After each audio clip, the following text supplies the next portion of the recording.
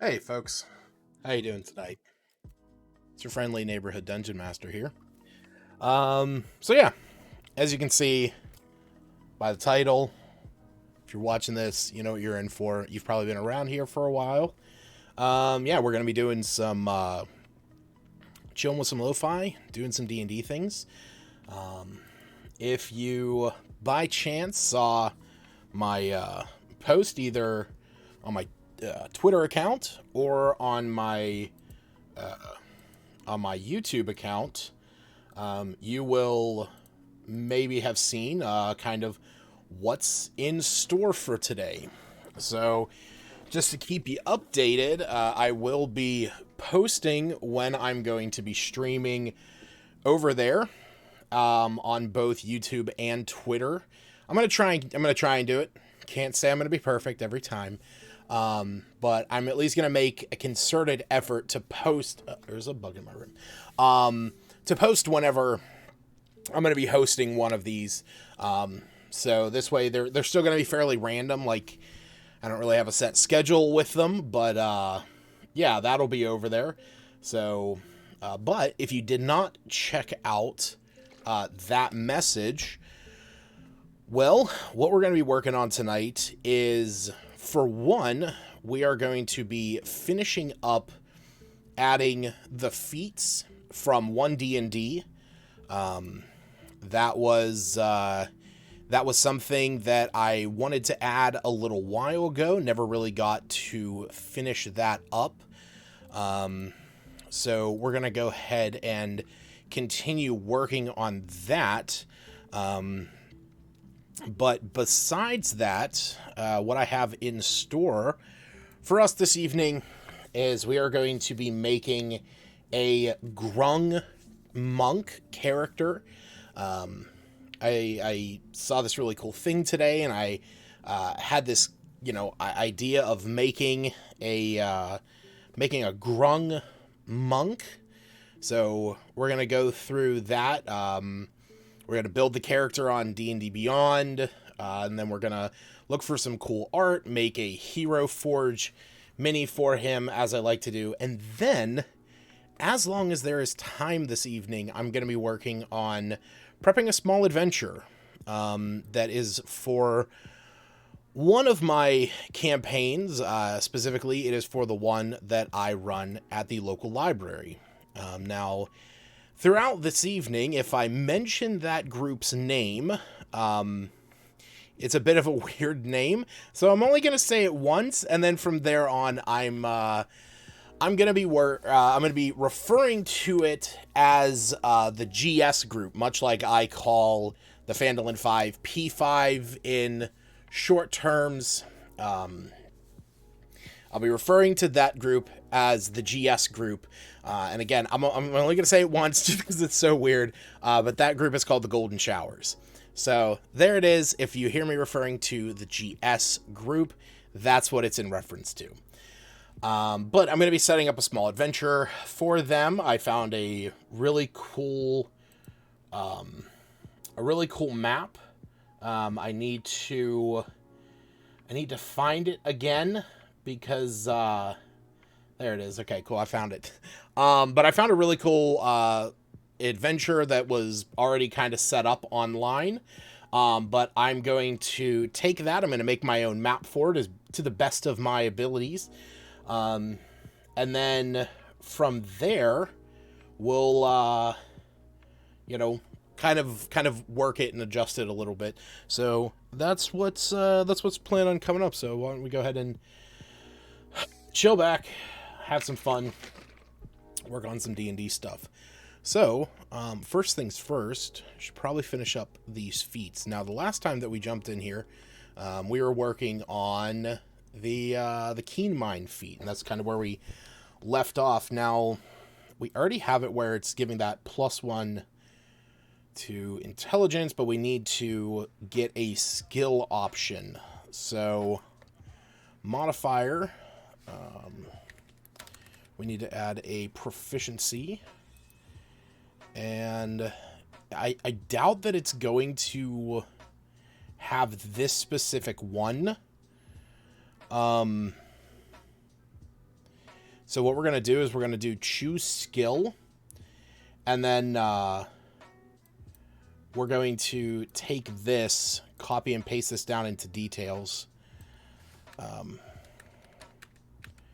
Because it's not perfect. Technically, whenever you would take this feat, you would actually just have access to everything. You know, I also think it's not just out of the realm of possibilities that whoever might be using this, especially if it's in my own game, I would just say, like, hey, make sure that it's one of those. And, you know, it's already explained up in here. You gain expertise in it otherwise. And then we're going to add a general here. And this is going to be the quick study. This is going to be an activation type of a bonus action. Now, I do want to put down in here what the study action is. I don't think I'm going to put that whole thing, but we're going to do it like this. Bold study action.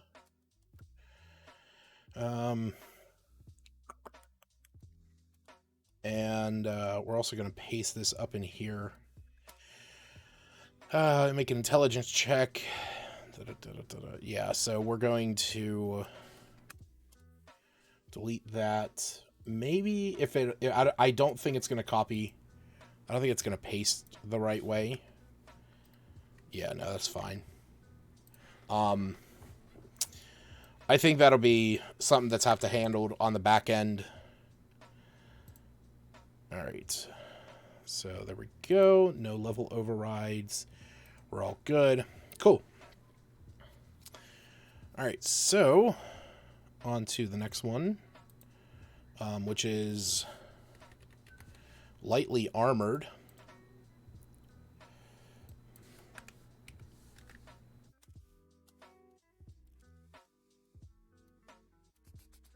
So this one, let's scroll back up. Where are we at? There we go. You gain the following armor training: light, medium, and shield. So this is definitely changed.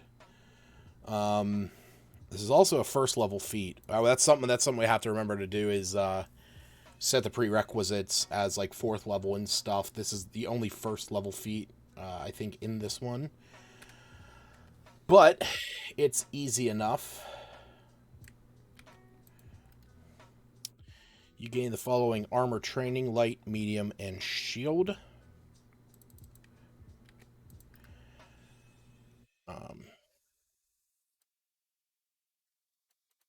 Yeah, that's fine. That looks good. All right, so we're going to turn this off because you don't get that buff anymore. And down here, we're going to have to add both. So we got proficiency. I hit enter. I shouldn't. I know better. Medium armor.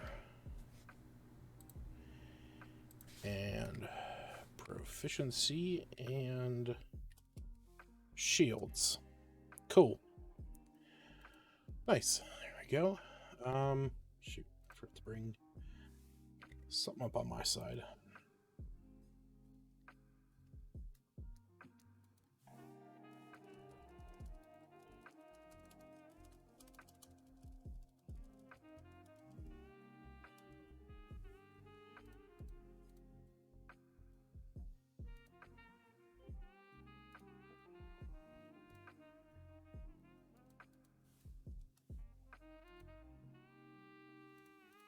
Did you forget to sign into something and you get like all those different captchas?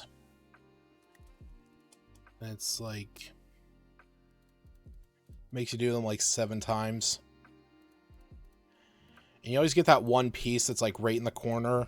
It's like highlight the crosswalk. And you're just like, I don't know where the crosswalk is, sir. I just don't. Kind of how I'm feeling right now.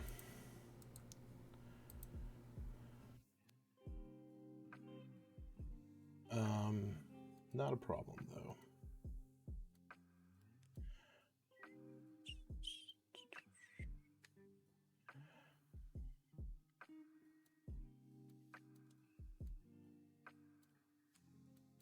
we go.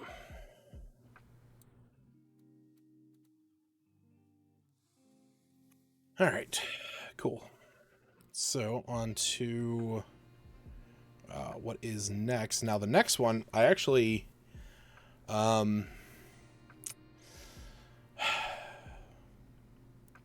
prefer the old one for the next one, which is Mage Slayer. Doesn't mean I'm going to forget it here, but I really prefer the old one. If you don't remember, Mage Slayer from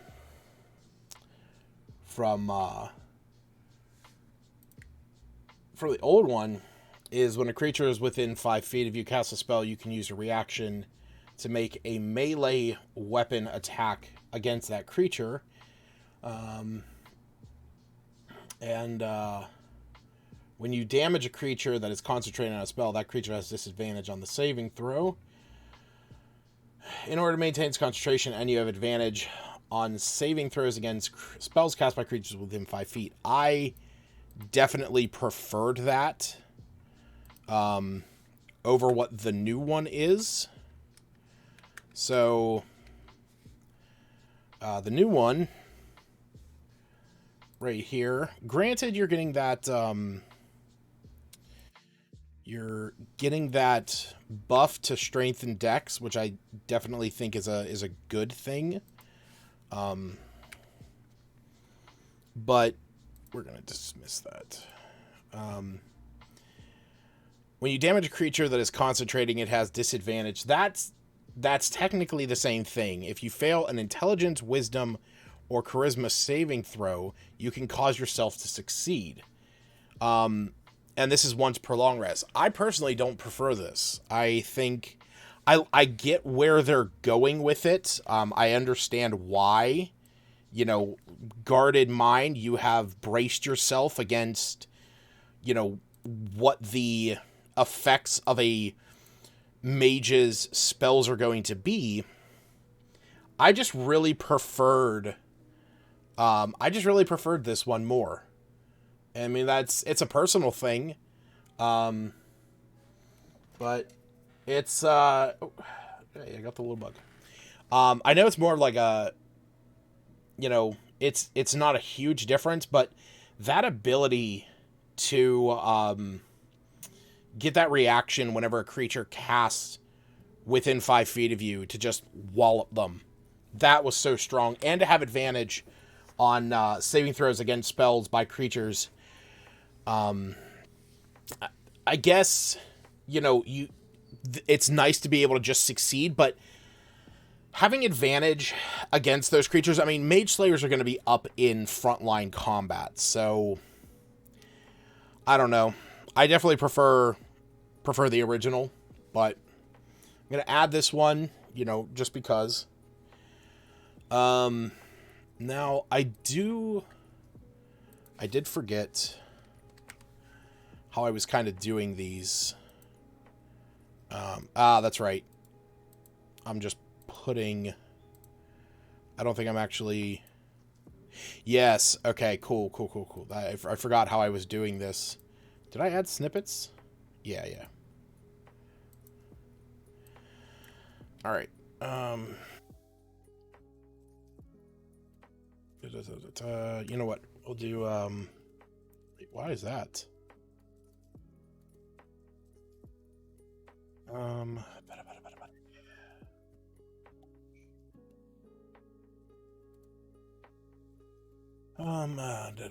Why do I not have anything in the...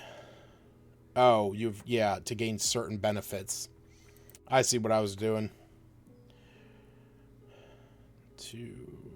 You've practiced techniques in battle. Gaining certain... Yeah, we're just going to do that. It's so much easier. Maybe it's definitely not, like, probably is user-friendly for whoever takes it, but it's fine. All right, so I remember prerequisites was the thing I have to do last because it really messes with it. So we need a bonus. And this is choose strength or dex, and this is going up by 1.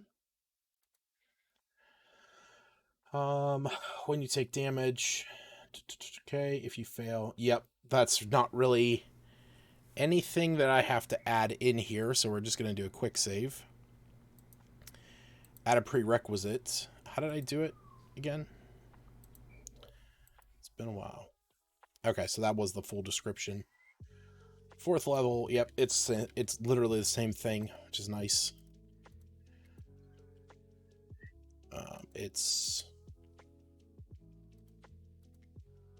level 4, not 5. Cool. Yep, and there it was. So that's why. Awesome. Okay, cool. So we'll save that. And we'll move on to the next one, which is Medium Armor Master.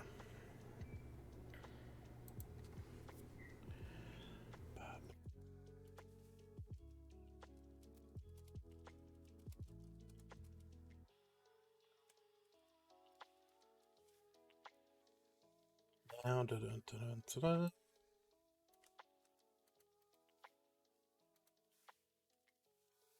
go and dexterous wearer.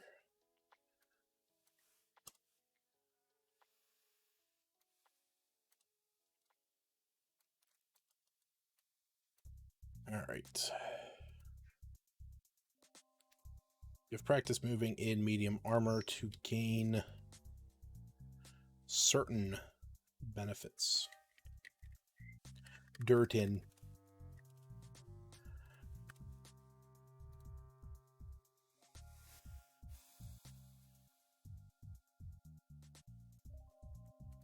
You know, it's funny, I recently re-added an app to my Chrome browser.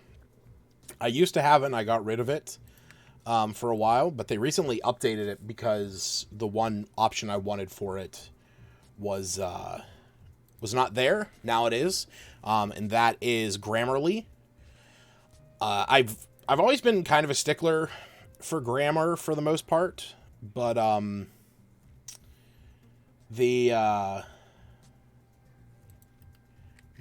didn't mean to do that. I've always been kind of a stickler for grammar, and I prefer to type with a a knowledge of how to portray what I'm trying to express. And oh wait, proficiency with medium armor. That's all we need. And so I liked it, but the problem that I had for the longest time was that you could not use it with Google Docs. And that to me just seemed, back assward. So kind of never used it, and kind of got away from it. But they recently updated it to where you can now use it. And I've been using it, and it's funny because I see the little, thing in the corner pop up as I'm typing.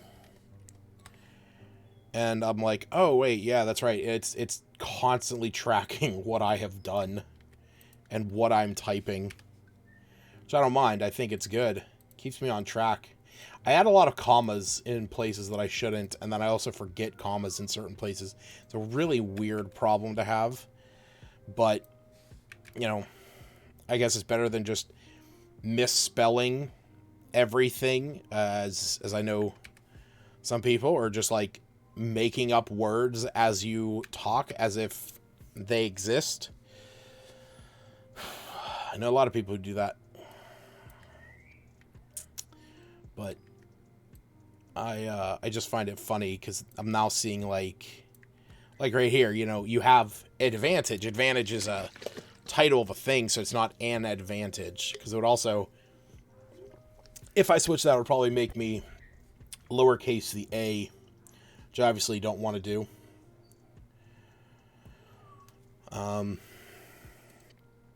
So, okay, so here we go.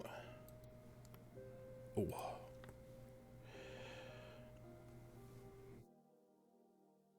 Oh, my back. Oh, man, that hurt.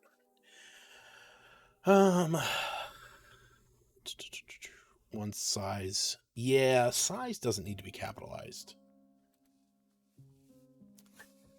No. Yeah, I mean, it'd be good for his book if he's typing it up on Chrome now. Granting you certain benefits.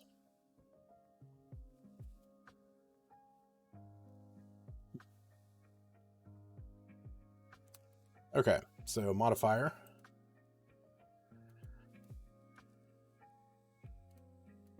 Oh, choose strength, dex, or wisdom. That's a weird one, but I'm surprised it's actually in there.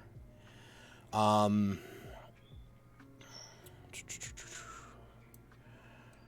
else we got?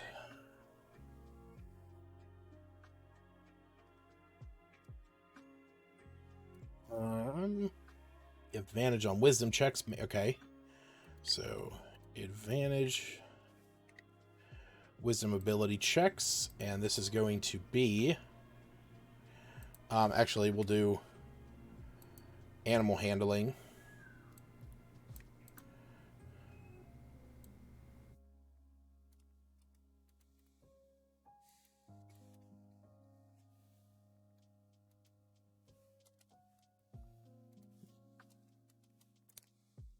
I hate how Beyond does their formatting on these PDFs so much. It's like weird having to not necessarily to correct stuff, but like all these spaces to handle or okay, there we go. So make sure we get that in the details. I know Grammarly doesn't read, but it might, but I know Grammarly does tell you how long it would take to read something. All right.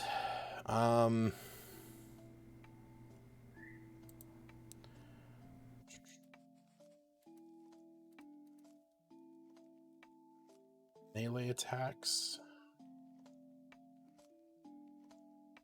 I guess we don't need to put that one. We need to do the veer. We need to do. That's reaction, so we want it listed in the reactions.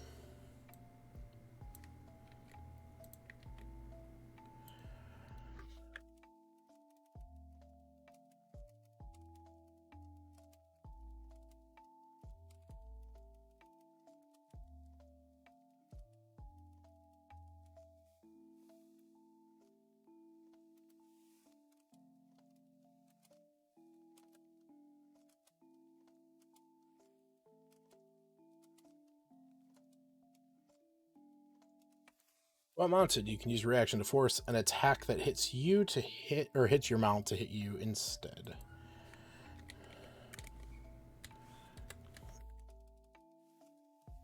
Cool. Awesome. Cool.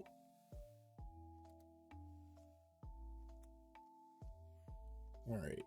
Prereq is going to be same as this one.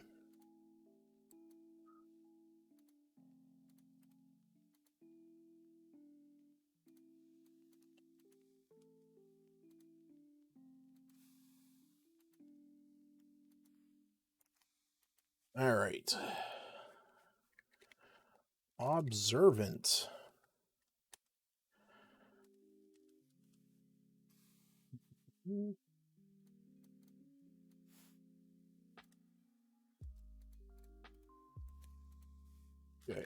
as always, ability score increase. Keen observer. And what's next? Quick search. Where's that? There it is.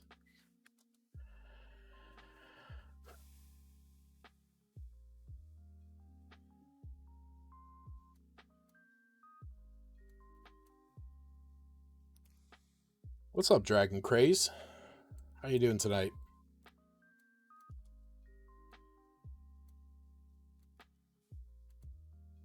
Thanks for coming by. Hanging out for a bit.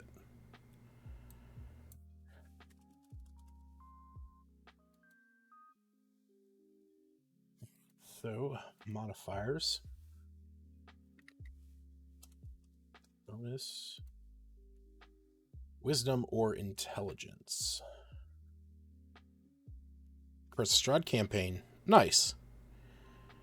Now, are you creating your own maps? Are you making them on Dungeon Draft or some other program? Are you building them directly in like a VTT, like Roll20 or Owlbear?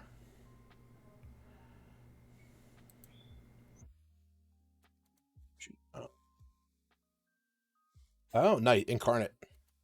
I've used Incarnate. I used it a little bit right as I started getting into map making.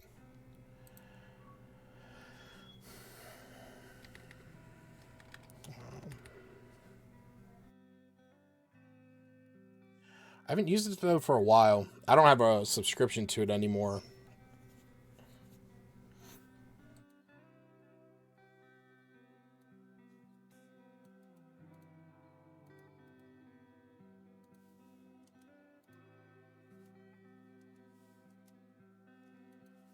Right, does it? Yeah, no, it requires one. I was thinking for a moment if it did or didn't. Yeah, I think it has that that has that paid model. Which, hey, I won't disparage. Incarnate is a great tool if you want to make amazing looking maps.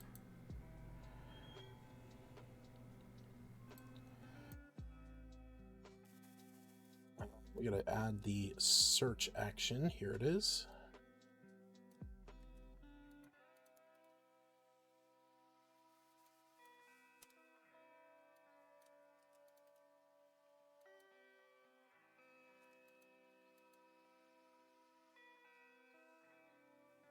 Yeah, there's another viewer of this channel.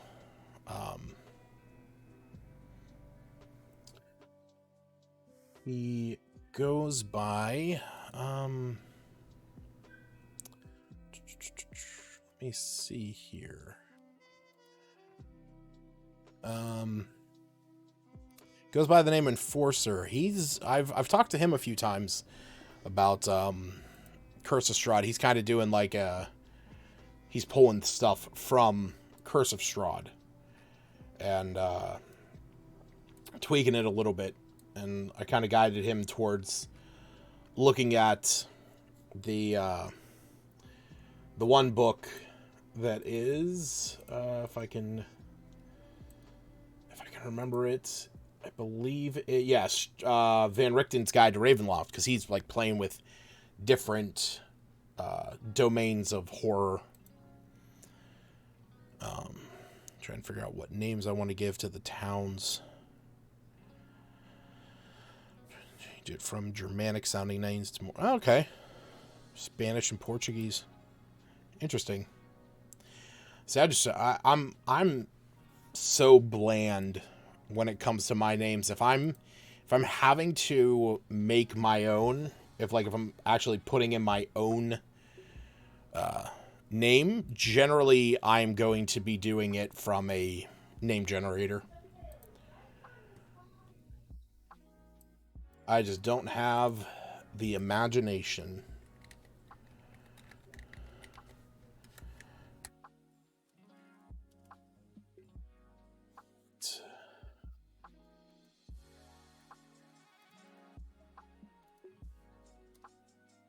And oh.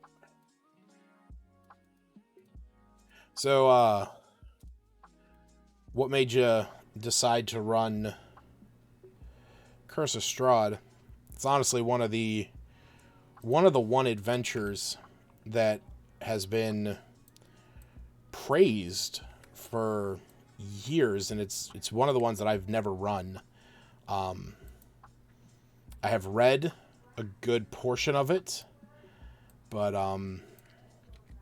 never ran it myself. In fact, a friend of mine was looking to run it, and I was going to play in it, but that never became a thing.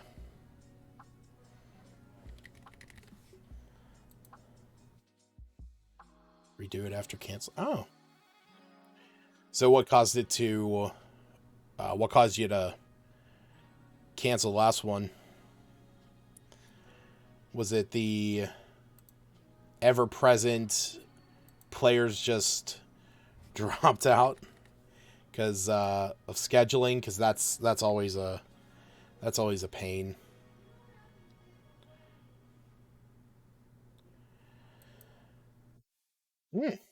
Okay. Oh, that's understandable.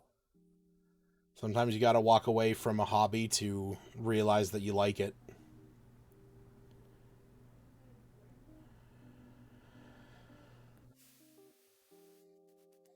Yeah, two.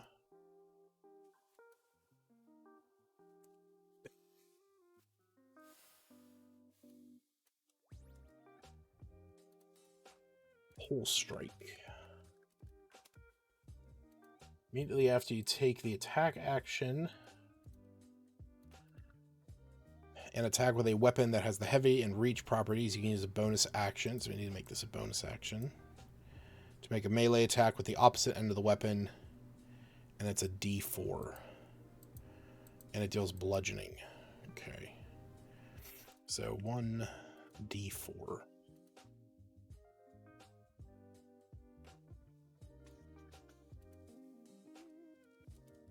Use a bonus action to attack with the opposite end of a weapon that has both heavy and reach properties.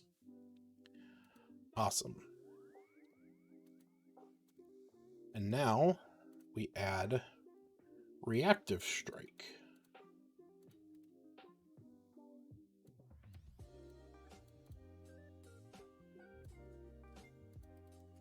While holding a weapon with those properties, you can use your reaction. So make this reaction to make a melee attack. Yeah, so don't really need to play with that. Oh, wait, I guess I do. Oh, wait, no, we want this general.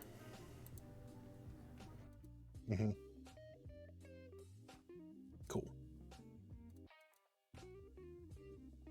All right, save changes onto resilient.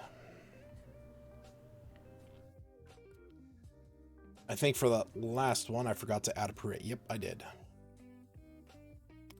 It's just 4th level.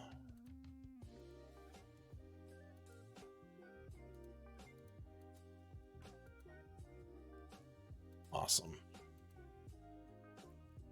Cool.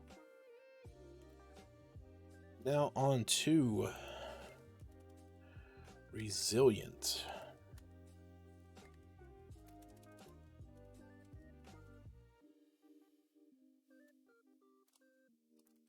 No major prerequisites on this one either.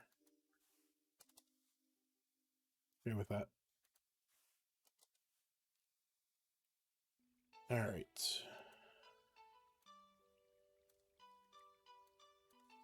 Hold that.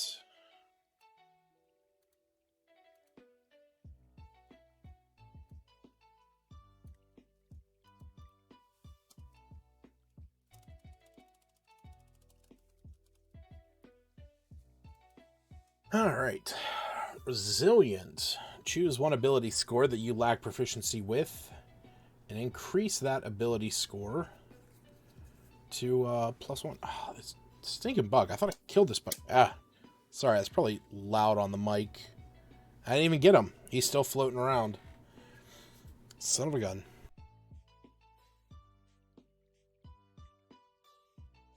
This is what the stream's going to be like probably the rest of the night. Just me trying to get this little bug.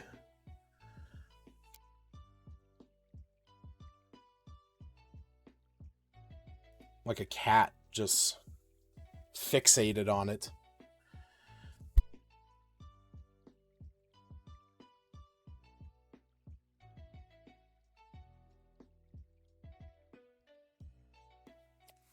I don't see him anywhere. I don't know where he went. That little son of a gun. Bane of my existence. Alright, so we're going to get bonus, and this is going to be to choose an ability score to increase by 1.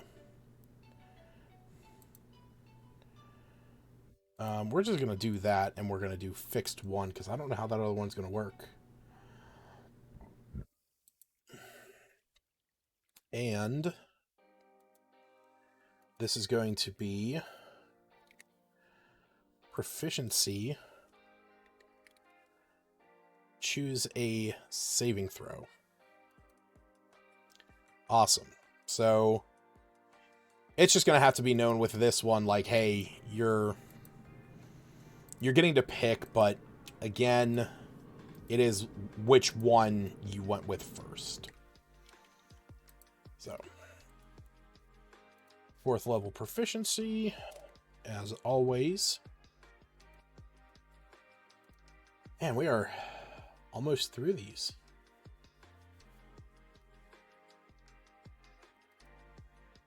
Alright.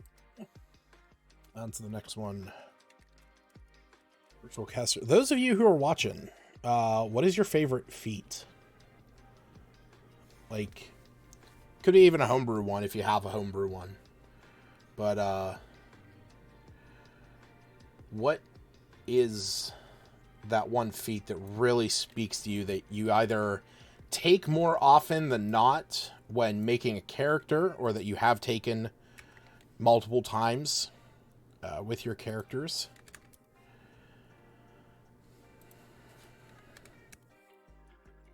Personally,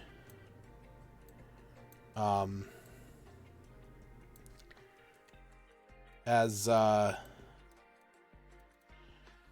as my characters go,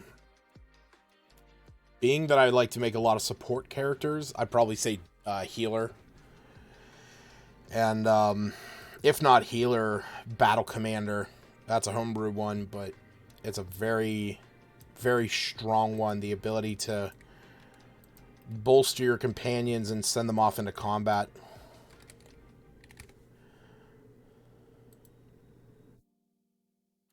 Should get an ad up here.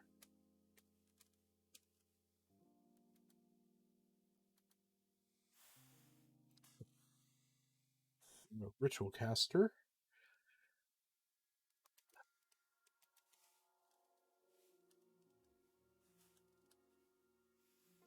Choose either intelligence, wisdom, or charisma.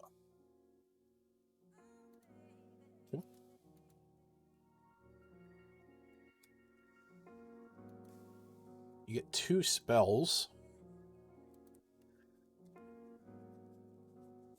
Actually, I don't know how we're going to do this.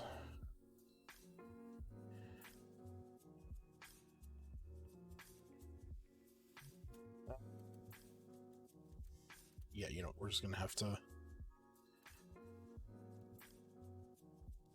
I will say, yeah, I mean, healer's a great feat, especially if you're playing somebody who's really focusing on support. Somebody who's, you know, a cleric, a bard. Paladins often make good healers. Oh, we never had a prerequisite. But, personally, I have seen Observant and Keen Mind done well. I know Keen Mind has the meme tied to it. You know, the fact that The original Keen Mind just allowed you to remember everything. You know, you could recall everything you've seen or heard in the last month. Which that's a lot of time in game, depending on the kind of campaign you're running. So to just be able to recall anything that you have seen or heard is crazy. But it was such a powerful ability.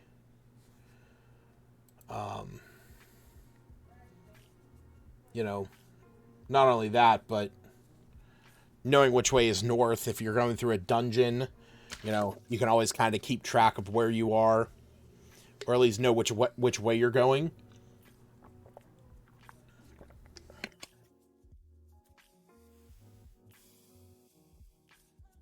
Yeah. I mean, Observant, I will say the original Observant was very cool. You know, the ability to read lips, +5 to your passive intelligence, or your passive perception and investigation. But with the recent change, it's I mean, you got the +1 to wisdom and intelligence with the old one. You could read lips, and you got that +5. I really like the old Observant, because I made a character who was supposed to be a detective, and that was actually like one of his big things, was that he was a Kenku, and so I was going to play him where he could not speak, as you know, Kenku canonically cannot speak. So he was going to he could read lips, he could understand what people were saying, but then he'd have to like repeat it as if like a voice box. So I always liked the old one. But with the new one, getting to do those bonus action searches, proficiency or expertise in insight, investigation, and perception, I think those are good too. Maybe not as good as a +5 to your passives, but especially in, you know, if you have a DM like me, where your passive score is a savior score, that's something to consider. Depending on who your DM is, a bonus to your passive is so much more important than anything else.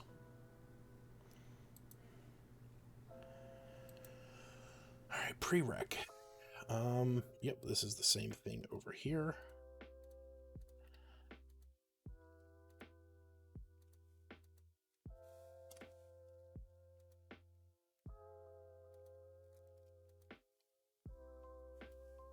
Oh, back. All right.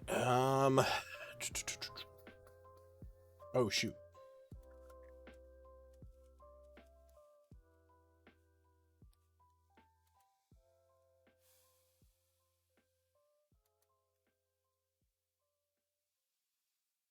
Sharpshooter.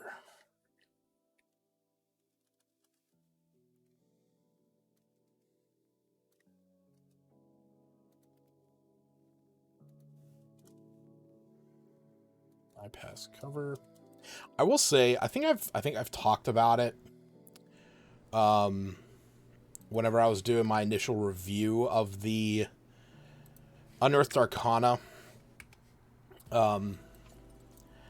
But I really like how, at least with the new 1D&D stuff, things are presented in such a way that I feel makes things a little bit easier for people and players to understand. Like, you know, when you say, like, oh, I'm going to take Sharpshooter, and, you know, you got something like this, where it's just, Oh yeah, attacking at long range doesn't impose disadvantage. Your ranged weapons ignore half and 3/4 cover. Before you make an attack, you can take a -5 to gain a +10 to the damage. While I don't mind, while you do have to explain that stuff, I kind of like how the new stuff is like, oh, you gain the ability of bypass cover, firing in melee, and long shots. And sure, you have to explain those, but like at least when you're in the game, you can be like, oh, my, I have bypass cover. So like once you learn that, it will become more apparent of what it is, but I just like having a phrase tied to it.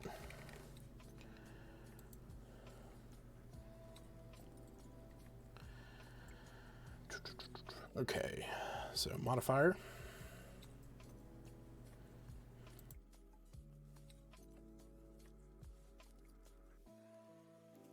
Use oh, this is just dexterity.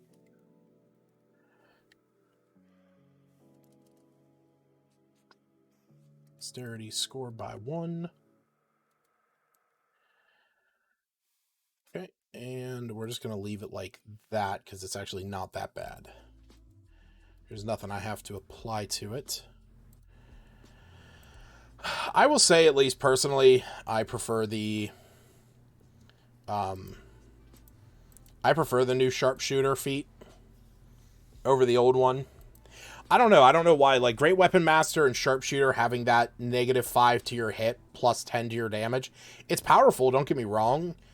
But I kind of like this a little bit more. No long-range penalty, that's cool.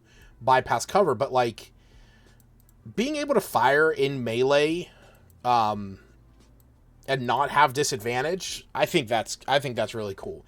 Does it really, like, go with the idea of a sharpshooter? I don't know. I don't necessarily think so, but hey, it's it's a cool ability, it's a cool effect. Glad that it's offered somewhere. All right. Only a couple more left. Shield Master.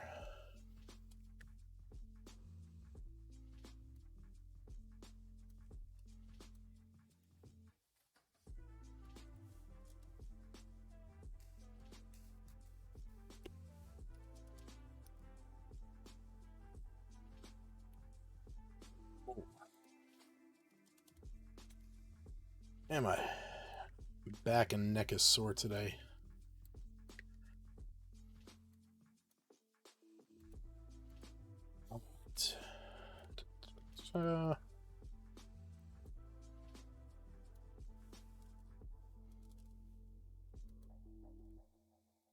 Okay, so with this one,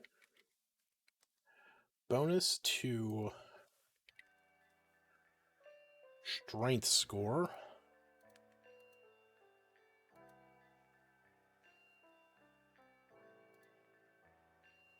If you attack a creature within 5 feet of you as part of the attack and hit with a melee, you can immediately bash them. Okay, so we need to add a reaction. So this is going... And see, this is personally where I think having these names really comes in handy. Like, this isn't just to, like... I could put on here, Shield Master, or something, but having an ability that you can really tie it to, I think, changes it a lot. Just adds, like, a sticking thing. If subjected to an effect that allows you to make a dex save to take half, you can use a reaction. Yep, so we're... Oh, that doesn't look good at all. There we go.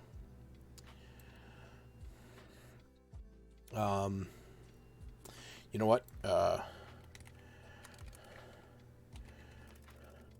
Reaction to reduce half damage from dex saving throw to no damage. Short, simple, to the point. Makes sense, at least to me. That's all that matters. All right. Prereq.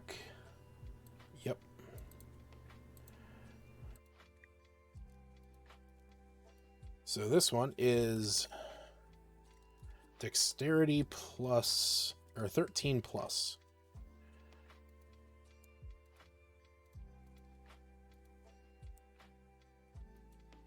Cool. All right, on to Skulker.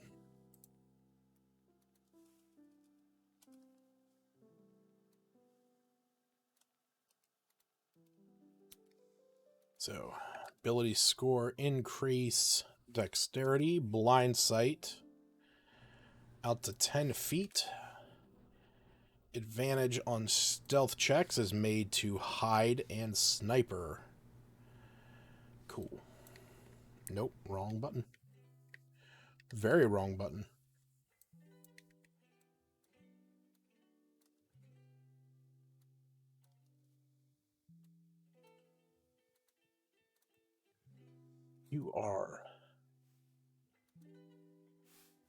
You are an expert at... Yeah, I want to say that would be the... Thank you, Grammarly.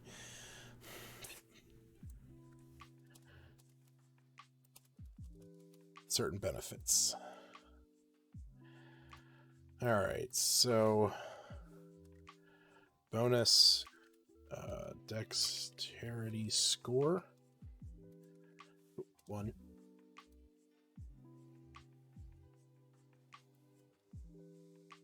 Modifier. Sense. Blind sight. 10 feet.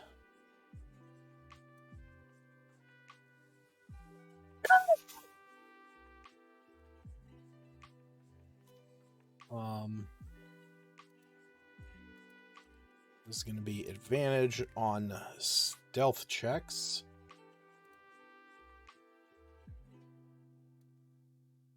Okay, and we're going to do this as the details as part of the hide action during combat. You make an attack roll. Yeah, that's perfectly fine. All right, let's save, add the prereq, which is actually the same thing as whatchamacallit.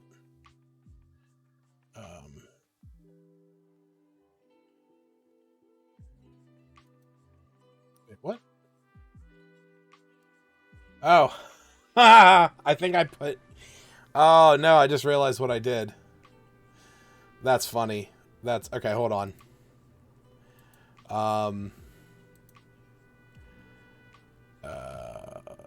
My creations. OD&D.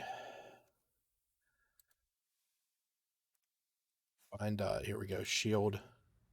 Yep, that's exactly what I did. Okay, so we need to change that. This needs to be shield training. Perfect.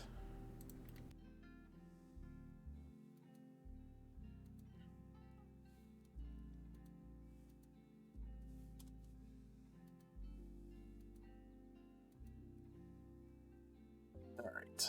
I'm actually curious. I want to say that I actually have Speedster added. No. Okay. I thought I did for some reason. Okay. Oh, shoot. I gotta change. I gotta add this. Gotta add that one D&D designation.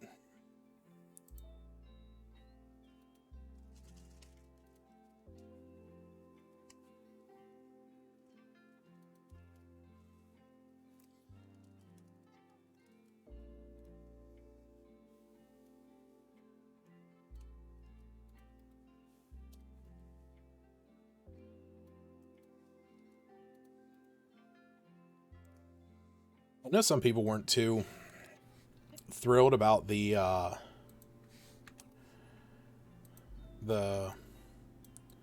Speedster feat. I like it. I think mobile, you know, Mobile's good too, but I like the Speedster feat because that's something you might notice. Mobile is not part of this. That was something that I didn't really take into consideration.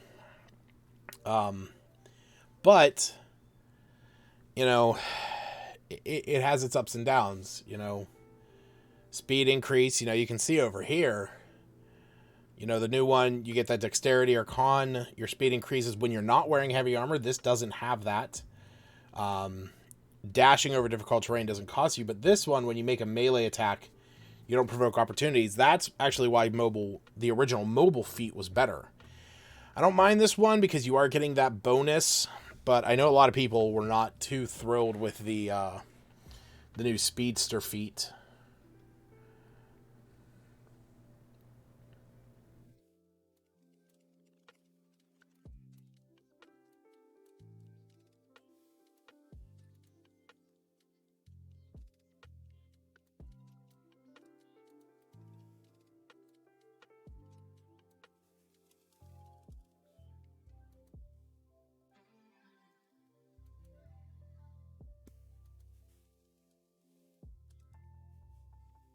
What is this one? Dexterity or con?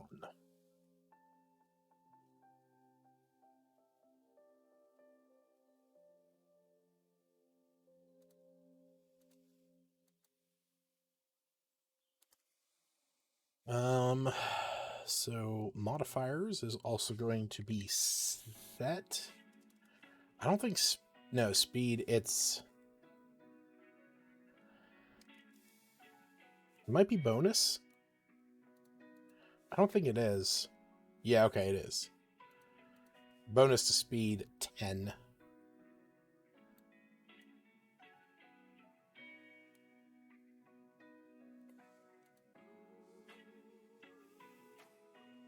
Right. Oh, I always forget to add that designation that it's 1D&D up there. All right. So what's the prerequisite for this? 4th level.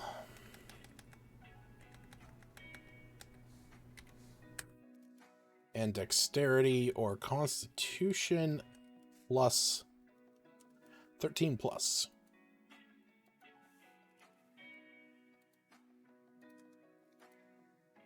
All right. Save that. 3 more. And then that'll be all the 1D&D feats that were added or changed in this last update.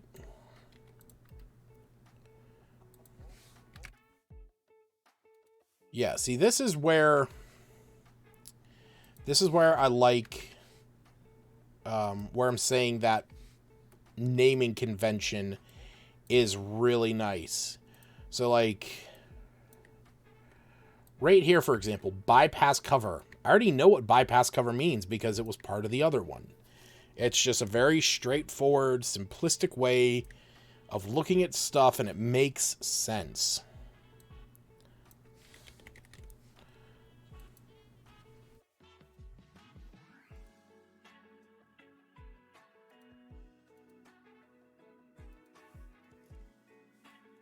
So we got bonus to intelligence, wisdom, or charisma.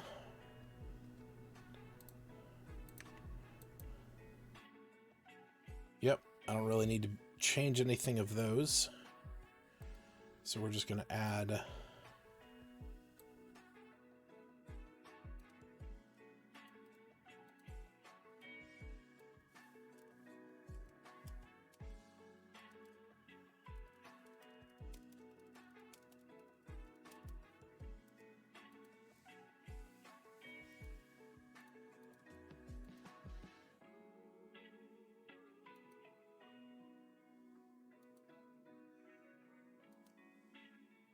all right.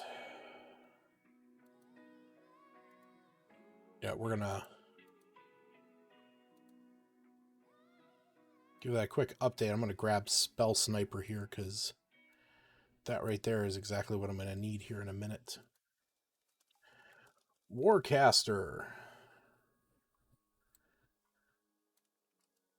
Lots of stuff for the Warcaster.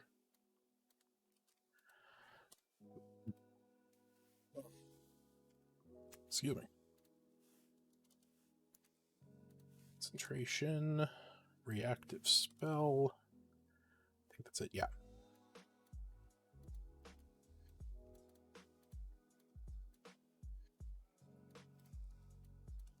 So this is another one where I really liked the update to it. Ugh. That bonus to your spellcasting modifier. Advantage on con saves, you had it before. Somatic even if wielding a weapon. And being able to reactively cast. Yeah, it's the same thing, but you get that bonus. And that's what I liked about a lot of these new 1D&D feats. It took what was good about it and just went a step further. Oh, S&S. Snakes and Sanctuaries. I don't want to play Snakes and Sanctuaries.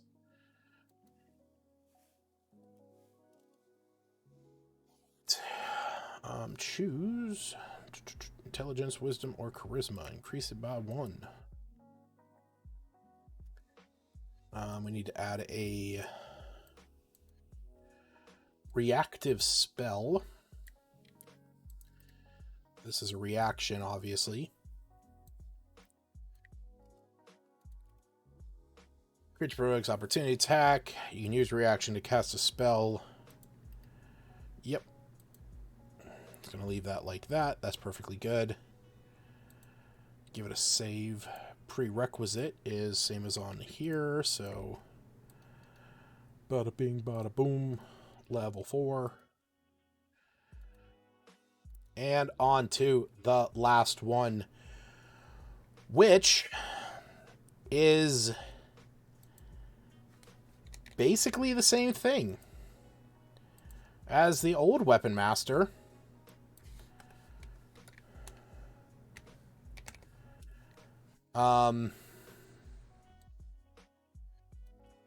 Yeah. I mean, really, the big difference between this and, between this one and the old one is that the old one was specifically you got proficiency with 4 weapons. You got to pick your 4 weapons. Now you just get martial weapon proficiency. And at first, I was actually a bit disappointed with that. I was kind of like poo-pooing the idea of only getting martial. But the thing is that pretty much any class already gets proficiency with simple weapons. So I kind of like that it is, just an across the board, hey, you get martial weapons. That's it. And that covers a lot. I mean, that covers a lot. All right, so adding a prereq. This is just 4th level.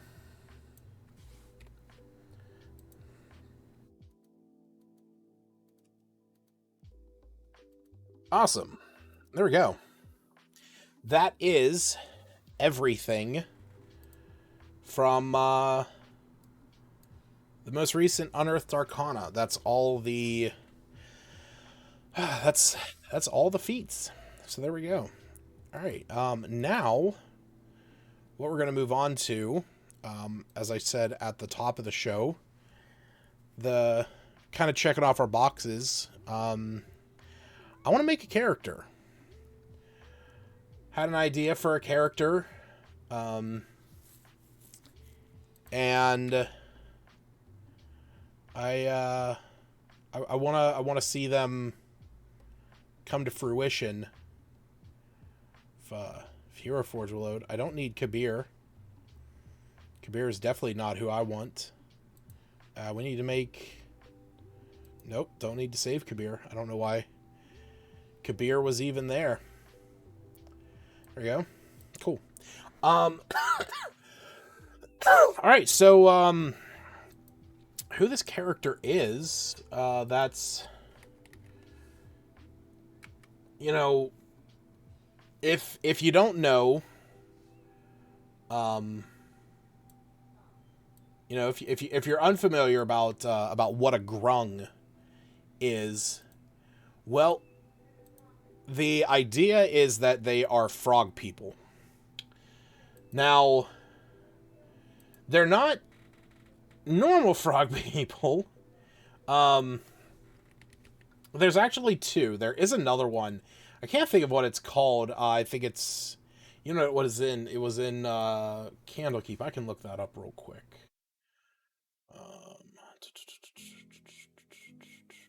Why is my eyes failing me? There we go. It was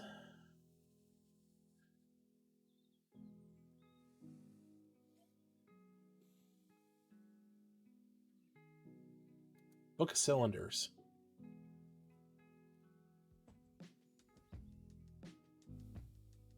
Ripley. So that's the other one. So,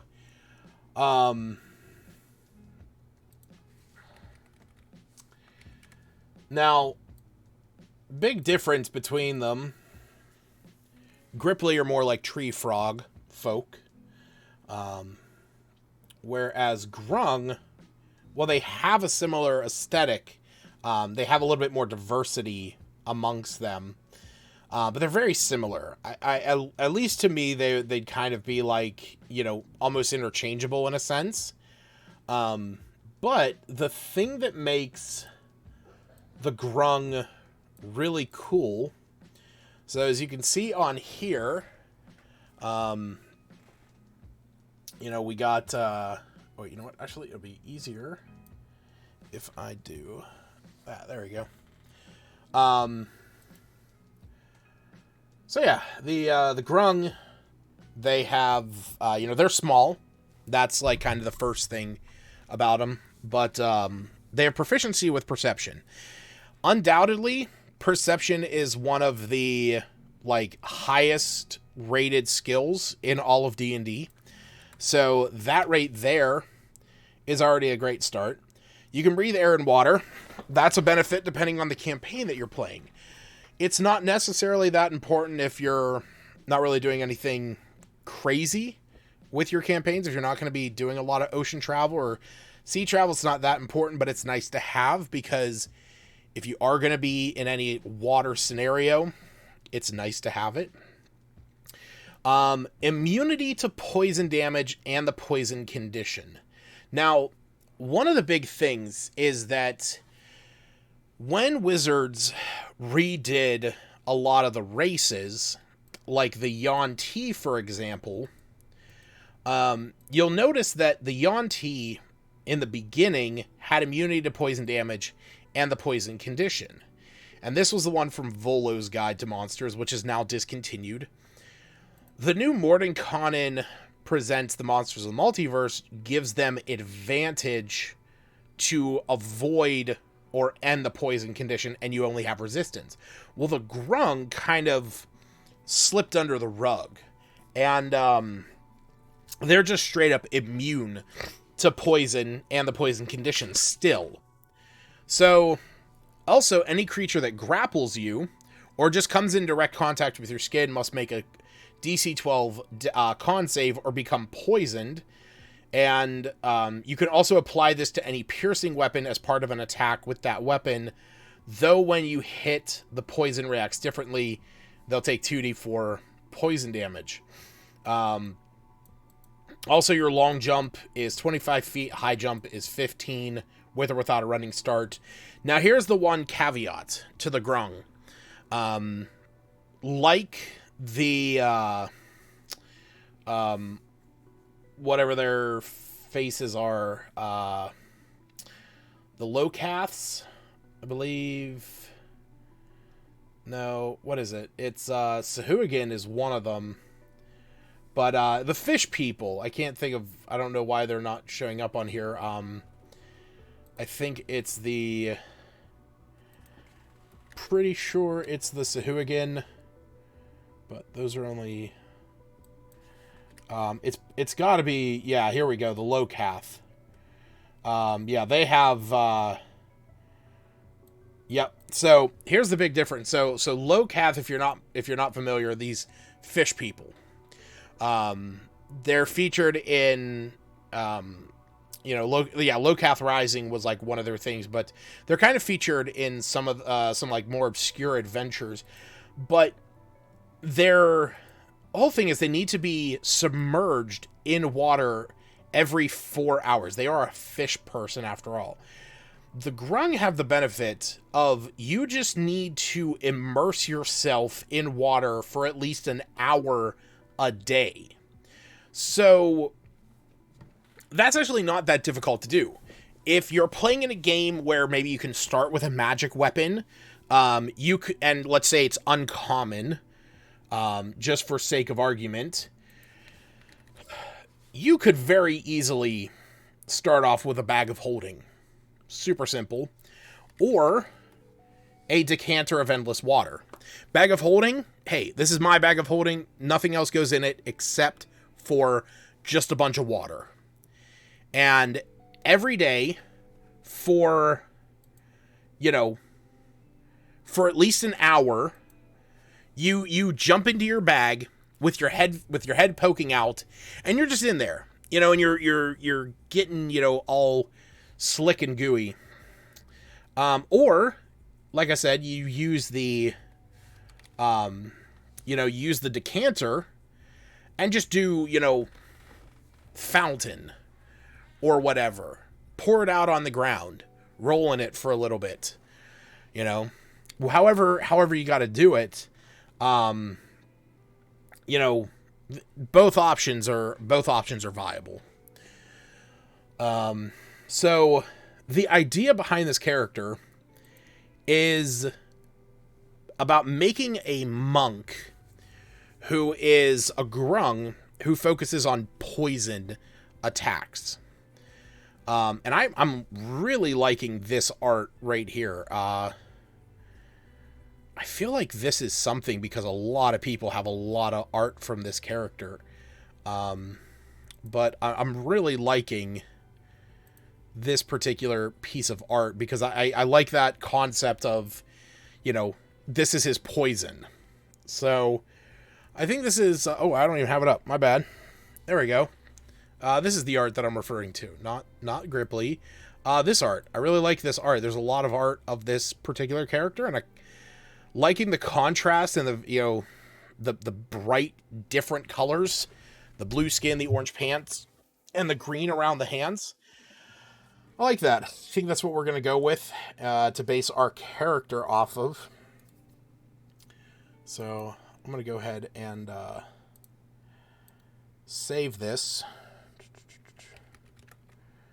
We don't have a name yet. Still going to be something we have to work on. But we'll leave that image up while we make this character. So, Grung Monk. Let's add all the normal stuff. Race, obviously. Oh, no, not Ergonasi. Grung. And as always, we're going to do origin ability score changes. And we want to do dexterity +2 and wisdom +1. It's going to be where we're wanting. Onto the class. Well, that's easy enough. That's the idea we're going with.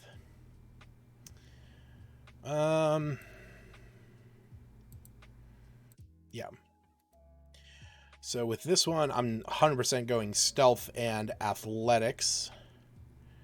We're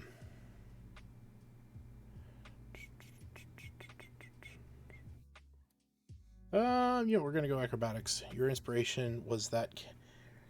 No, that's literally the art that I just found like 3 seconds ago.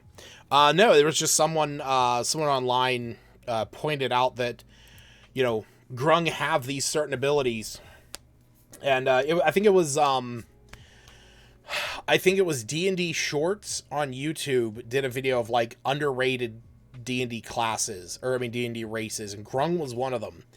And I just kind of got the idea, whenever it was, explaining about like poison and everything. I was like, oh, that'd be really cool. Play an unarmed fight, or like an unarmed master. We are definitely going to get alchemy supplies, because I want this character to have proficiency with poisoner's tools. As always, when I make a character, I'm going to bump them up to 4. Now, for the subclass.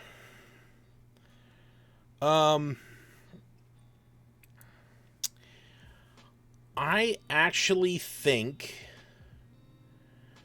that... So I was thinking of the Way of the Open Hand, where you really get to, like, push around the enemy, but looking at it, I'm also now seeing Drunken Master. That would be cool.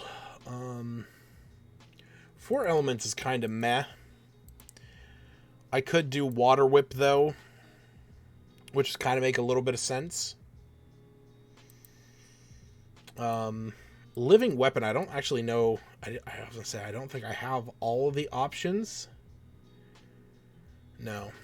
That's specifically for a character, one of my campaigns. The Long Death is also kind of meh.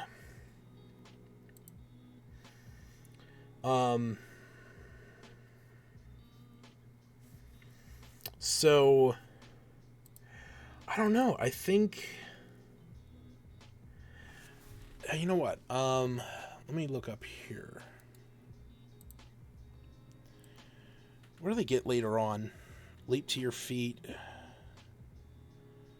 Drunkards. You know what? No, I do kind of like this. Proficiency with brewers. Maybe I'll swap that out for something else. Now, my thing here with the feat. At first, I was thinking of taking the Poisoner feat. Now, the Poisoner feat gives you resistance to poison damage, which don't need that. It ignores resistance to poison damage. That's actually one of the things that I was thinking of. That's like really the only thing, because coating a weapon as a bonus action, I don't know how much that's going to be. And being able to apply poison, but it does increase the amount of damage. And it also increases the AC. So I think I might still go with that. The only other one I thought of was Piercer. But I think the main reason why I'm going to go Poisoner is that it is... this does not specify. So the subclass, the race specifies that it has to be a piercing weapon. This does not specify that it has to be a piercing weapon. So I could coat my hands, and when I hit a creature, not only are they having to make the DC 12, this DC 12 con save to avoid being poisoned, but they're also having to take that DC 14 save, I guess, to be poisoned until your next turn, I think this is a lot better. I also thought about taking the Grappler feat, which would definitely create some chaos, especially the new one that it comes with. So, but I think what I'm going to do is I always make my characters in general as if I was going to be playing them in one of my campaigns. And you get a first level feat. So I'm thinking Poisoner is going to be his starting feat. And Grappler is going to be his secondary. or his 4th level feat. So, actually, Grappler is, I think, a 1st level feat in the new UA. No, it's 4th level feat. Okay. Alright, so yeah, we're going to go Grappler 4th level. We're going to go Poisoner as 1st level. Alright, ability scores. So, standard array, as always. So, we want to get that up as high as we can. We're going to bump our wisdom up. From there, I want Constitution. We are going to probably dip our strength. And you know what? No, we're not. We're going to keep a 12 strength. We're going to dip our intelligence. And we're going to maintain at least a decent charisma. There you go. It's not bad. We don't have a +3. I wanted that +3 in wisdom. Oh, that's kind of jank. But I know why it's like that. You know what? Maybe I will do this. And then, you know, if I ever play this character, come level 8, maybe increase my, my dex and whatnot. Because I thought about the item. If I started with a specific item, like an uncommon, I was thinking of Gauntlets of Ogre Power, which is always, that's a great one. Just because you get that buff to your strength. But I think, you know what? No. No, we're definitely getting that. We're going Dexterity high. Oop, did not mean to go all the way through. Meant to just click onto description. All right, so what is his background? So he's a grung, he's a monk, he's a poisoner, and a grappler. So where is this going to make the most sense for him? So he could be, because he's a grappler and a poisoner, maybe he is he could be like an entertainer or fighter. But I don't know, that doesn't, monk is a loose idea in the back of my head with what he is. He could be a sage. I could see that. Be a far traveler or an outlander. Those also wouldn't be too bad. I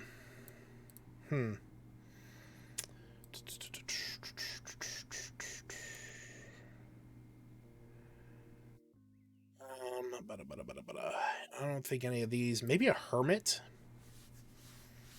I don't think that's necessarily the worst. I'm liking the idea of him being a gladiator, like him just being out there, like it's how he fights. You know, he fights to entertain. That's a cool idea. I am going to create a hero for its figure form. Yep. All right, you know what? I think this character is I think he's going to be not an outlander. What was the other? Hermit. Yeah, I think he's going to be a hermit. So as always, I'm going to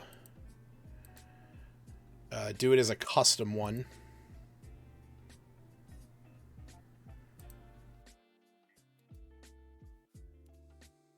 So I want him to have a bonus to athletics and also to nature. And this one we already have Poisoner's Kit proficiency with the Poisoner feat. Correct? Or no, I didn't take that yet, but I'm still going to get that. So what are we doing otherwise? I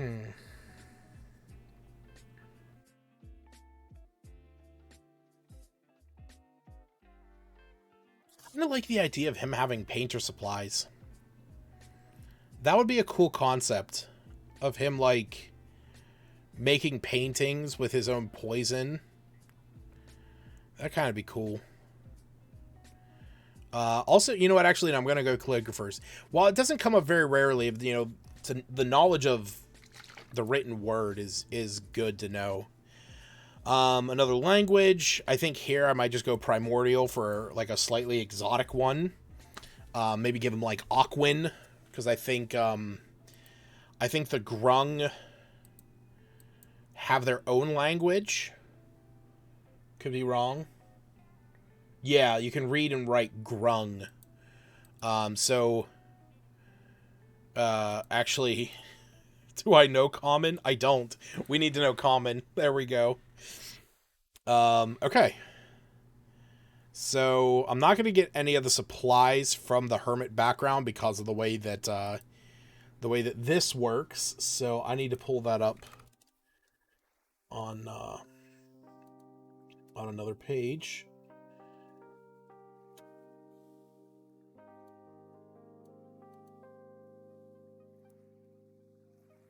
And we are going to do a simple weapon. He's going to have a dagger. And he's going to have an explorer's pack. But he is also going to get a set of common clothes. We're going to swap out the herbalism kit that he would get for a poisoner's kit. He has a blanket.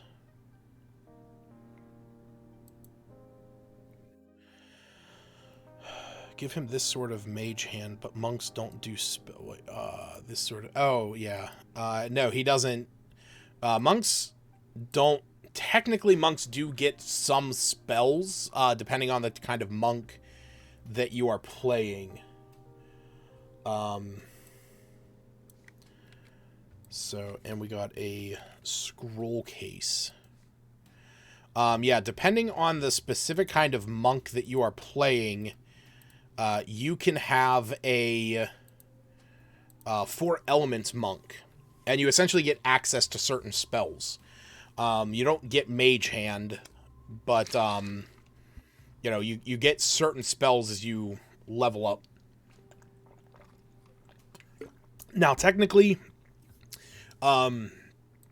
you could have, you could grab Mage Initiate if you really wanted to. That would get you, the Magic Initiate feat would get you exactly what you're looking for, with that. So, you could grab the, Mage Hand. Now, personally, I probably would not flavor it like that. Was thinking of sticky. I mean, they do, like, it's their toes. Trees have tiny stickers on their feet. But the thing is that what I would actually flavor it as, what I would flavor it as would be this. If I was doing a grung with mage hand, it'd be 100% their tongue. You know, just like blah, and, you know, shooting it out. That would be how I would run that one. Just reflavoring Mage Hand as they're shooting out their tongue. Funny enough, you could actually you could do that if you did the Astral Self. So I mean, technically these aren't exactly the same as the like it wouldn't be the same idea, but if you did Astral Self and had like the Astral Arms, and then also took Magic Initiate so you could get Mage Hand and, like, shot out your tongue. You could have it as, like, an astral tongue. That would be kind of cool. Okay, cool. So, we got our character now.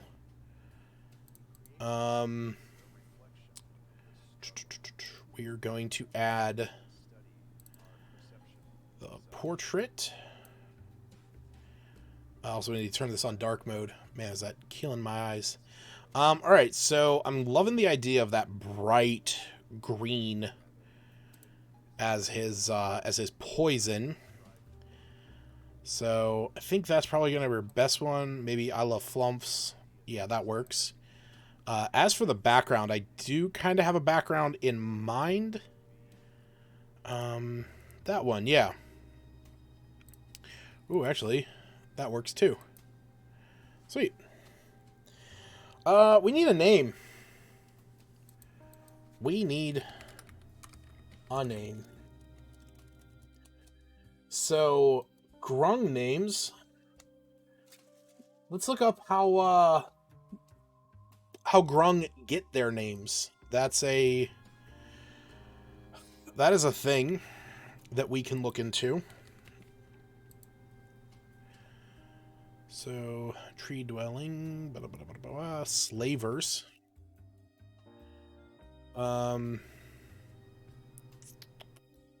Doesn't actually have. It doesn't actually have one. Oh, that's right. I forgot about this. Each color of grung has a different aspect. What's up, Hannah? How you doing tonight?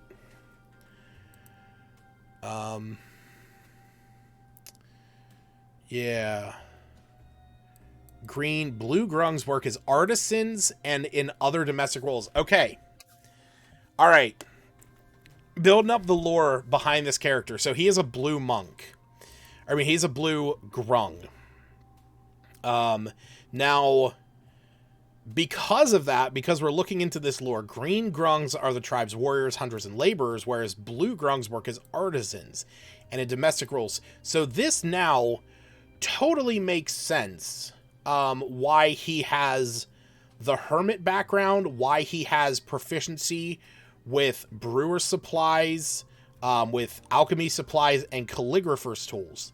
So maybe he was an artist before treading out to be a monk.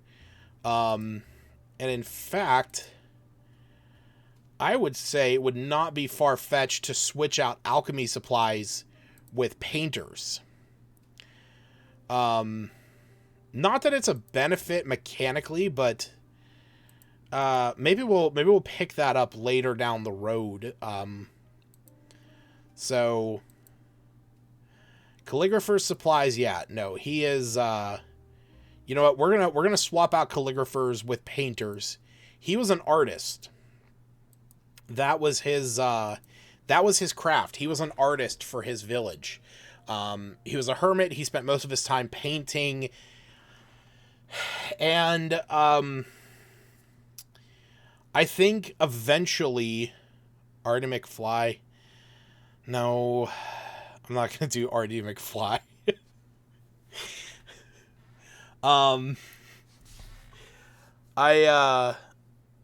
I think you know he was an artist for his village, but he wanted to see what the world. I did laugh, yeah, because it's a goofy name.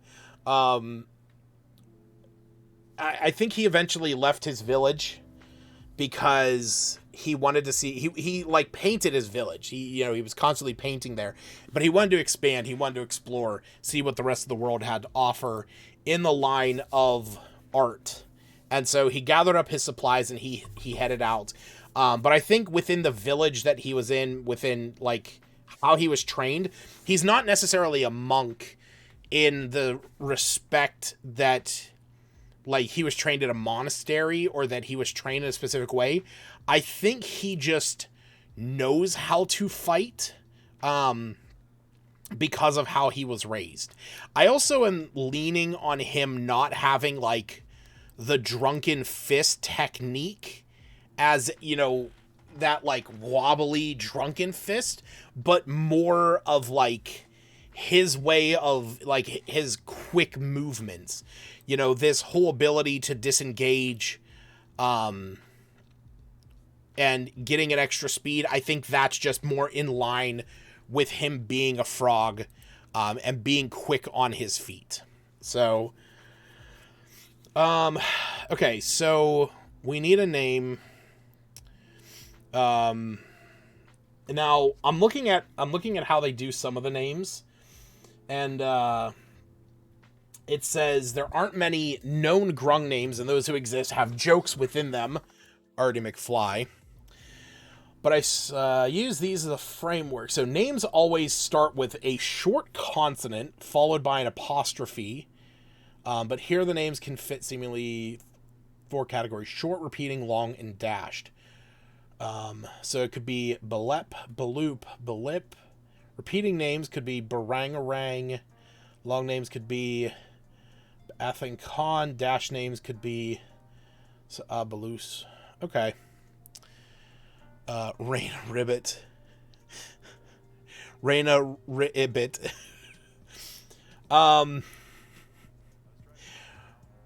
Wait, yeah, Raina was frog. Okay. You know what? No, that's I like that. I like that. We're gonna do this.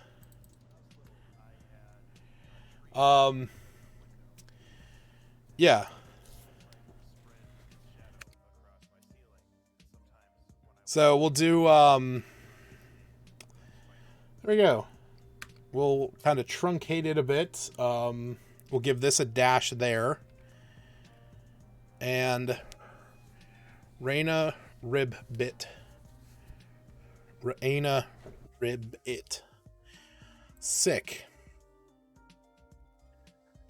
All right. Well, there we go. And we have our character now. So let's go ahead and give them their item. I think we're going to do the decanter. And some living gloves paint. I've seen this before. Yeah. But no, we're just going to do some normal painter supplies. Give him some of those. Beyond that, I think he's pretty much set because he's going to mostly be using his unarmed strikes. He's going to be getting that poison damage, which actually, come to think of it, we need. Didn't mean to do that. We need to go in here, and we need to add the poisoner feat. There we go. So that's going to give us the poisoner kit proficiency. Now we have those extra bonus actions. Apply poison. Poisoner. Yep. Cool. And up here, potent poison. Sick. So there we go. So we I mean, coming from that garden that garden story game, I forgot about Raina from that. So no, I love that name. Okay, so now we'll move on to making Raina in D&D Beyond. I mean, not D&D Beyond. WoW. In Hero Forge. So in here, there is, because I know Stacy, you pointed this out, but there is in fact frog folk in here. They're a little bit down away.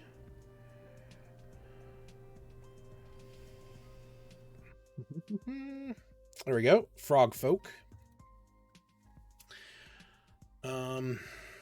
Now, yeah, it's more just basically like broader shoulders and like tighter hips between male and female. Also, I guess like the eyes are a little bit bigger on a female. Oh well. We're not going to change the head. We're definitely going to leave that. Again, going just off of this art that I found. I don't know if this oddling is the original artist. If it is, cool art. Hopefully you don't mind me stealing this. All right, we don't have to really change anything about the body per se. There we go. Make things a little bit bigger. But we need to go into clothing. Now, we're going to erase what is on the chest. And we're going to give him some monk pants. Which I think... Is that...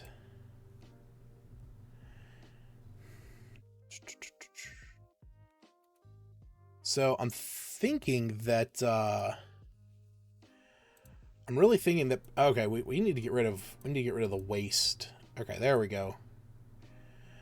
I think because of the legs, I can't actually get them where they're showing the wrappings. Get off of there. I hate this. I hate that honey button. I wish I could get rid of that, but I don't want to. You know what? For the moment, let me just, can I turn that off? Cool. All right. You can screw off button. All right. I think that's not bad. I like the little sash. It's kind of how it's associated there. I don't know. Let's grab this. Let's see if there's anything in here that's like a wrap. Is there... Oh, that's cool. Okay. Liking that. No, that's a sensor bar. Don't need that. What else we got? I like this one. I really like that one. I think that's probably what we're gonna roll with. So let me see if there was... Yeah, pants I think are just gonna be what it is because it's because of those giant froggy feet. It's just not an option. All right. Also gloves. Looks like I'm not really gonna have many options, but I kind of want wraps. There we go. That's perfect. Perfect. Let's just double check, see if anything else really stands out to us. Nope. We're going with those wraps. Those are awesome. Okay. We don't really need gear. The added weights. That's cool. But we want effects. I think we need to do effects on the hands. Kind of give them that poison vibe. Now, most of these are projectiles. And I don't necessarily want something like that. I don't know if there's actually an option for like a... I'm not a huge fan of that. So, it might be SOL with having something like wrapping up around the hand. Unless... I'll have to consider as I move forward here. All right. So he does have painter supplies. I don't necessarily know if that's something he'd be carrying around. Maybe it'll be on the ground as he's walking about. Nothing on his back. Nothing for his eyes. That is kind of cool though that they do that. They extend it out.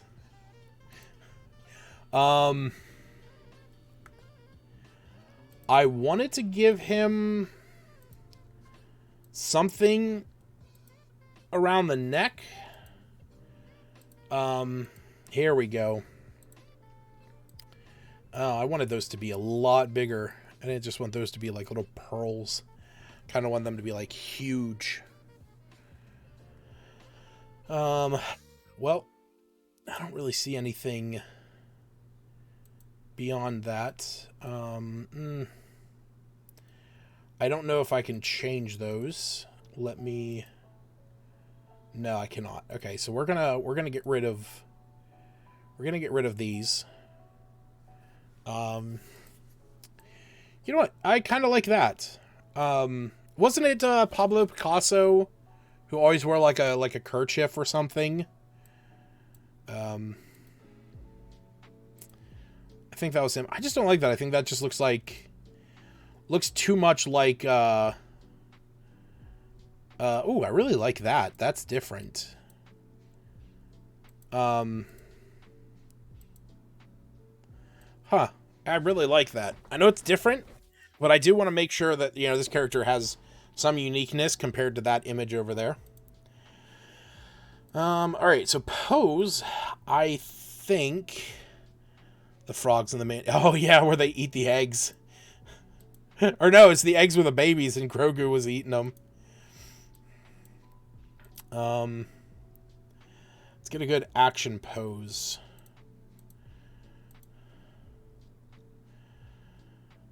Here we go. Ready to fight. Yeah, see, I think if we... Okay, so that's twisting it the whole way around. Bend and tilt. Okay. Can I just move it? No, I cannot.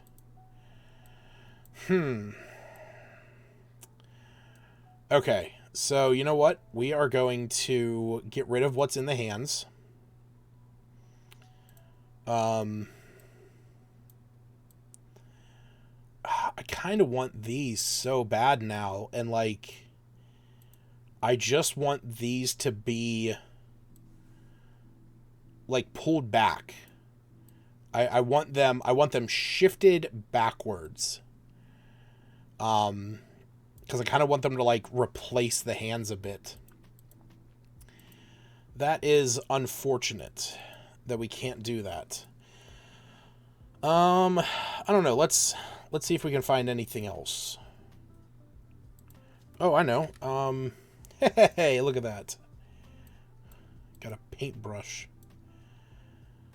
No, you know what? No, I think this is all right. I think this is quite all right. We'll go with the stage here. Can I get...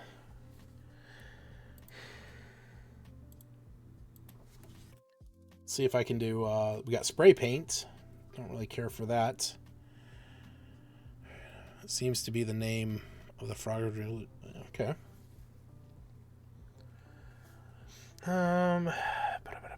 You know what? We'll do, the starting item was the decanter. So you know what? Maybe we'll have that, we'll have the decanter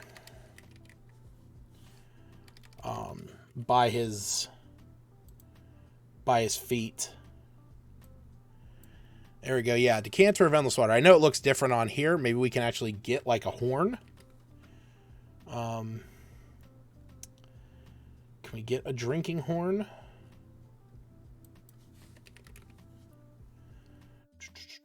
Doesn't look like it. So I think we're just going to go with the jug. I think that's emblematic enough. All right, now on to the colors.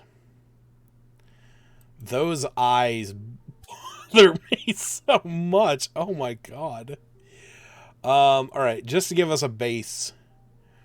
You know what? Until I get this, let's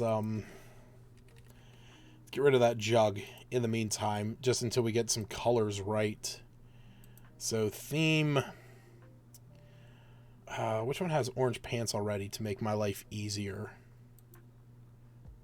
That one. Actually, that's not bad. It's not terrible. Alright, so we want skin, and we are going to change this. There we go. That's not bad at all. Now I know there is decals. And so, is that on his legs? Yes, that's on his legs. So I want, kind of want those same splotches across his body. Yep. Can they be smaller? Ooh, okay. Yeah, so we're going to do that. We're going to do these. And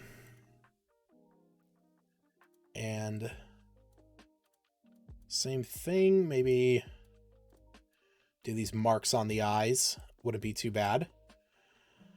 All right, so now we're going to go back down to here. We're going to do, so it looks like it has two colors. Oh wait, actually, let's do the opposite. So let's mix our own. So a little bit lighter. And then we're going to take this.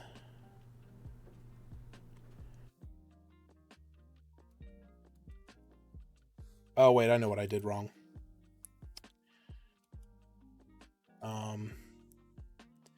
Yep.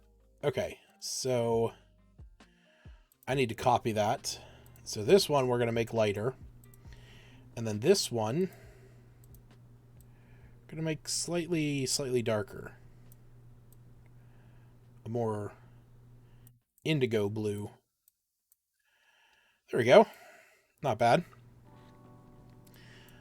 Liking how he's turning out. I think, though, for him, I am going to...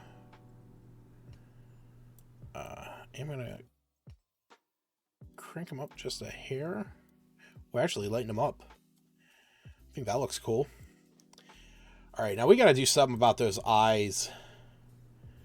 I don't know. There we go. Wow. So much better. I don't know what they were thinking. Yeah, that is so much better.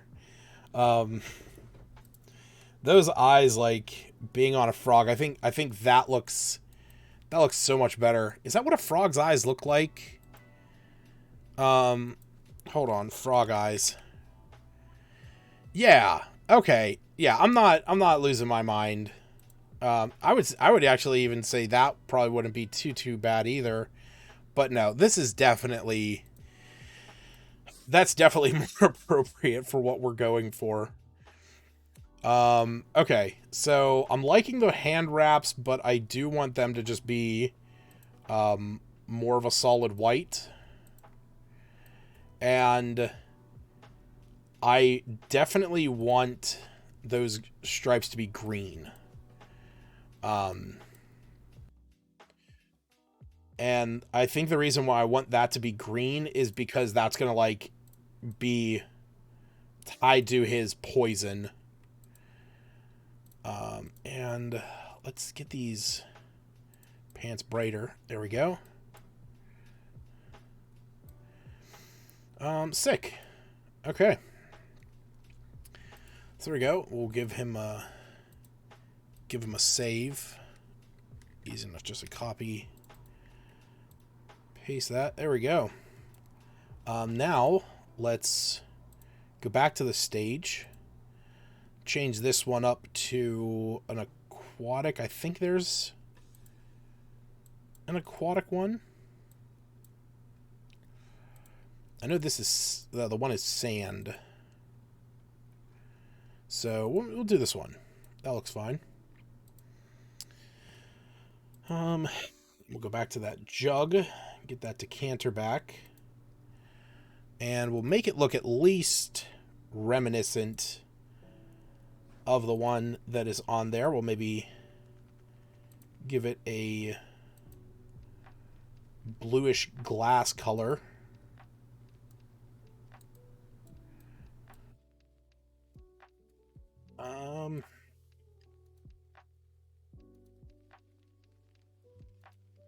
Hmm.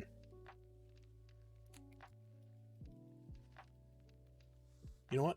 Let's actually add a little bit of brushed gold to, I don't know. I'm iffy on that. That doesn't look terrible. Maybe we'll just do that. Keep it very simple.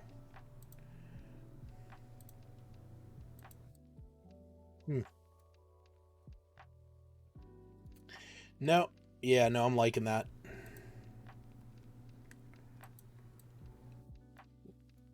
Actually, that looks really nice.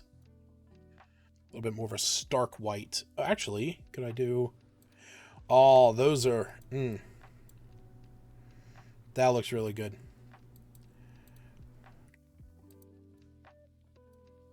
Cool. Loving this character. Alright. So, Raina Ribbit is all set. There we go. Give him a cool background.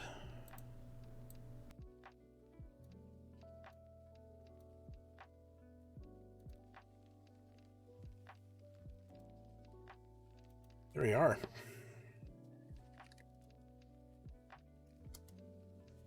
All right, so that's Raina Ribbit.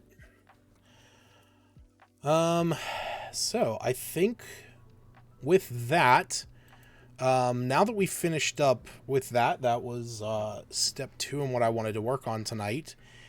And I think what we're gonna do is jump into the last thing that I want to work on today, which doesn't involve any of these particular windows. So if you folks want to give me a few moments, just hang out here. I'm actually going to get things set up for what I'm doing. And as you can see over here, Prison Beneath the Stones, this is what we're going to be working on. We're going to be making a map. So give me just a few minutes to get set up here.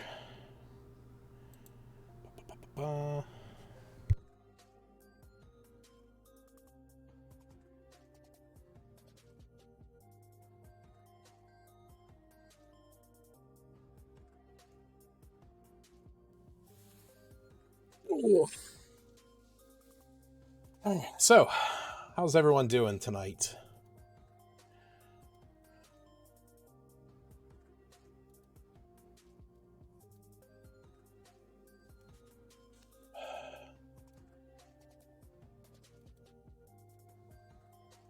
Alright, how am I going to have everything on screen? Tired. Hey, what's up, Glenn?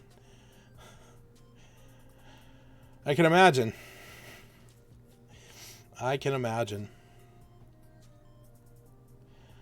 Alright, so I think we're going to get rid of that. I think we're just going to have...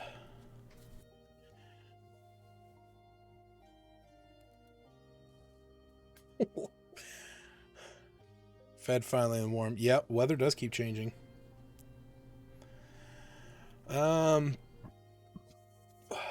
Can I do this in such a way that we can see both? Probably if I cut this down a bit.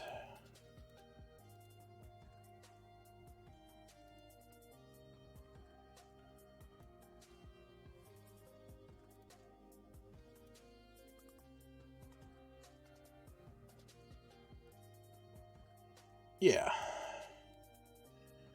That seems to be fine.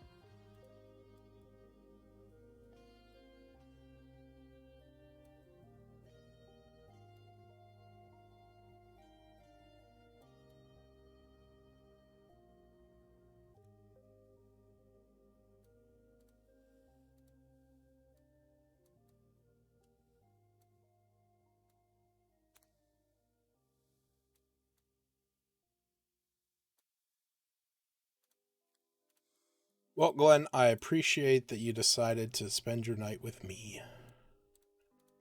And everyone else in chat as well.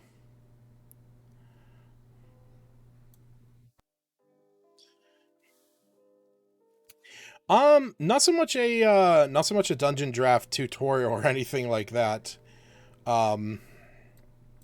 But just working on some dungeon drafty stuff.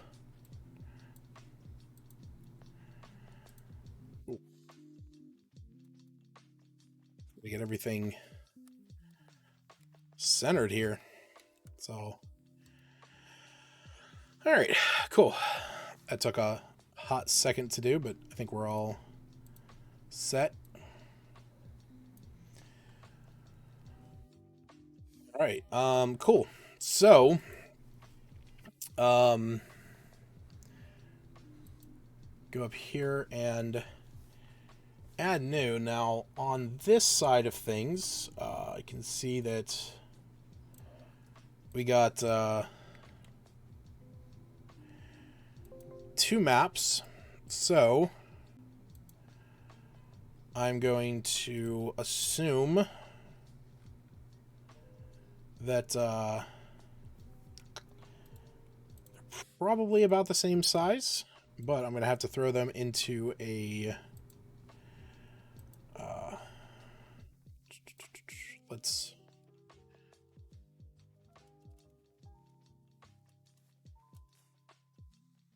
we had we had two on each side.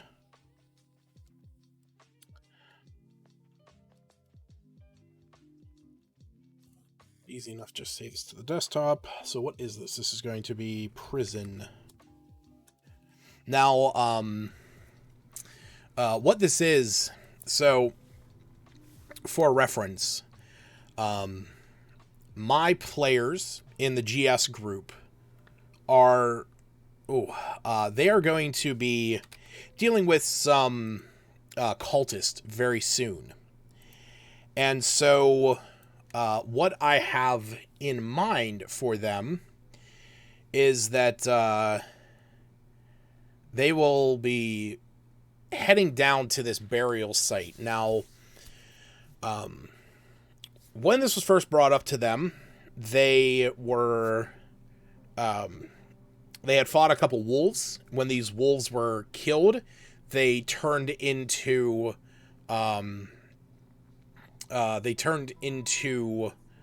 like smoke and shadow.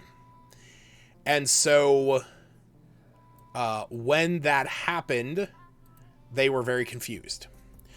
And then recently, they fought some goblinoids. They fought some goblins and some hobgoblins.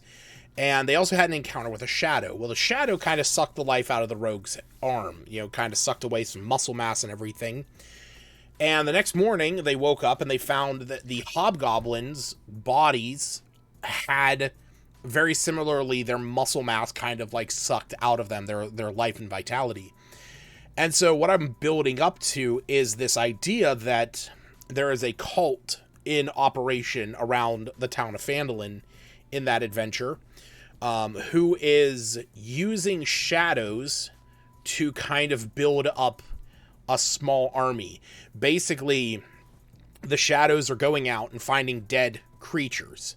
Or, you know, these cultists are going out and killing creatures using the shadows in order to suck their vitality so they can create shadow clones and shadow replicants of those creatures. The shadow replicants have all the same stats and buffs and benefits of the normal creatures. So, like, you know, for example, a goblin is still going to have all of its normal goblin-y benefits, but with two major factors. One, they will have, they will deal necrotic damage instead of whatever their standard damage is. So they're not going to be dealing piercing or slashing. They'll be dealing necrotic. But the other thing is that in darkness or in dim light, they can use a bonus action to turn invisible. So that's like really their top benefit. Now, the last time that the players in that GS group fought any of these creatures, they were fighting wolves in the middle of the day. So the wolves didn't have that benefit. They didn't get to see that, but they were able to bite and deal some of that damage. So what my plan is whenever I brought up this idea of for my players to go and deal with, the thing was that they fought some of these goblinoids, and then they interacted with a manticore that they had befriended. And this manticore informed them that it had smelled a similar rotting smell some time ago out in the forest near this old abandoned site. And so the players will have at least that much information to go on in order to look into this place. So it's not a lot of information to go off of. But when the players arrive there, pretty much what they are going to find is that the cultists, this group of cultists that they've only had like one minor interaction with, is using this location as their place to do their dark rituals. And the rituals that they're performing is where the shadows come back and provide this life force, this energy to, some kind of necromancer. And so that's kind of the starting point. Now, this is at least the base map that came with this encounter. Now, this encounter is set up where, I didn't mean to move that. What a pain. There we go. Gotta make sure everything's lined up. But, the way that it works is the players will arrive and kind of have the opportunity to scout out this location. They can be out in the outlying forest and everything. And in this adventure, the whole idea is that there's a group of druids and cultists and whatnot around this. And then there's, somebody down in there. And I'm kind of sticking to that. But each one of these big standing stones, these 4 of them, and I'm probably going to reduce this on here just to have the 4 stand out a little bit more. Each one of them has a rune tied into it, and it's actually written in, on here, it's written in Latin, Lux, Tenebris, Imber, and Ignis.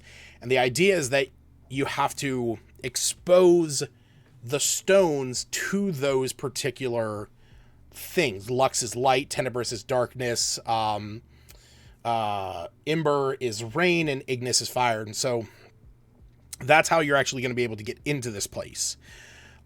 Because if they just go down into the cave, this door here is going to be shut. Now, once they get down inside, this door leading to room D4 is going to be completely locked.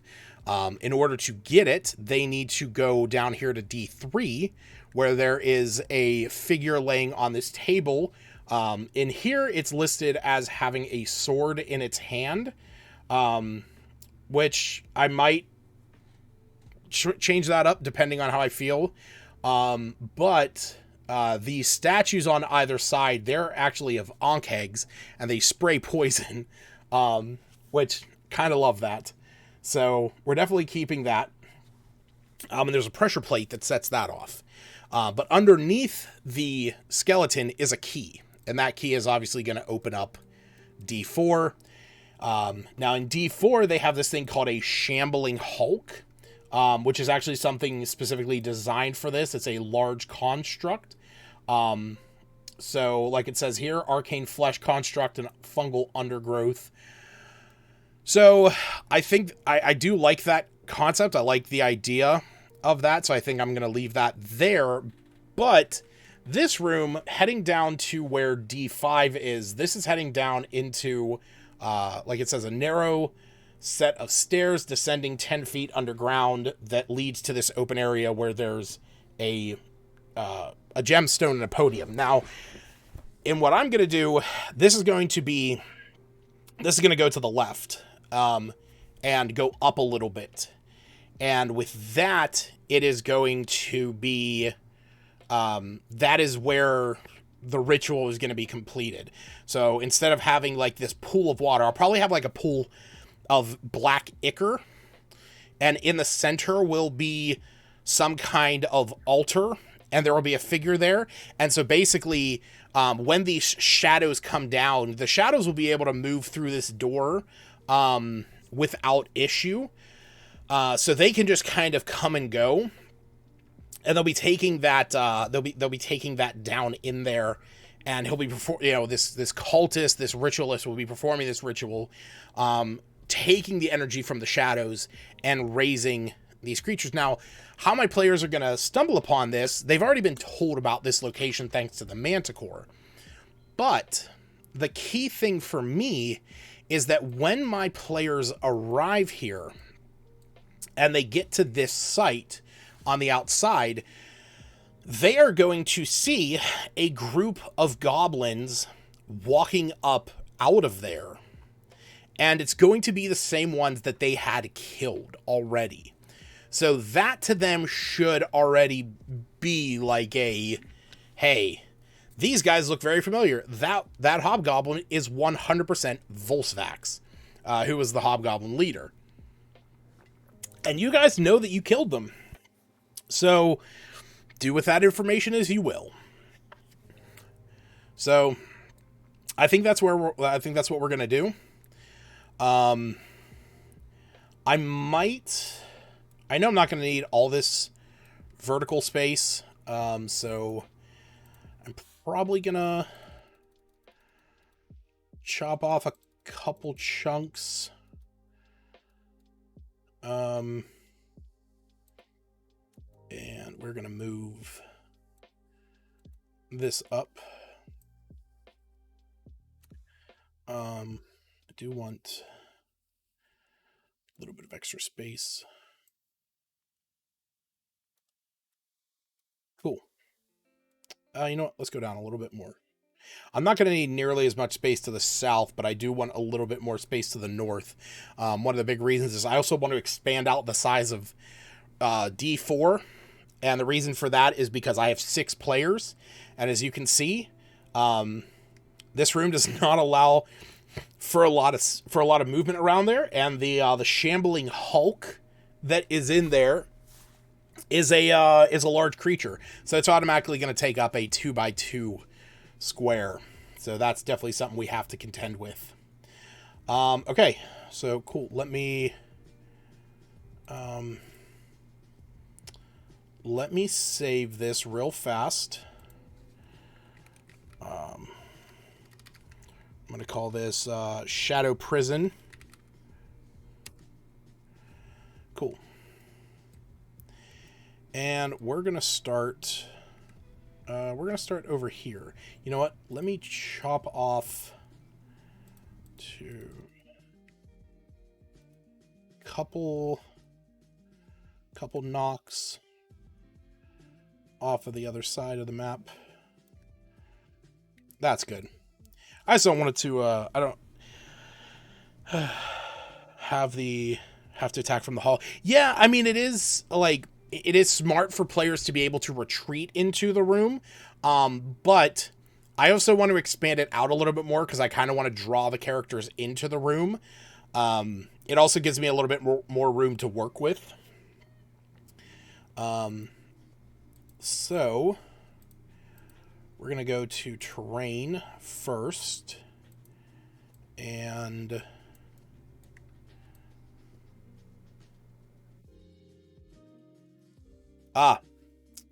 you know what?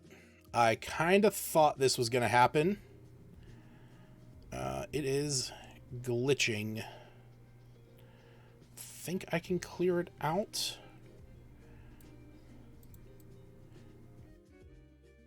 No. Okay, give me 1 second. All right, what is the map size right now? 37 by 20. Okay. This happens sometimes with dungeon drafts. Sometimes it'll glitch and it won't let you actually have a we're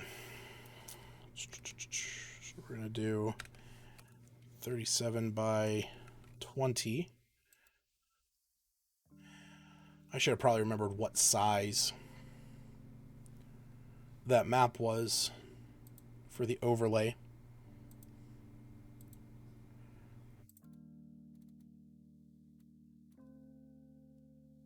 Won't be too difficult to figure out, though.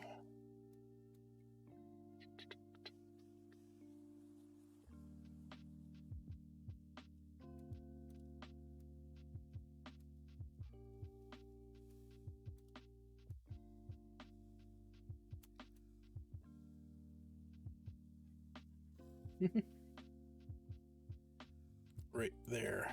Cool.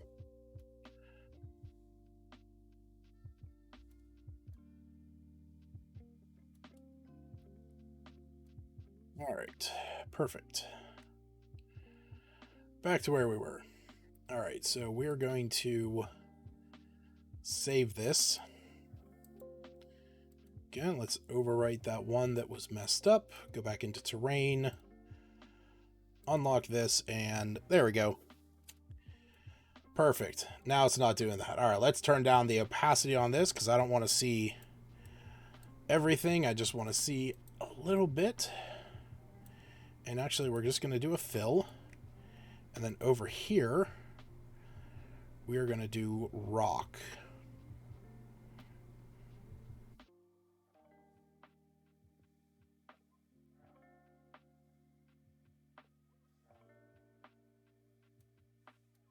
So I can just increase the brush intensity there. So we'll kind of cut this in half. All right. So for right now, we actually don't need, you know, actually, yeah, let me turn that off. And let me put this to full size. So we don't actually need that at the moment. Oop, didn't mean to do that. There we go. Perfect.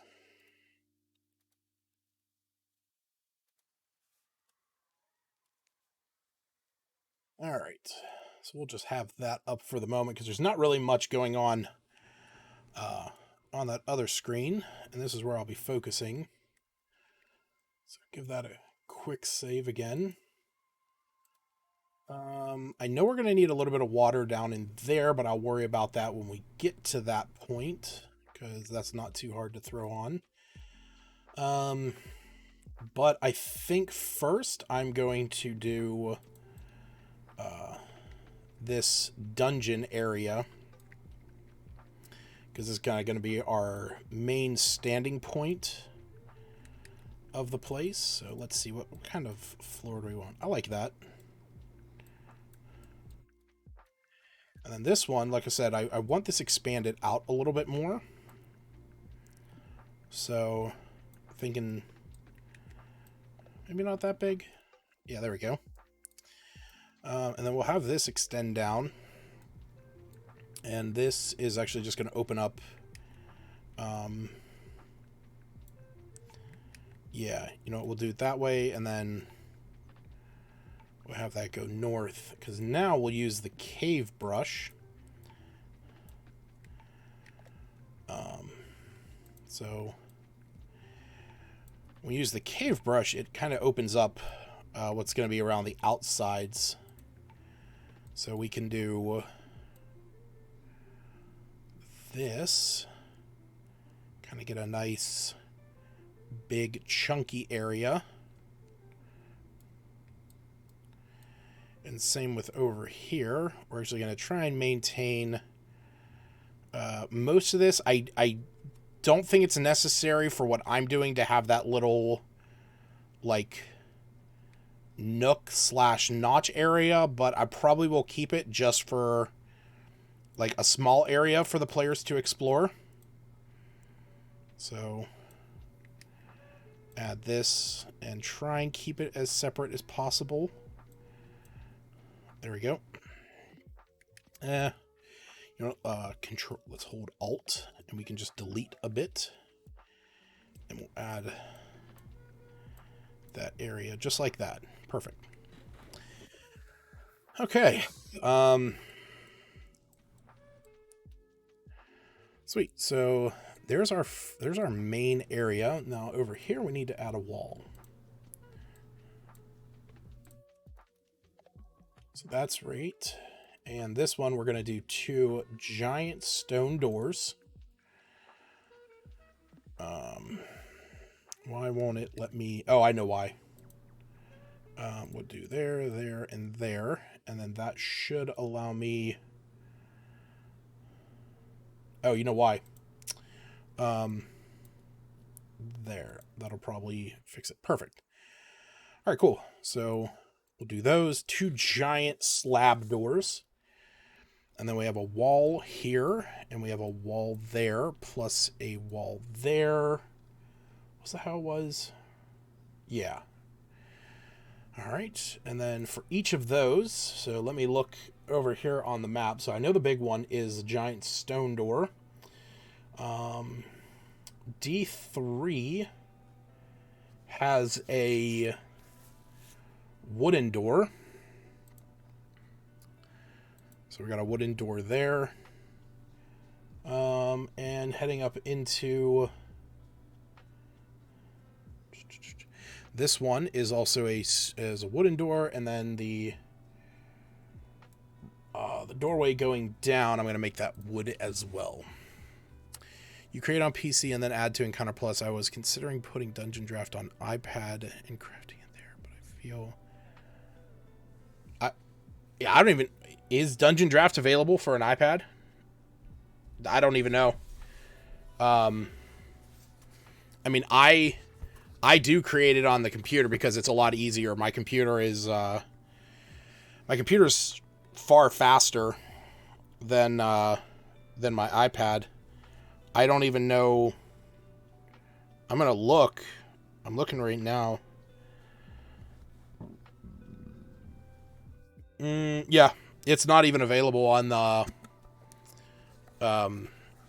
It's not even available on the iPad from the App Store. I mean, unless of course you are running an emulator, which not impossible, but I don't know if that's what you're doing. Okay, so that kind of covers that, and we got to build. Let's build this up here real quick. So we'll go into objects, and we got to add a bunch of trees. So grab a couple, because we gotta create our foliage area. So the way that I normally do trees, especially if I'm making my own, or if I'm like, recreating a map, is I do these big ones, and just give them a bit of a slight rotation as I go. Now over here, we actually want to put this one below the, that's actually going to be worse. You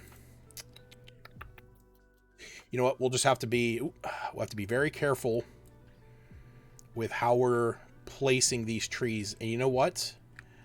We'll probably just go with a smaller tree to fill these in, on that side, just because I don't want to accidentally run into anything. I don't want there to be like foliage coming through on another map, like that. So at least here on the back side, I'm going to grab one of these, and we're going to do them under.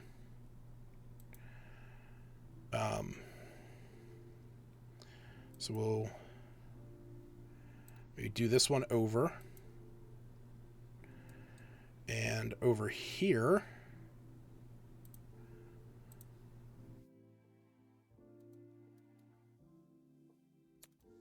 grab a different one, give it a bit of a twist, and we'll do over. You know what? Actually, let's do that.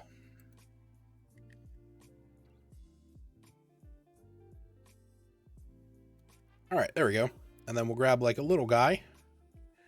Maybe add a small bush or something right about here. And we got to get some rocks.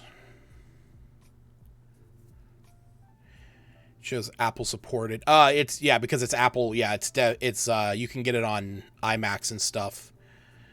That is definitely what that is in reference to.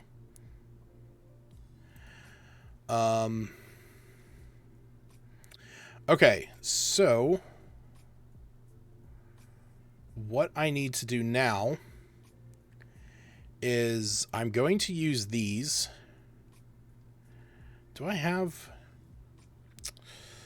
You know what? I don't know.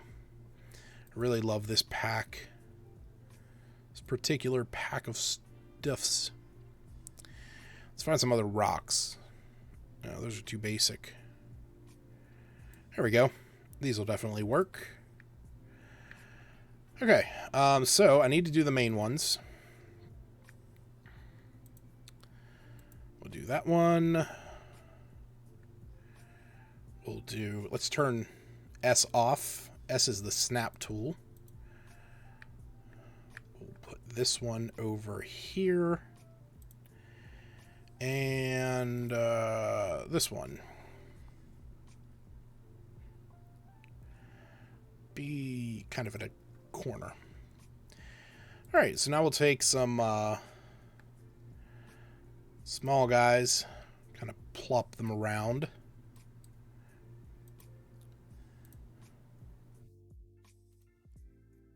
Let's grab another... Oh, which way to go? There we go. Alright, cool. Now, to create that little cave. Now, I want to go back to where the trees are. I think they're right up here. Yeah. Give me this guy. Don't really like that. I kind of want to get like a... Yeah, there we go. A little bit in between these, just to add a bit of variety. There we go. Because this area is supposed to be fairly small anyway. It's not supposed to be super huge. Okay, give that a quick save. And now to create that cave. Now I have a lot of options. I do actually really like these, and I know how they're supposed to be used. I know like this is like you would normally put this and like have this be the edge of a cliff. But I'm actually thinking I might be able to get away with using that.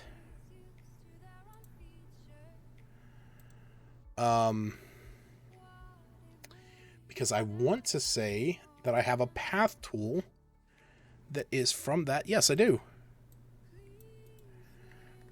Okay.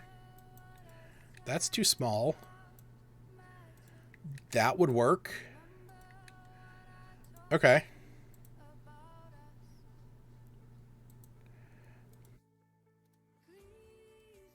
I actually need to go this way.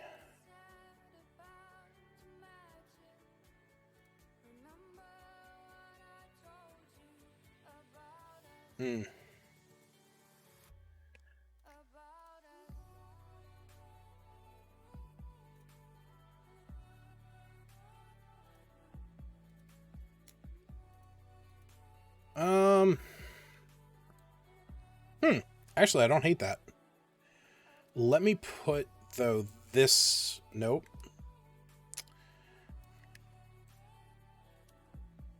Shit. Son of a bitch. Okay. let's have this come from under the tree. Go up this way. We'll just kind of repeat this.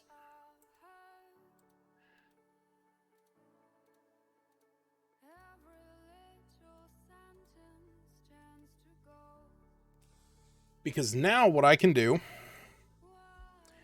is I can take this and do this under. That's a little big. Do I have a smaller one? I think I have smaller ones. Yes.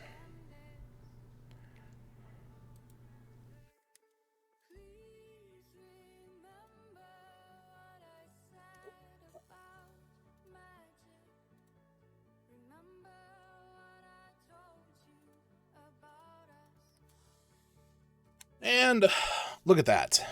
That's a nice little cave here in a grove. It's got a little bit of elevation, nothing too crazy. And then it has that opening that kind of sells the concept of it being an opening in a cave. Oh, geez. Yeah. So that's one thing. That's one thing I love about these particular packs for shadows. They just instantly change how stuff is done or how stuff looks. Okay, cool. So that is going to be this out here. Let me add a little bit of detritus here in the center. Maybe a small pile of rocks. Can I get a... No. Not everything that's on here is all add-ons. A lot of the stuff that I'm working with is actually comes with Dungeon Draft. But everything in my packs list, I think beyond about this point, I think from here and down is all different packs that I have downloaded. So these ones, a lot of these are like different color things, different shapes, depending on what you're looking for. Anything that you see in this dark red color, that's actually something you can change the color of. So if I go over here and I change this to like silver, everything like that now becomes silver. So, and then like, yeah, bunch of different, I don't ever use this stuff in here. Like I don't use these because then they're like tied to the map. I like having more freedom with that. Oh, I really like that. Oh my God, look at these. Ooh. I like this one more. So, but I know for a fact that this is one that they are free. All the ones that I have, at least, are free. So you can find them online if you search up Dungeon Draft Asset Packs. They are on there. Yeah, the nice thing is that you can do stuff like this where you can like add corner shadows and stuff. If you have like hard turns, this allows you to add like corner shadows and things of that nature. If you're curious about any of this, anyone who is watching this, part of the live stream or watching it after the fact, check out Morvold Press. Check out his Discord. Check out his Patreon. Morvold Press is he is the map maker that I follow. That like I have spent more time than ever. I put a link to his Patreon up in the chat. Check him out. His stuff is amazing. If you're if you watch any of my live streams, if you watch my Phandalin 5 group, I use his maps in there just because I absolutely love them. So definitely check his stuff out. I need stairs. Excuse me. I almost coughed in the mic, and I'm just like, why don't I just mute myself? What a grand idea. Just turn off my microphone for a second. I definitely need the stairs that I can color. Where are those? I think those are somewhere in here. There we go. Hmm.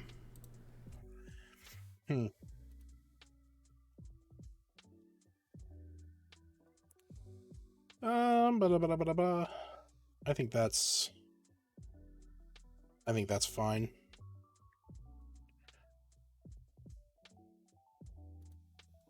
Maybe not have a shadow on there.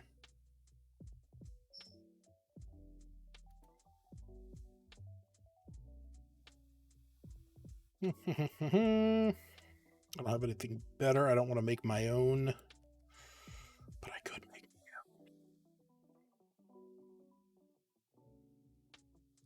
my own. Curiosity.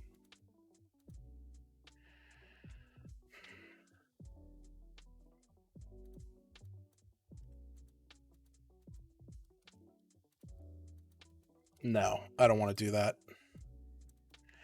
I also don't necessarily want to do that, but that actually might work. I don't think I have another one that's stairs. I was probably going to hold off that. But I might use... if I bump that up to 2... Nope. Don't like it. Don't like it as much as I like this. Put it under.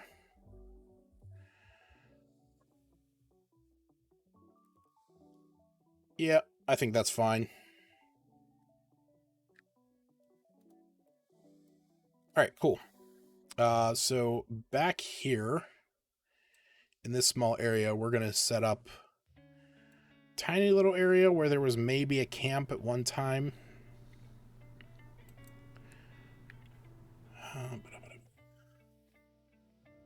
Use that down. Actually, let's make that a little bit smaller. Let's turn off snap. So we'll do that, and maybe like an old dingy bedroll. Is that a pillow? That's a camp mat. Yeah, that's what I want.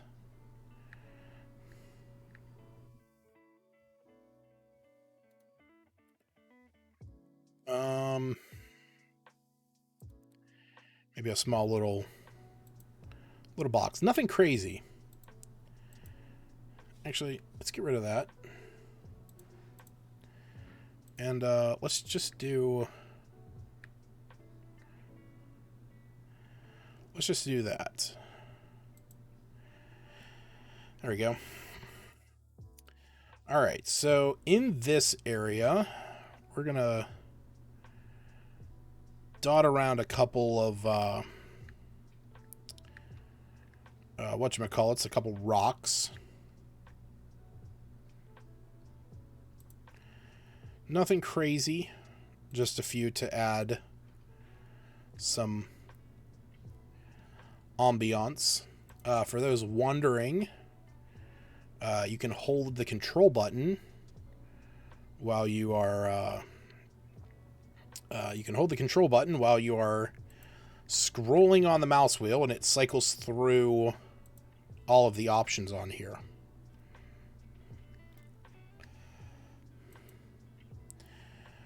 All right, so just a couple rocks to fill some of the gaps. Maybe add like a small little crack in the cave over here.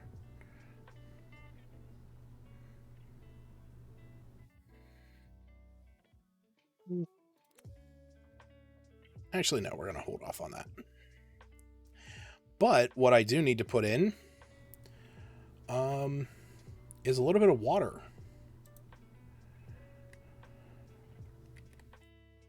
So we're going to add just a little bit of water here.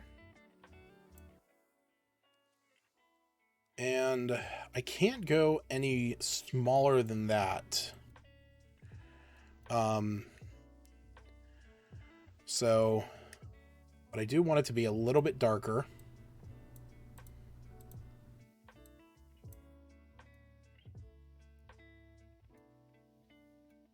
There we go. Kind of got sharp edges. I also don't like, I don't know about anyone else. I don't personally like using the whatchamacallit,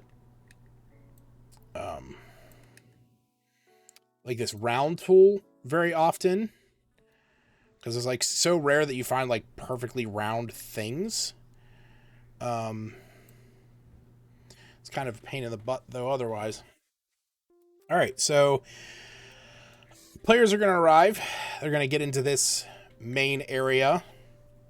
Find out that the goblins have been resurrected. Ooh, ah. Maybe deal with them. I don't know. Oh, look at that little grassy patch. We're going to put that at smooth.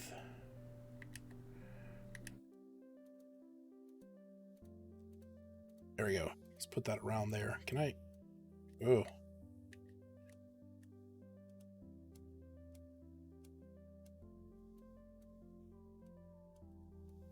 Huh. Can't do that to the cave. That's right. I just want this to be like a little bit... Ah, there we go. That's better.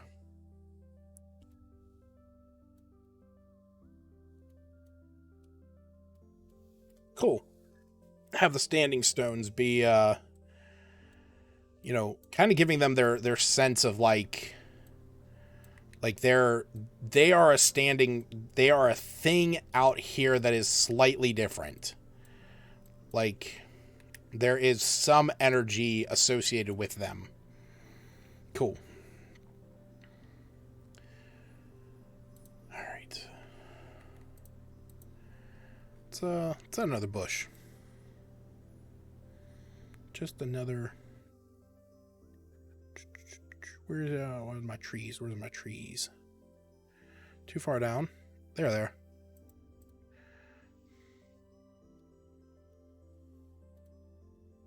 That's the same one I had, so we'll do this one.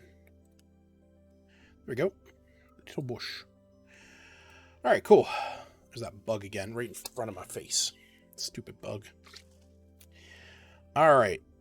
Oh my god, I'm never gonna catch him. Sacred. That's a good word. That is a good word to use. We're gonna add, just so the players know, like, hey, some you know, weird going on down here. We're gonna add a few mushrooms.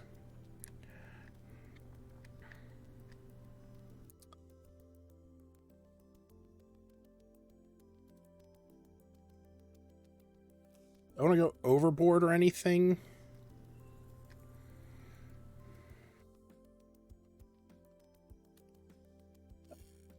Let's go ahead and add these ones to the corner.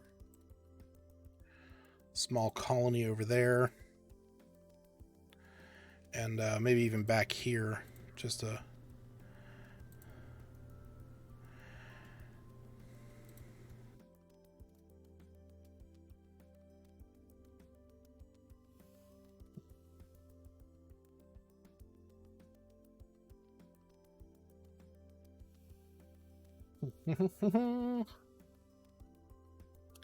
Okay. So I think that's pretty good for the main entryway, at least.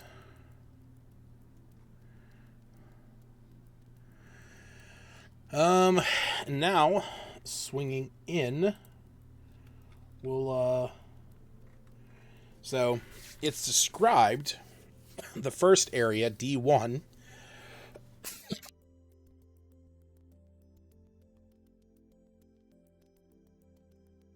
so D1, Rainwater collects into a small stagnant pond in the middle of the cave entrance. Footsteps wind around a corner to the left, leading to the basic sleeping mat and amenities left from the main room, or hidden from the main room. Directly across from the above-ground slope is a set of thick, 10-foot tall stone doors carved with druidic glyphs. So, if we got steps, or if we got, not steps, footprints, one of the paths that I have available is boot prints. Now, we have width turned the whole way up, or at least turned up to 2, and I don't want that. So let's get that down to something reasonable.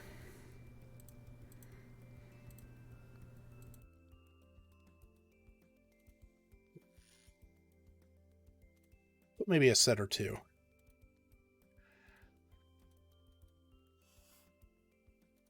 There we go. Yeah, you know what? Yeah, 2 sets. 2 sets is fine. Yeah, we got animal prints, boot prints, cloven prints, barefoot prints, lizard. Got a lot. But we just want a small set. All right, so room D2. A moldy odor permeates its chamber. Moss and other fungus hang from the 4 rusty sets of armor stationed around the room. That's what these guys are going to be. An altar sits across from the main doors. Patches of fungus grow heavily near the door to the right, while the leftmost... Okay, so fungus is obviously moving from, north to the south. So that's something that we'll have to account for. We need a statue. We need some rusty statues. I actually know there's a wooden one that would probably pass as rust.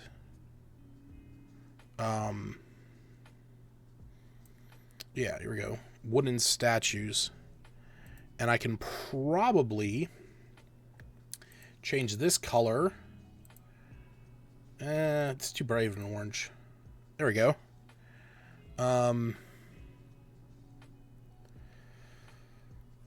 I wonder if I actually have one that is full color.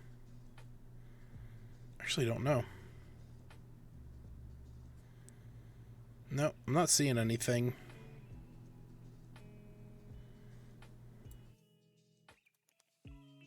That's actually not bad.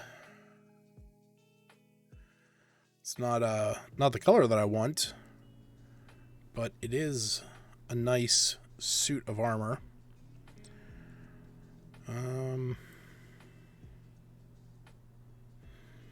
See if we got anything else. So those are wood. Those are also wood. Oh, there we go. We got these guys. You know what? Actually, I don't hate that. Let's just let's change this. Let's maybe make that that plume just kind of more, be a little more basic. And we'll go ahead and place this one there. Oh yeah, another thing you can do, as you're moving these around and whatnot, you can hold Alt and scroll with your mouse wheel. That allows you to change the size. So, I think Shift, yeah, Shift only does this. Control is obviously the zoom. And then Alt allows you to resize on the fly. So we'll do that. And that'll be good. And now we need an altar of some kind. I don't want this altar to be super crazy. Actually, I'm kind of loving this bench. Yeah. An altar sits across. So there's a leather-bound book atop the altar. It has succumbed to the mold. You know what? Actually, let's find a wooden one. Find something that wood looks good. I know there's altars. Like, there's actually altars in here. But they're more grandiose, and I kind of want to save that one for, like, you know, here's basic altars and stuff. You know, this would be sufficient for there. That's more of a trough. I mean, it is a trough. I don't want to go something so grandiose like that. If I do this, I can just put it halfway in the wall. That would 100% work. It's possible to easily bring the map you're using. Is it possible to easily bring the map you are using as a guide to the foreground real quick to see it better? And no. Nope. The background, the trace image is always going to be in the back, but you can increase the opacity of it. So if you really need to see it, you know, but it like the only thing that's going to be over is more the floor. So I generally keep it very low because I want to see more what the final map is going to look like. Like, I normally, when I'm doing this, I normally keep, oh god, I should not mess with that. I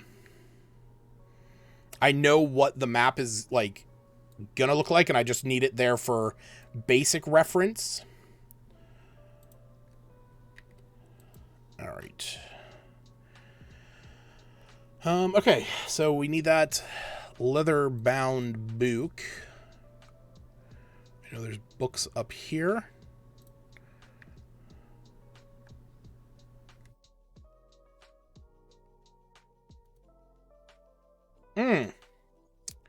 I just realized something. I wasn't putting shadows on anything. That sucks. Oh, no. I gotta go back through and put shadows on everything. Oh, fudge. What a boob I am. There's nothing that makes this process easier.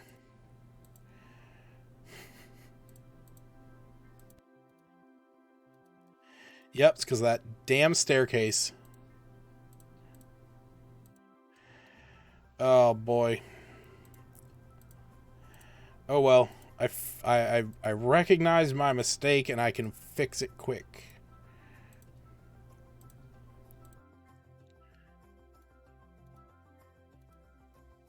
These... Does this have... Yeah, that has it. I know I put a little thing over here. Yep.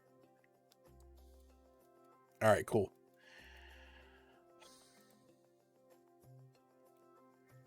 Yeah, okay. Yeah, okay, cool. Now we got it. Give that a quick save so I don't forget. I do want to represent that there is some moss. I doubt it. Like, you can turn it off. You can turn it on and off when you're placing them. Like, literally right here is the option. Turning this on and off. Like, I can place those 3 books. I can turn it off and place the 3 books. So, it is just my mistake. You know, it's... I turned it off because of the stairs. I didn't want to have the shadow on the stairs.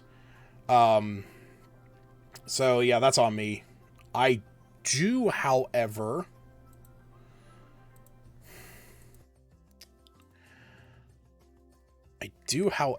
want...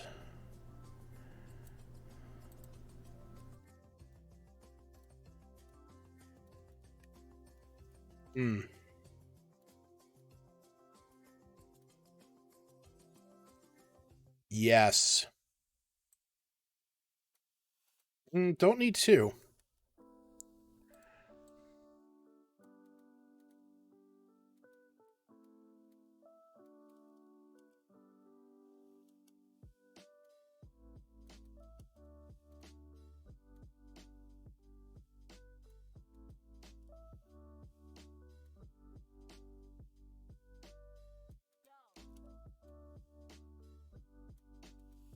Mm.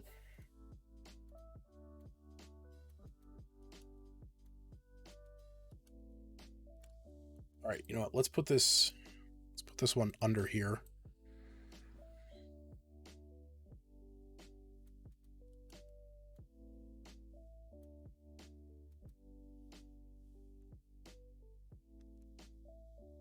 Yeah.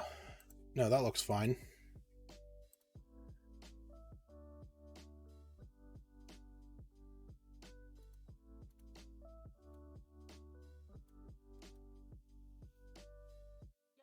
Yeah. I like how that looks. Cool. All right. So onto this room. I need a stone altar. So in this room. Oh wait, no. Sorry. I need mold. I need mold of some kind. Easy enough to actually do something like this to show like rubble kind of shit laying on the floor.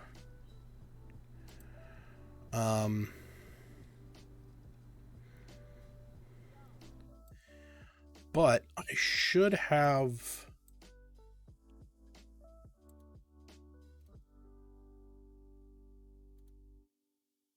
No.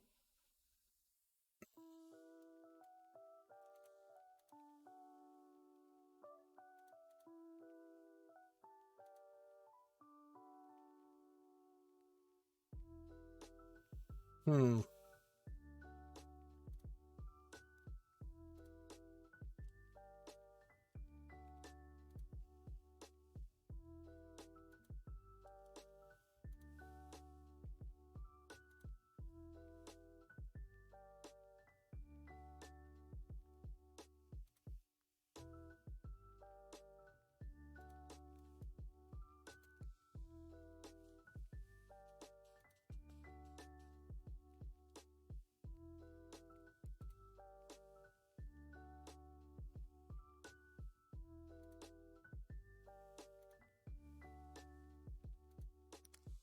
Kind of thinking of having something like this. Because I think in here, I'm going to have to play with like, not like material brushes. You know what? I can't. Oh, wait, I can. Thing. Cave brush. Blast open. Nope, that's not it. It's because it's a floor. Shit.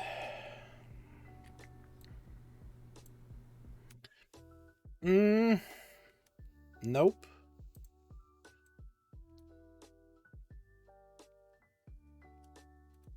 Whoa.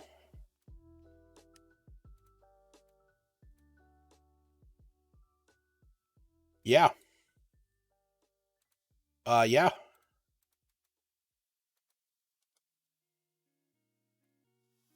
Okay. Nope, I like that.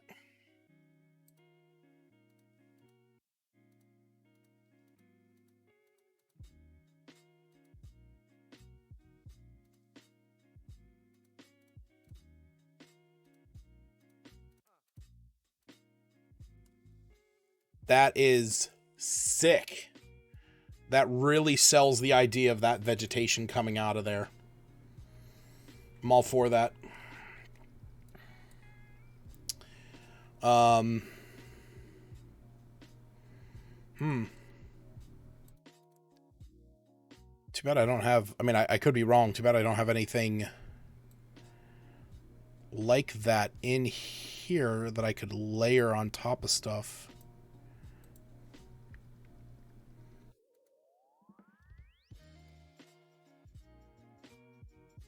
Oh, that's cool. Oh, that's so cool. Yeah, I'm definitely doing this. Kind of like the vines overtaking stuff.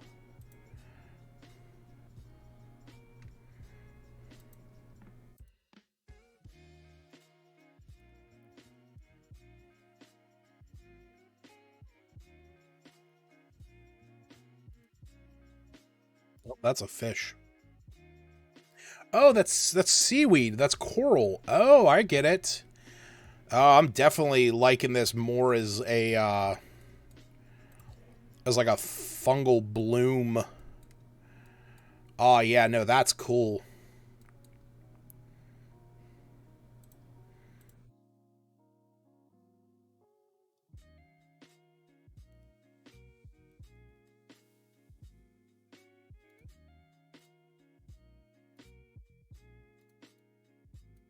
Yeah, see, I wish I could do something more like that, but because I'm on a room, I can't really like blow that out. Or I could. Wow, I'm an idiot.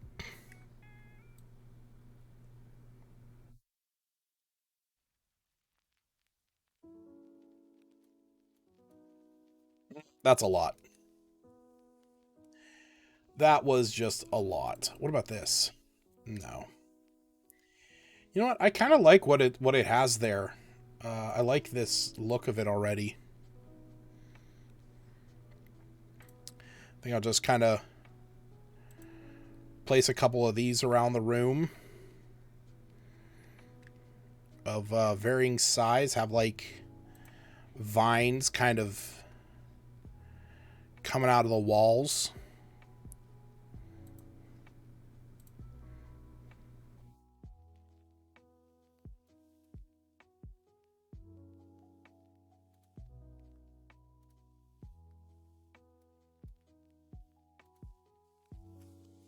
There we go. That's cool. All right. So that kind of solved that room. I wasn't even planning on that being the next thing that I solved. Out here, I think having, these little bits is probably fine. Oh, it's quite big. Ah, a bunch of worms. Bum bum bum bum bum bum.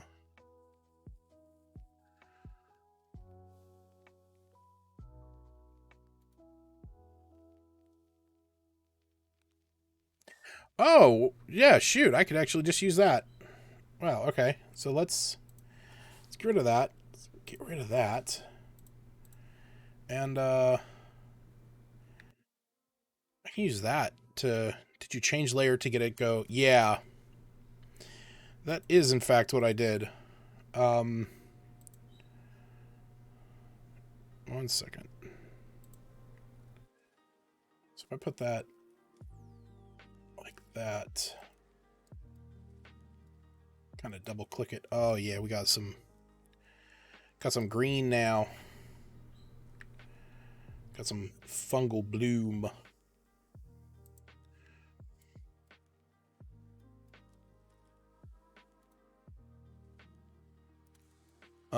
These guys are going to be. Can I get a little bit of a? Can I get a rust on them? Oh shit! Yes, that's awesome.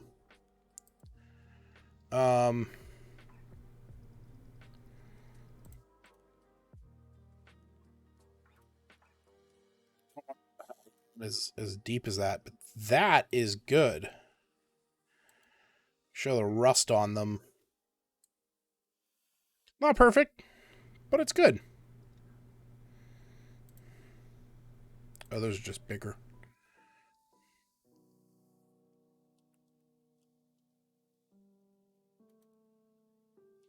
Yeah. Um. But yes, the I did change the layer. So basically, uh, when you are when you're going through really doing anything, you for the most part have access to this set of tools. Now, certain things are automatically attached to something. So terrain, which is up here, this is going to be the lowest layer. So that's always going to be negative 500. You can then have below the ground, which is what this stuff is. Anything that you paint on that is ground. Then you have caves, which is what we have here, and floor, which is here. Then we have below water. So, for example, there were some... I definitely saw some worms somewhere as I was scrolling through. But, like, this thing, whatever this is, a slime, I'm probably not going to have it as a slime. But I can put this one as below water. Or this slug so that it's, like, underneath the water. Which is cool for certain effects. Like, for example, whatever this is, an ant swarm, you know, I could put that underwater. I kind of wanted, they were green. I don't know. Hold on. I can just worm. Nothing. Yeah, I thought so. Tags don't always work. But yeah, you can do different layers. Oh wait, here they are. So yeah, like, can add, like, you know, a few worms in this puddle. And, you know, maybe a dead leaf or something that's blown in from one of the trees. That's kind of like, you know, sunken under the water at some point. You can also have something like this, where you have it, you know, to give a sense of depth. But another thing you can do is you can also go into here, like on the paths tools, do under the water, and you could add, like, texture under there. So just depending on how you want to do it, like, I could add that, and it's going to go underneath the water. It's not really going to show up well because it's white. But I could also do, you know, like that. And it's supposed to, you know, it's going to go under. Now, for here, it's not a huge, crazy change. But something like that adds a little bit of effect. But yeah, that's over here. And then you have, these are the main layers that most people use. And it has, the reason why you have layer 1, 2, 3, and 4 is because it's like, every item becomes its own layer. So you have, like, 101, 102. So you have 100 items on layer 1. And then from there, you have to jump up to 2. Then you have stuff that goes above the walls. So if you want to have a sconce, for example, or a torch, actually. Let's do a torch. So if you wanted to show, like, normally, if you had a torch and you're putting it on, it's going to go like this inside of the wall. Okay, so maybe you have something like right here, but maybe you want it to be an outside map. Maybe you want it to be like a rampart or something like that, and you want it to be on top of it, so you can go to on top of walls, and then this way you could have this post being something to show, like, hey, this is on top of it. And then beyond that, if you have roofs, you can have stuff on top of roofs. So that's what all the different layers are. I don't really mess with them a ton. It's not something I have to necessarily worry myself about. I think for ambiance, though, I might add a sconce here that's not going to be filled with anything. More just they could if they wanted to. Okay, so I need a stone altar. Something simple, something basic. Because this room, D3, the air in the chamber still smells old, but it's free from the odor of mold in the last room. In the center of the room is a stone altar on which lies the bones of a long-forgotten druid. So I need a stone altar. This coffin will do.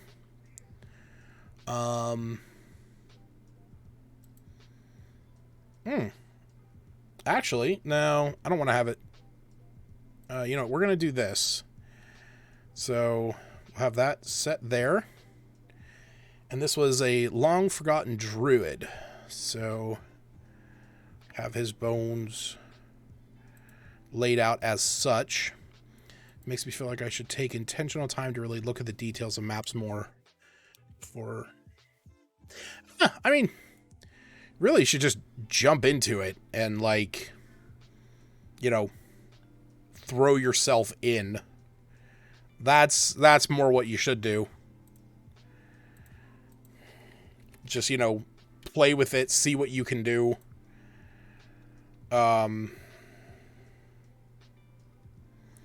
I don't know if I want to include... Ooh, Jesus Christ. I don't know if I want to include a sword.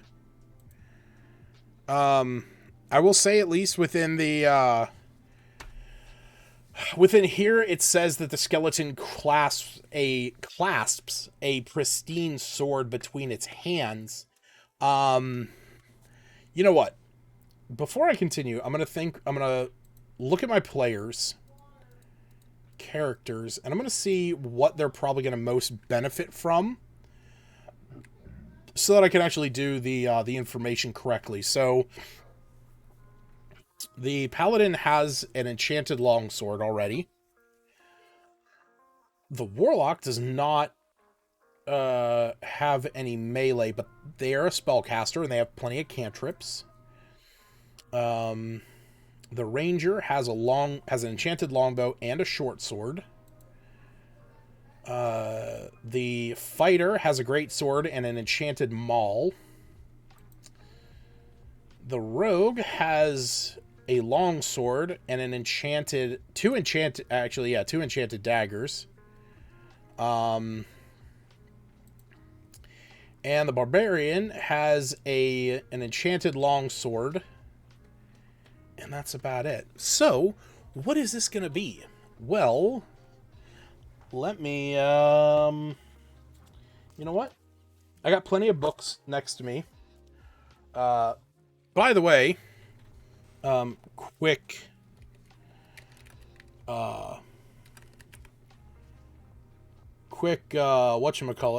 advert for a particular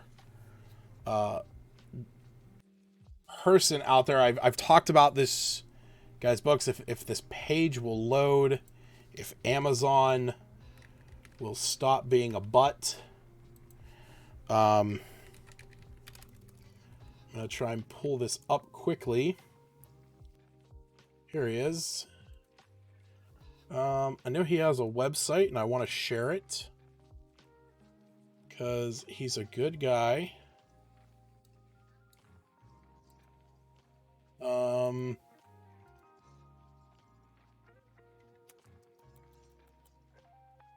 You know what? I'm gonna share out his link on the DM's Guild.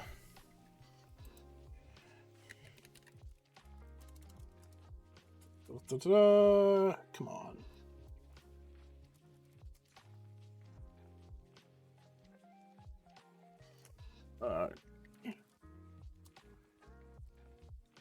Let's see. Is he on here? He was on here. Fudge. I was trying to be quick about this, but just taking longer than I expected.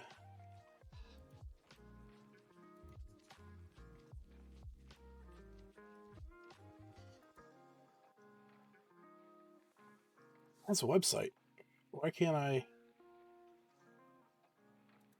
Ah, this is the website. Here we go. Finally found it. There we go. Okay, so I'm going to link this out. There is an author. He has his books out on Amazon. You can get them in paperback. They're also available on DriveThruRPG as well as the DM's Guild, but you can also purchase them directly through, or you can access the links to them directly through his website, which is called dicegeeks.com. I put it there in the chat. His name is Matt Devyzed, and I've shown his book off a few times. This is one of them. The Book of Random Table Quests. So there's 1,000 quests in here, random quests. But he has a second version. He also has a third version, which I just recently got. I didn't know he had a third version. But on top of that, he has a bunch of other books. Specifically, the ones that I have. I have the Book of Random Tables, which just has a bunch of random stuff. But I also have the Book of Random Tables, Inns and Taverns. It's hard to see with... Hold on. Let me stop messing around here. Get rid of this effect for the moment while I show these. There we go. Random Tables, Inns and Taverns, Random Tables, Fantasy Shops, and Dungeons. And I will say that I've used this already a few times. I've been using these. And I've used these ones, the quest ones, plenty in the past. But on top of that, what else he has is this little book, the No Prep Game Master. It's basically how to use random tables when you're running games.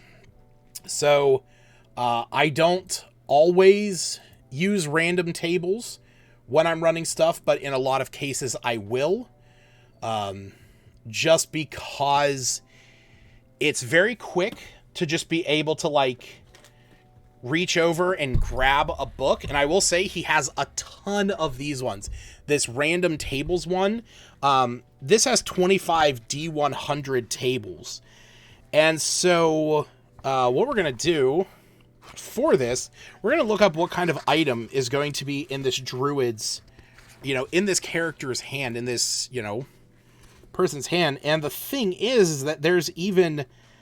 in this, we have items in a wizard's chamber, alchemy lab, cottage, bandit hideout, office, warehouse, noble bed chamber, portmaster's office, hunter's camp, ship captain's quarters, items on a dead goblin, items in a fantasy desk, all kinds of stuff. There's literally weapons, armor, and equipment, but the two we're going to look at is items on an adventurer's dead body and items in a royal tomb. So we're going to go to page 20, items in a royal tomb, and I'm going to pull up a dice generator here, and we got 39. So a mural of the deceased. Okay, so in this room, there is going to be a mural painted on the wall of this druid from time ago. Now, what is on their body... page 23, number 14, studded leather. Okay, so they have old studded leather. I'm going to say that that's probably worn out at this point. Number 92 is what I rolled, and I got a melted sword.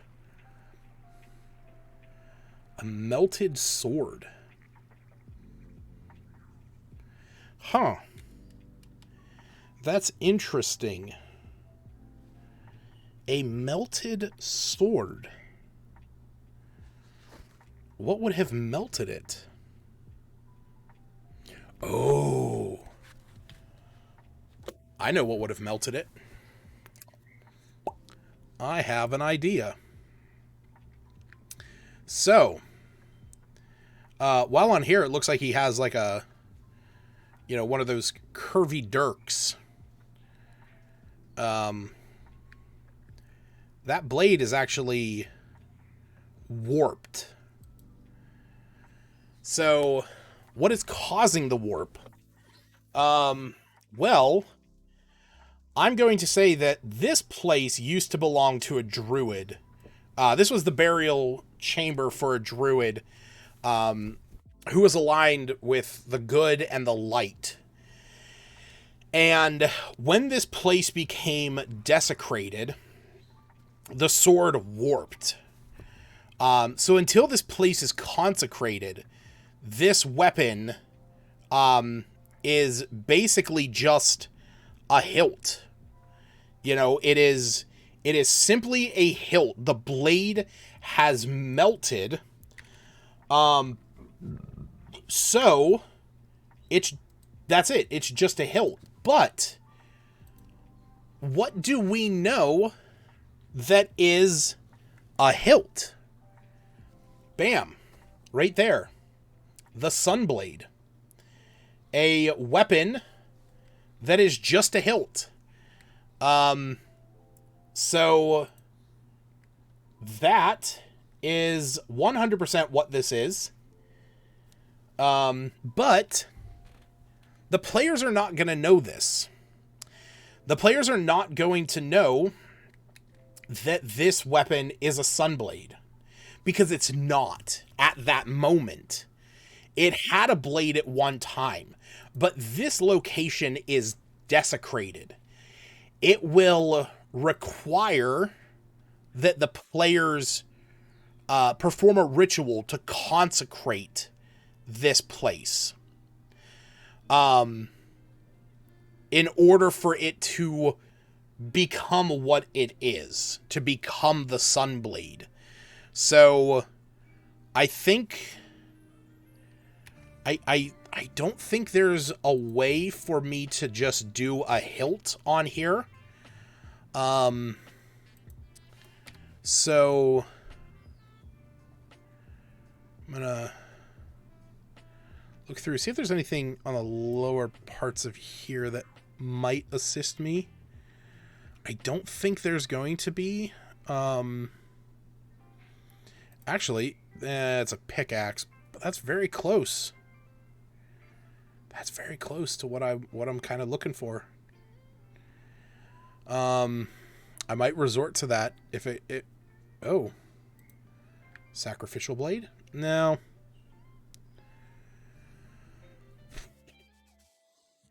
You know what? I need to, let's make these a little bit brighter so I can actually see. So there's the swords I was already looking at. Not that blade, but just the hilt part. Oh, you're referring to Sunblade. Yep. We need, I don't know if there's going to be an option in here for what I'm looking for. But we'll do a quick scan through. There's a couple weapons in there. Axes. Oh, this is better books. I might switch that out for the one that's over on the table. You know what? Before I forget it, I'm going to throw one of those onto there. Which one?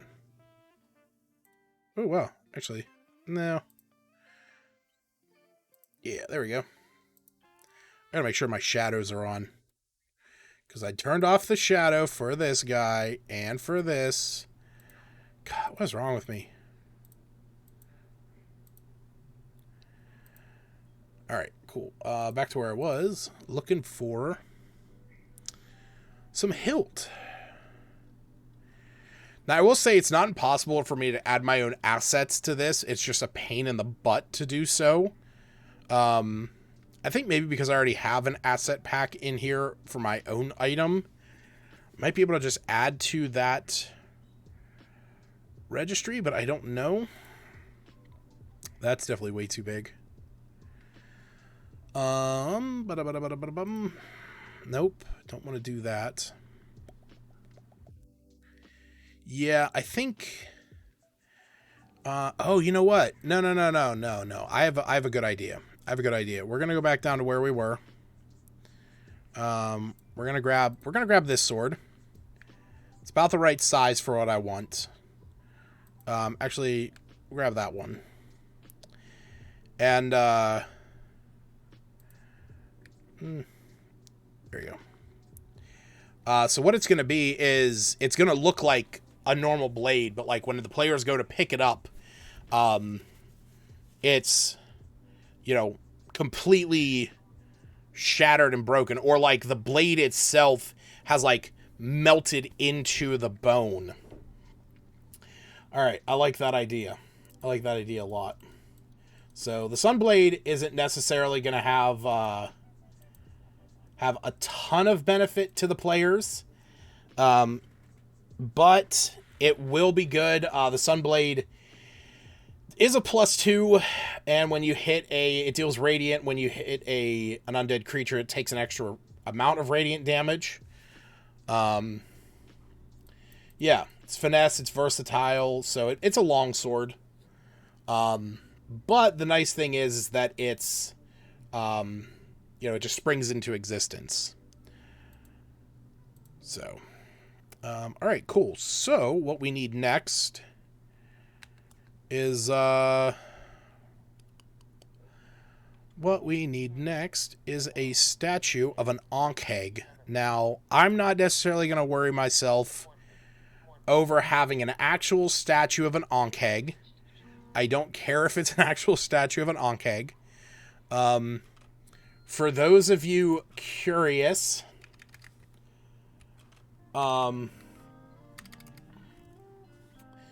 Ankhegs are these giant.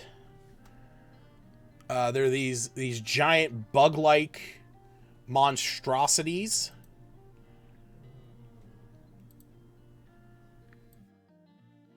That you can see right there. So that is an Ankheg. They burrow under the ground and everything, and they jump out and bite creatures. So that is what is going to be standing at the end of each of these. And I'm thinking we're just probably going to have basic silver. Now, I'm going to cheat a little. What am I saying? I'm saying Ankheg. Wait, is that an actual... That's a stone animal. Okay, that's cool. So I'm going to cheat a little bit. I kind of want this statue to all be the same color. I have a program on my computer where if I hit Shift Windows C, I get a little color selector. So I'm going to be using that here to get the actual hex color for this, for what the rest of this thing is. So I can go into here, paste that, and there we go. Perfect match. So that's going to go embedded into the wall there, and then we're going to have one on the other side.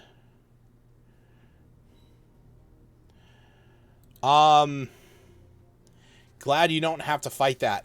Well, let me say that you would have had to have fought one of those had you guys not gone directly to Lylon. So for reference out to the P5 group, if your group had not just decided to head straight to Lylon when you guys were first back at Axholm, and you instead decided to head up to check on what's his face, Harbin Wester's brother, Tybor Wester. That's actually what the encounter is up there. But I have no problem telling you this because that encounter is no longer accessible to your group. So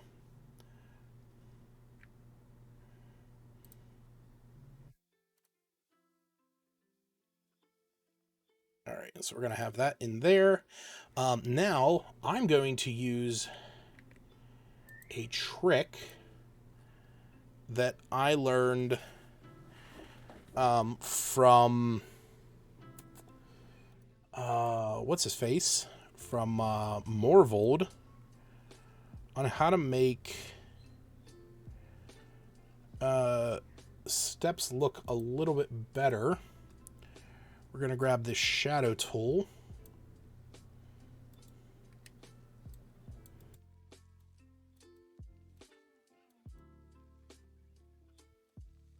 I think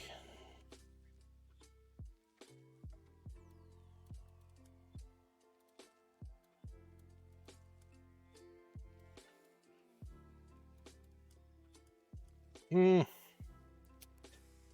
know he did that recently. Kind of showed how to... We were basically sent to Lylon from... You 100% were sent to sent to Lylon at the request of Lord Neverember. That is very true. Yeah, that's true. I'm not going to say that it's not.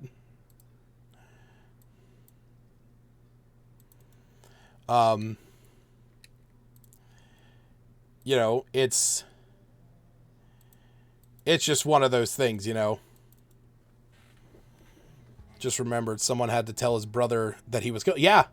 Someone did have to tell Tybor that his brother passed away.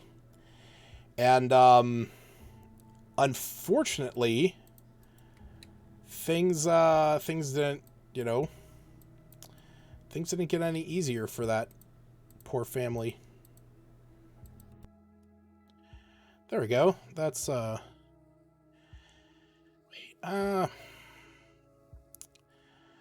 know how I feel about that.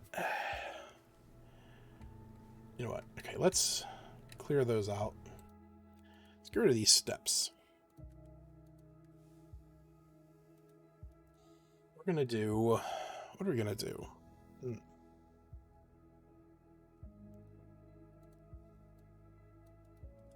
Nope, don't like that.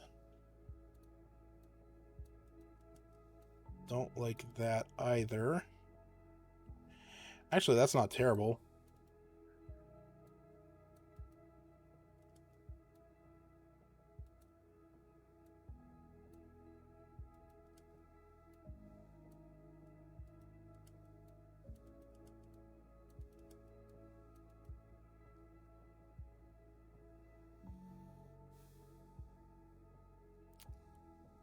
So now that I have that, I can put... Nope, that's way too big. Also, this needs to be under.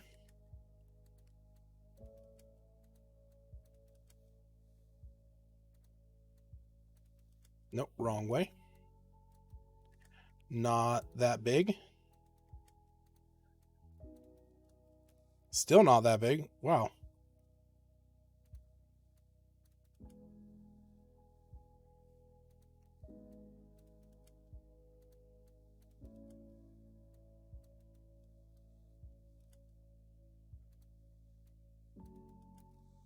Really? Where's the little one that I need? There we go. Sweet. Okay.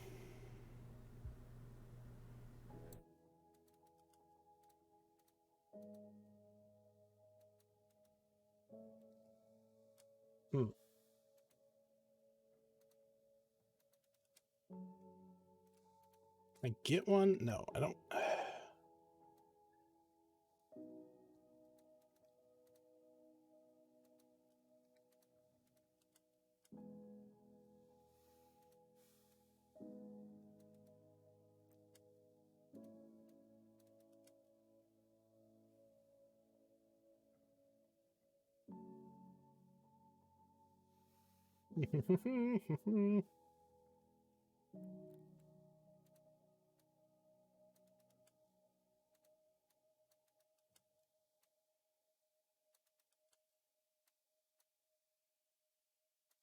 Nope, wrong way again.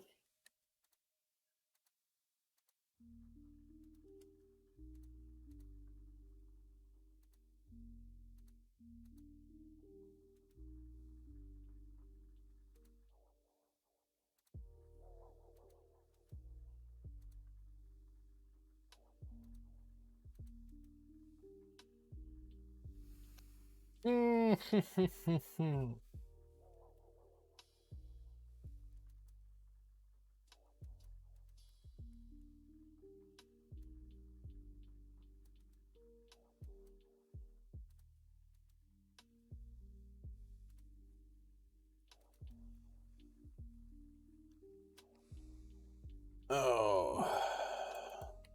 Thinking I need like a wider shadow. There we go. That's a little more what I'm looking for. That deeper transition there.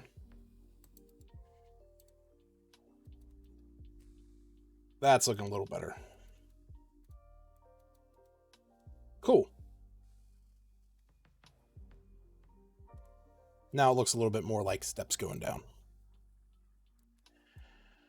Very nice.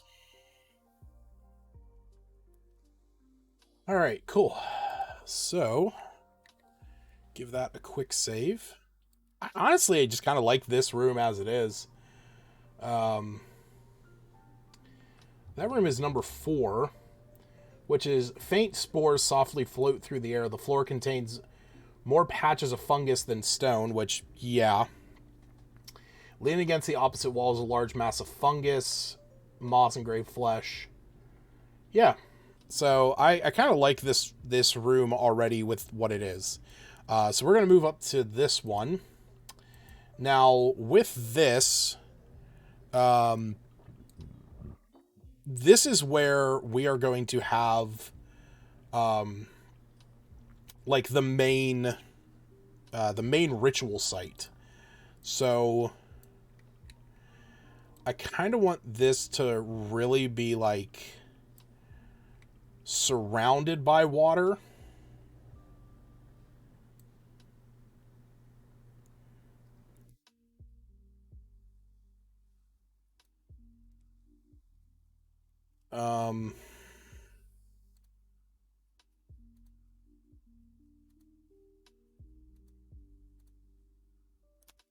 What is this? I want this.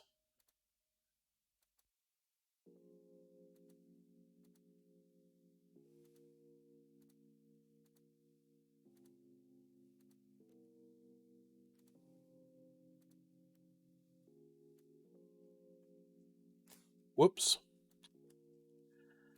Not mean for that to... Nope. Just gonna leave that. That can just shift to there. This can stay there. Yeah, because that's just cave walls. Alright. So we're gonna save that. Let's make sure that this kind of, let's drag this in a little bit more. I don't want it to be a huge area.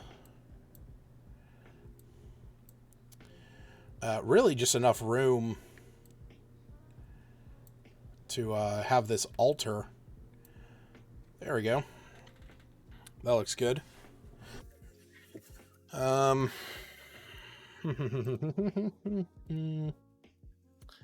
think what I'm gonna do in here is maybe, so let me get that altar in. Thinking all these steps ahead, and like I just gotta like actually do stuff before I keep thinking. All right, so I don't want it to have like a glow. I don't want it to have like a portal look to it, because like that's what this is. I do want it to be more of an altar. Kind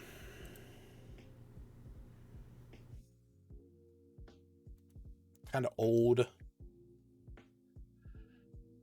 Let's you know what? Let's change to I'm gonna have like a tint of blue.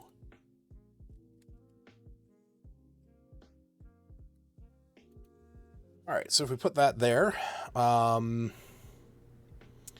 gonna put a circle on the ground, an arcane circle. This is going to be directly in front of it. And what we're going to do is we're going to put this below water. We're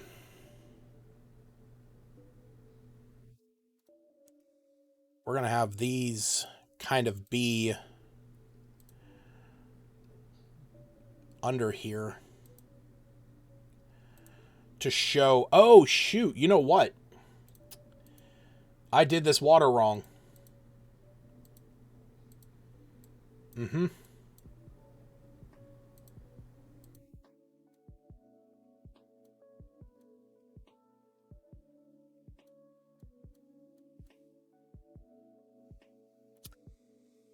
They're moving because they're under the water. So the water actually has a movement effect to it. So, like anything, if you look at the water,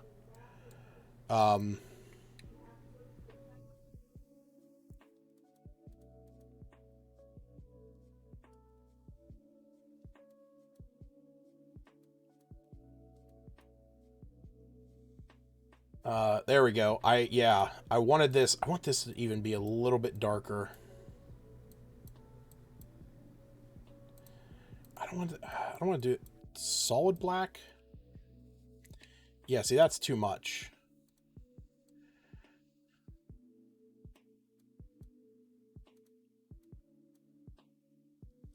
Yeah, even that's too much.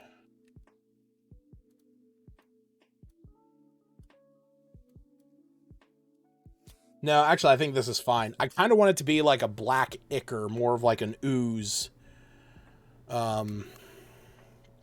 It doesn't move. Whenever you export these maps, they don't move like that. So it's not an effect you can carry into Encounter Plus, at least. I'm almost positive. I'm almost positive that you can have them show up on Foundry, but I don't use Foundry, so I can't really speak to that. Okay, so what we're going to do...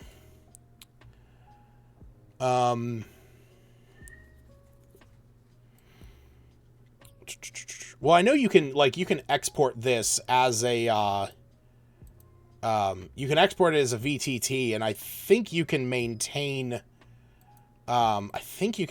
movement on it, but I don't know. I don't believe you actually can. Because I don't think it exports as a whatchamacallit, as a video. It's just, the VTT, as far as I know, unless Foundry has the option, you're not exporting it as a whatchamacallit, as a moving object. All right, so this is going to seem a little bit morbid, but I need the bodies of dead animals.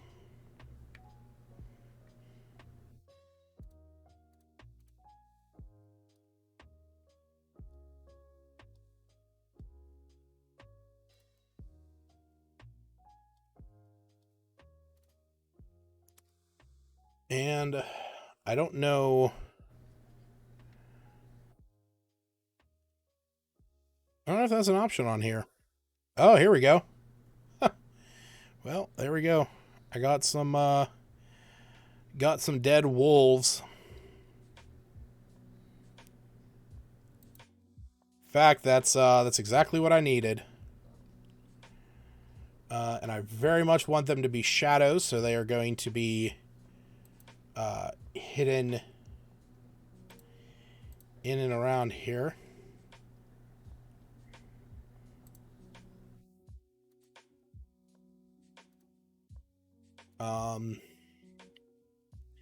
And now I need some bodies.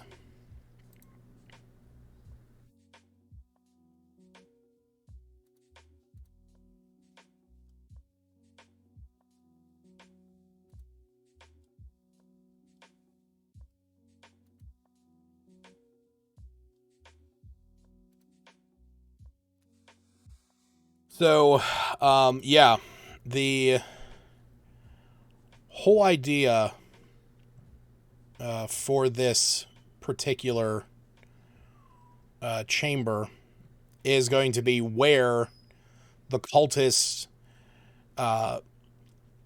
basically drag bodies back if they have the capacity to drag bodies back to perform these rituals.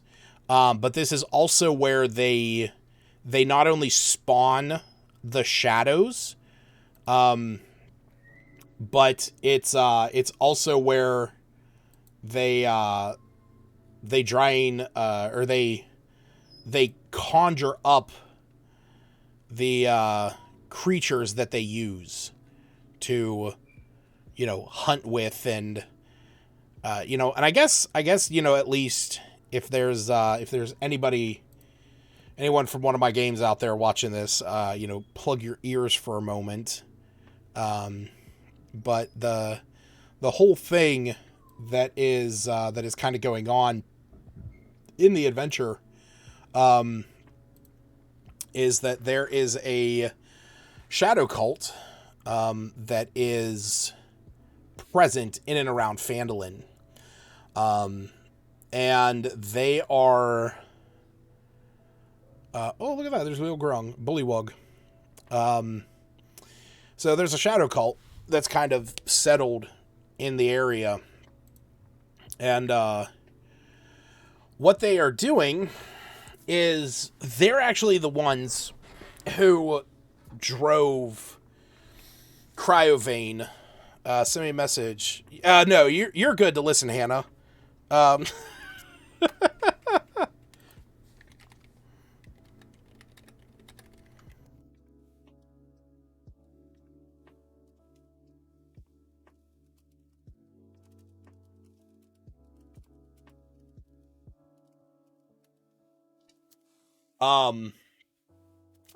Yeah, so this is in regards to my GS campaign, the one I run at the library. So if there is anybody here, like I said, if anybody just so happens to be catching this, spoiler warning, don't listen. But basically the whole thing, with the Lost Mine of Phandelver, or not the Lost Mine of Phandelver, Jesus, I always say that, the Dragon of Icespire Peak.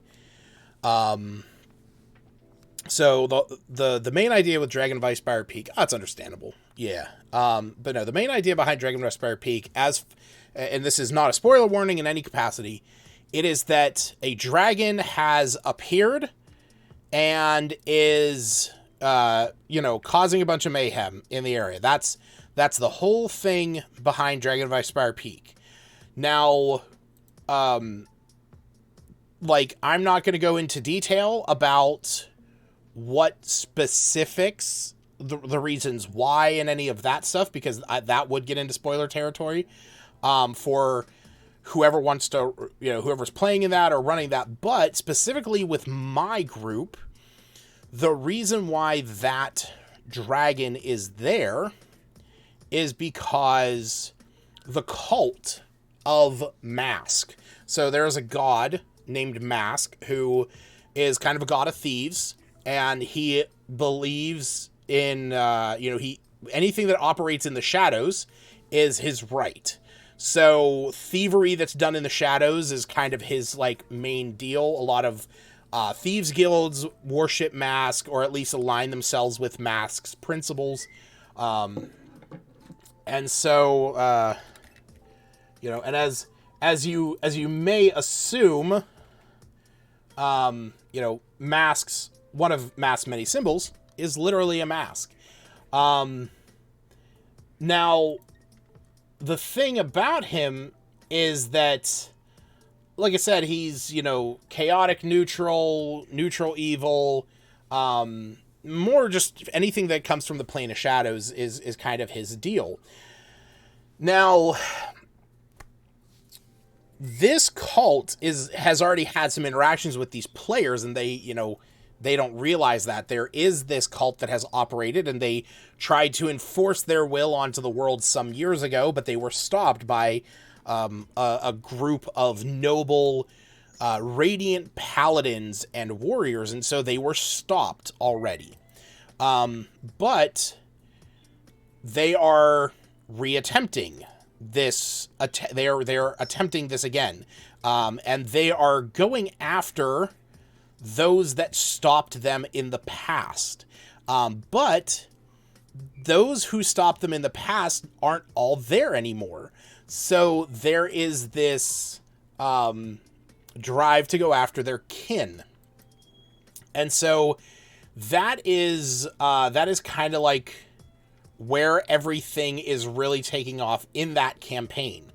That the players are the players are having to deal with this cult while dealing with this dragon. But what they don't realize, and what they'll find out through the campaign, is that this cult is actually the reason in that group, in that campaign, why the dragon is there. So there is this beautiful, beautiful creature known as a shadow dragon. No, not red shadow dragon. Don't know why it's not pulling up on there. Oh, let me see here.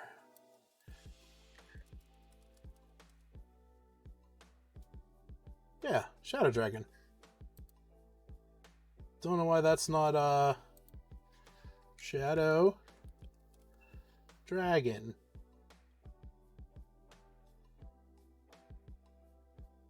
Is this it? Young. Oh yeah, wow, that's weird that it's like young red shadow dragon. I don't know why that's a distinction. Adult solar dragon. No, this is definitely a shadow dragon.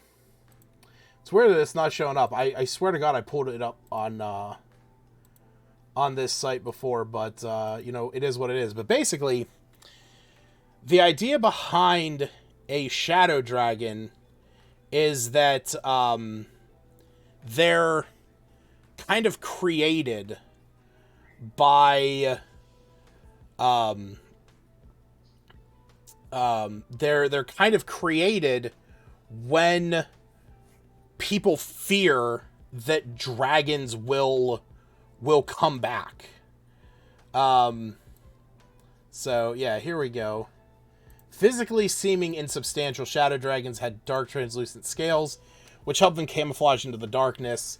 They were often mistaken for black dragons, but their horns point backwards, unlike normal black dragons. So they are scary motherfuckers.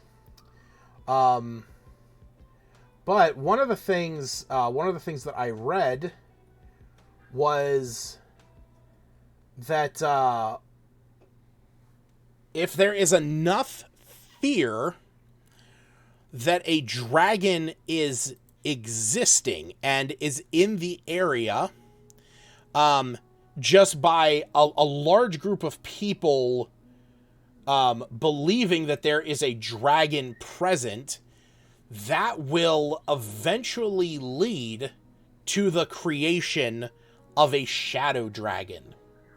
So I can't remember where I found that. It was a really cool piece of information. I wish I would have saved where it was, but they're actually not that crazy strong. Now, beautiful thing about this website is I can just crank up their challenge rating however I see fit and, make it more of a challenge.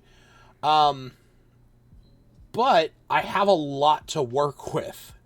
So this is kind of the end goal for that campaign that I'm running, where they're going to be going through, they're going to be dealing with the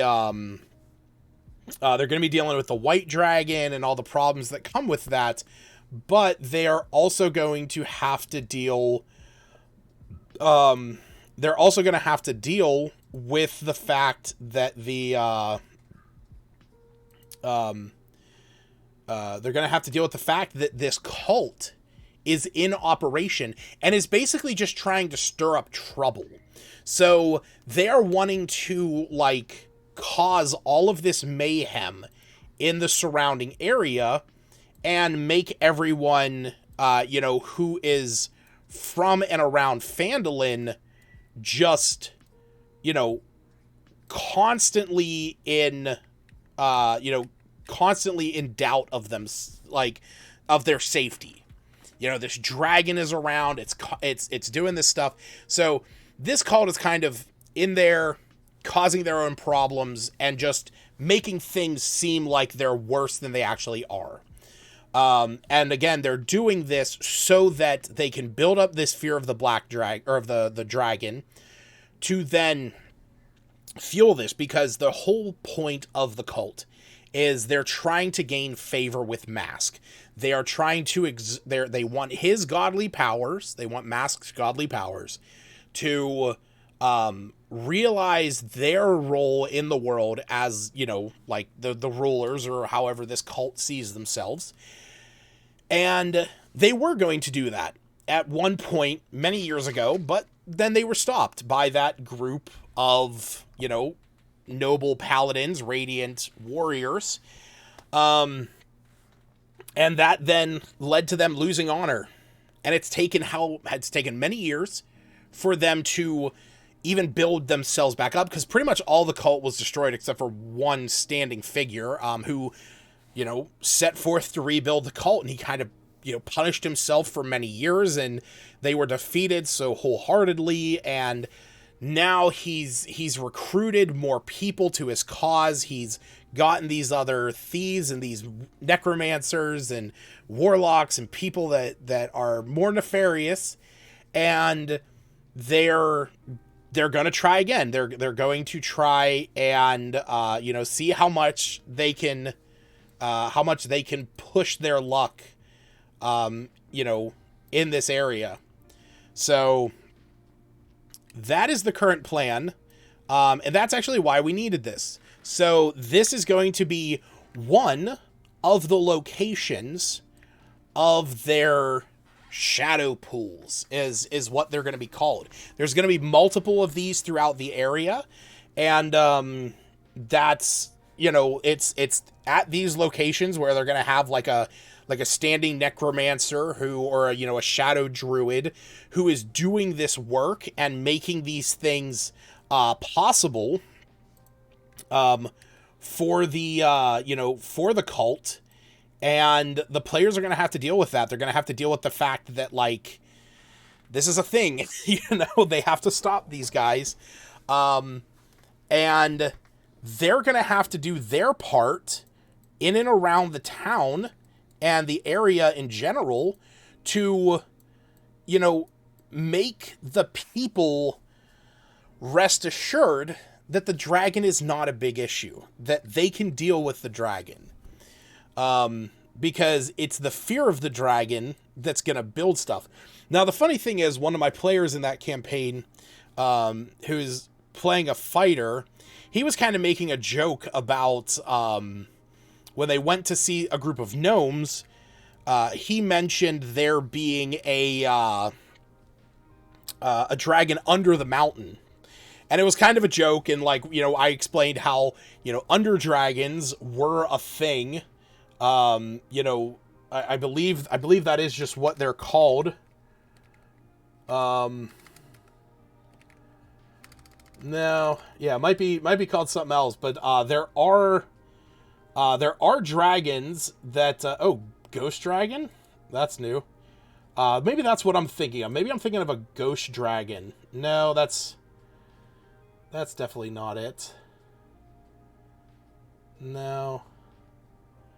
Yeah, hollow dragon, no. I know what a hollow dragon is. There's... Oh, it's deep dragons. That's what it is, a deep dragon. So we were talking about deep dragons and how they are, they exist in the Underdark and they crawl through the ground. And they're not really like, they don't look like your classic dragon. They're more like fungal and stuff like that.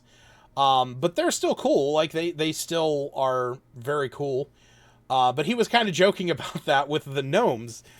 And the moment that he started playing with that, that's the point where the DM goes, ah, ha, ha, ha, ha. Yes, dragons under the mountains. And then, immediately pulling out my notebook and, writing dragon under the mountain. Storing it up there until I could get home and, sit down and write some stuff. So, that's what the plan is right now. This corner is killing me.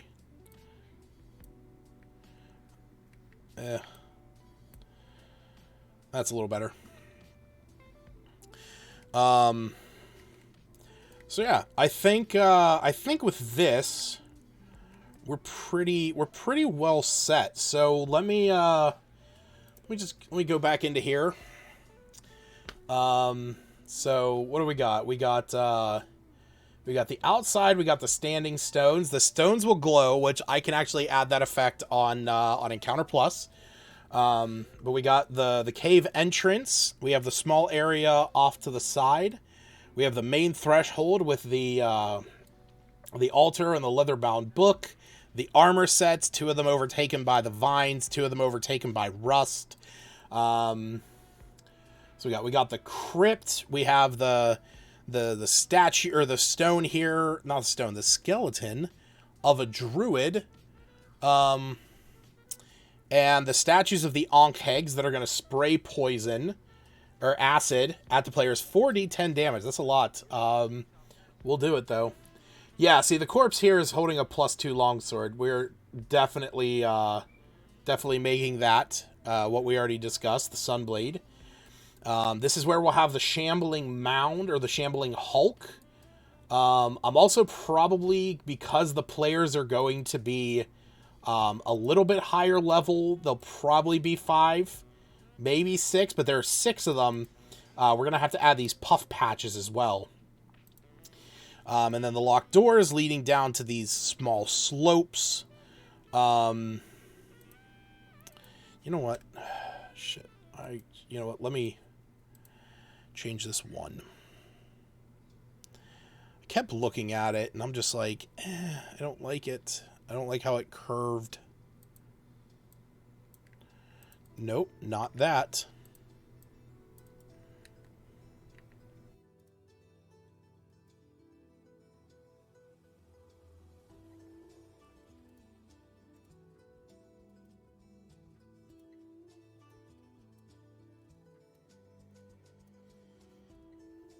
Okay, let's get rid of that. I should just be able to copy and paste this. Okay, yeah, that looks fine.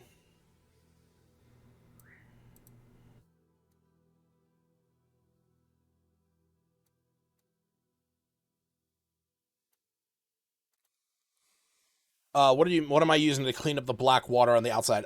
So whenever you have a tool selected from most of these brushes, for example, water, if I have this, I can hold it down and it'll create water. I can hold Alt and it'll turn blue, and that erases it. So if I put down like a big patch of water, but I want to create an island, I can hold Alt and do that, and I get my little island.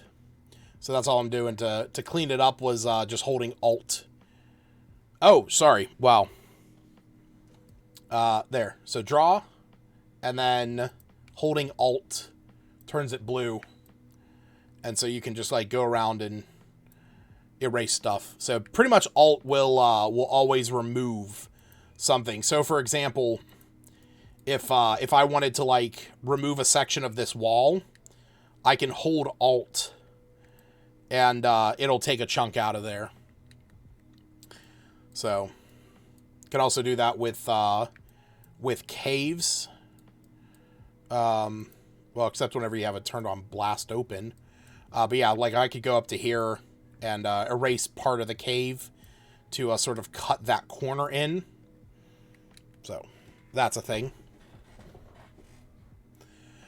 Okay, cool. So I think I have everything ready.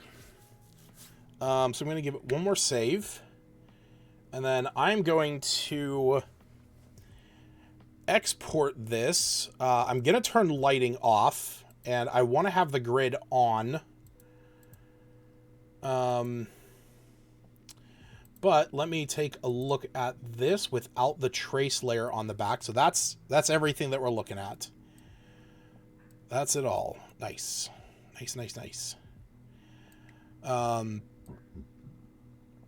Okay, so what we'll do now is we'll go into export. We're not going to have to add anything, but yeah, I want to make sure that the grid remains on, because I prefer having the grid on. I'm turning lighting off because I will add my own lights if I want to. So I'm going to export this into my map folder. And so this is going to be Shadow Prison Dungeon. There we go. All right, and again, we're going to give it a quick save. Now, what I can do is... let me see here. So what I can do is now I can show how I would add this onto Encounter Plus, because that's the next step. So that's where we'll add the monsters. That's where we'll kind of do everything else. So let me pull up the air server.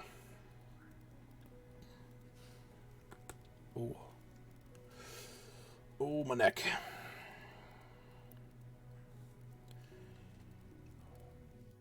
And what we'll do is we'll get rid of that.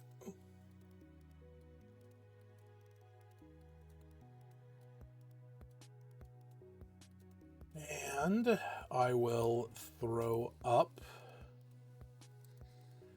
the air server right up there, and we'll go to Encounter Plus.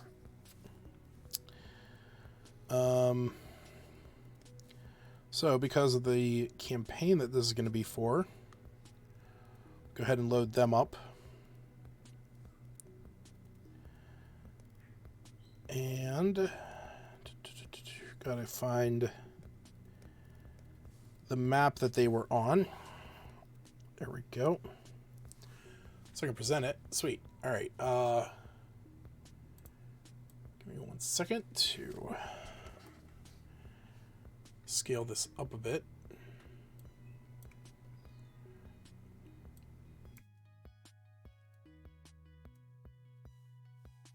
Because what I can do is I can throw this in overlay mode, and everybody can see what I got going on. So here we go. We got the GS crew, and we'll go over here to campaigns, still called Penn Hills Heroes. But in here is where we will add this. So we'll go into here, and we're going to add a new map. And actually, you know what? Let me turn off mirroring for just a moment. I'm actually going to import this directly. Just don't necessarily want to have all of my content up on the... Actually, no, it's not a big deal. I don't have anything in this folder, and I'm already in the right folder. Cool. Let me throw this back up.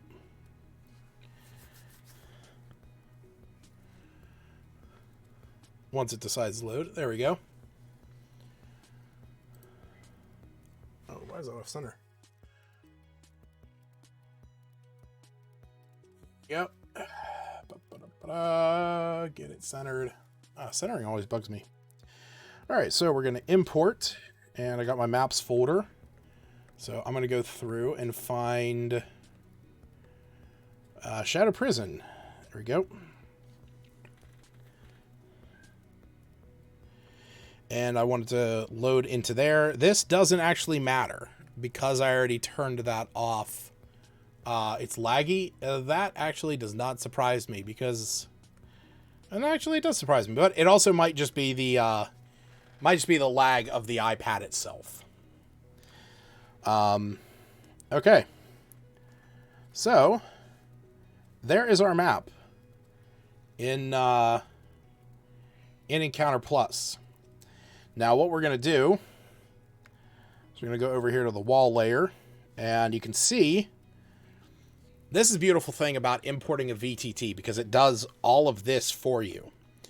So I don't have to worry about any of that, but what I have to worry about is having this area cut off. So what I'm going to do, I'm just going to go up here, make sure it's on the wall, put a straight line, and we are going to cut this map right in half. Just like that. So what this is going to do is I will be able now to... let me take these guys off of initiative. What I can do now is we're going to import our test characters. One thing that I always do with my maps is I have 3 characters that I have made. Each one of them has a different kind of vision. And so one of them has dark vision, one of them has normal vision, and the other one has a torch. And what we'll do is we'll go over here and we'll turn on line of sight. Bada boom, we got our map. Now on here, on my side, you can see that I can see everything. So as the DM, I can see everything as much as I want. I even have the ability to like change how much darkness I see. I generally keep it on like a 5 or a 6. But if I hit this button in the bottom right corner, this will allow me to let me see what the players see. So right now, I know that, dark vision can see everything, can see through all the trees, can still move through the area. Normal vision, once he gets out to where the trees are, he's done for. And then this guy, the torch, he can move around as needed. So now we're going to move these 3 over to here to make sure that line of sight is working, make sure our lights are working. So same thing. This is good. They can see back to there. Same with dark vision. Just got to make sure nobody gets outside of the map. Actually, I just had the thought I could do this on my one server.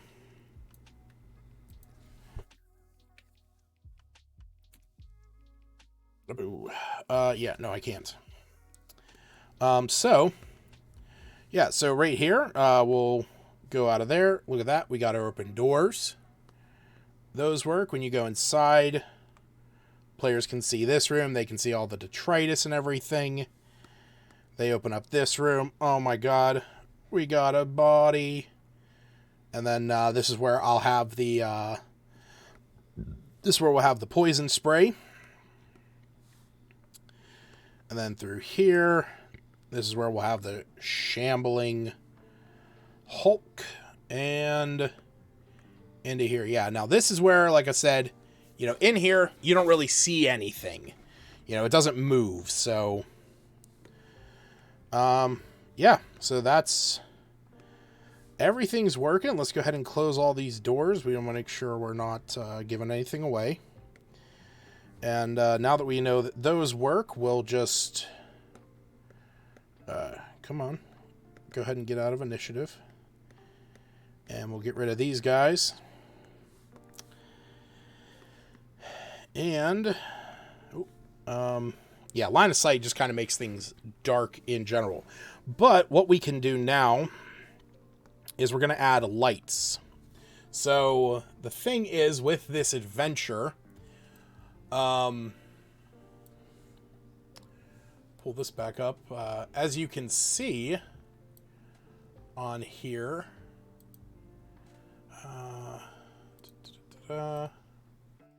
get rid of that. There we go. Crop that down a bit. So, as you can see on here, this part, these light up depending on what is presented to them. So one is lux, meaning light. One is tenebris, which is darkness. Ember is rain, and ignis is fire. Those are all just Latin words. I knew tenebris. I've actually used that word. So you need to, do stuff with them. So what I'm going to do down here is I'm going to add light sources to these. So we're going to add a new light. It's going to be a very faint light. bright is only going to be 5, and dim is going to be 10. And with this one, this is going to be yellow, because this is going to be the lux. This is going to be the light. So, and let me actually, let me get that normal vision player back in. So from him, this is what he can see right now. Now I can also go into here and you know, add a bit of daylight. But this is still going to have that effect. Now, I can also go in and mute it, you know, make it visible or not visible, and right now I want it invisible. But I'm just going to double these up, turn off the snap there. And we're going to place these right on there, and then this one, so this is going to be the darkness one. This one's going to have kind of like a grayish kind of light. You know, more like a soft white. This one is going to be rain. So this one's going to have like a pale blue.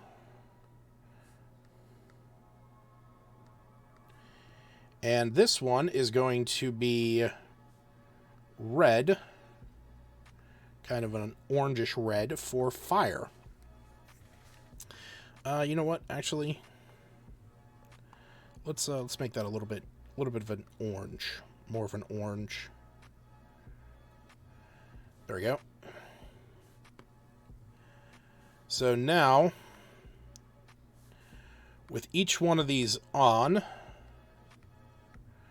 got blue, you got white, and you got yellow. Now I could also go in and increase the opacity. That's just gonna, you know, make it a little bit brighter right on its spot. So maybe for that one, it's not a bad option. Yeah, so there's that. Now that's how the players actually get into this place. So we need to make sure we turn these off depending on when the players are there. You know, if the players are there at night, you know, or if like maybe I have it so that it's raining when they get there, that would then play into it because the blue one would be glowing. Video doesn't still play right for me. Could just be my end. Oh. If anyone else is having any issues, let me know.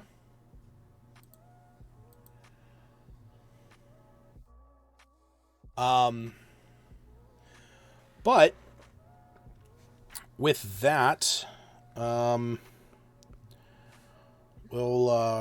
really have to worry about anything over here. I also don't have to worry about adding anything into there either. And beyond that, I just need to make a monster stat block so that we can populate this room. I also need to populate some monsters in here, but I will probably do that part in my own time. But at least for right now, I am going to add these monsters. I just need I need the keyboard from my iPad. So tell you what, trying to type up a monster with without a keyboard, it's a pain in the butt. I was gonna ask if that was gonna show it rotating. Nope. Why is that not on the right thing? Is that not on the right thing? There we go. Awesome. Cool. So we'll go over here. Come down and we'll grab some Shambling Hulk. It's got a lot of stuff to it. So Shambling Hulk. It is large. It is a construct. It's a neutral. It's got an AC of 15. It has 145 hit points and a speed of 30 feet. It's got a 19 to strength, 8 to dex, could have kept that, 16 to con, 6 intelligence, 10 and 5. Saving throws. It doesn't have any saving throws, but it does have a +2 to stealth. Condition immunities. Wow, that's a bit. Charmed. Exhaustion. Frightened. Paralyzed. Petrified. Poisoned. Yep, there we go. Damage immunities, lightning and poison. Funny enough, one of my players plays a lightning-based Dragonborn Barbarian, so that's going to be a little rough for them. No vulnerabilities. It does have resistance to cold, so that's nice. Its senses, it has blind sight out to 60 feet. Blind. Okay, so it's blind beyond 60 feet. Okay. Its passive is a 10. It has an automatic initiative modifier. It knows Druidic, but it cannot speak it. And it's a CR7. Okay. I always save halfway through. Tell you what, I've lost so much work in the past. Oh, that's actually kind of different, but the same. Yeah, I think that's the difference. Like, Shambling Hulk is a combination of Shambling Mound and something else. All right, so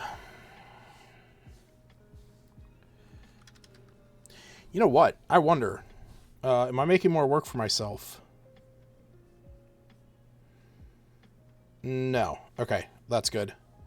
I thought if I could reuse something. So, immutable form.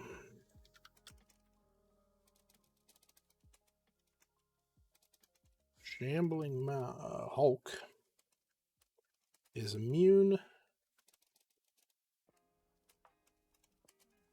to any spell or effect that would alter its form.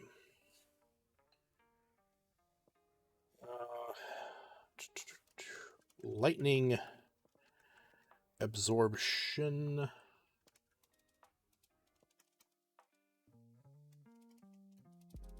I always do that. I always get a double. Everyone else do that whenever you're like hitting shift and you accidentally get like two capitals.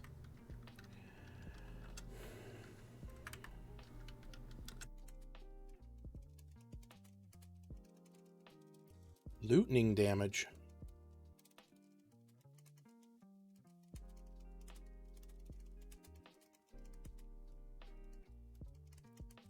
So it has lightning absorption, so anytime it takes lightning damage, it takes no damage and instead regains a number of hit points equal to the lightning damage dealt. It has magic resistance. So Shambling Hulk has advantage on saving throws against spells and other magical effects.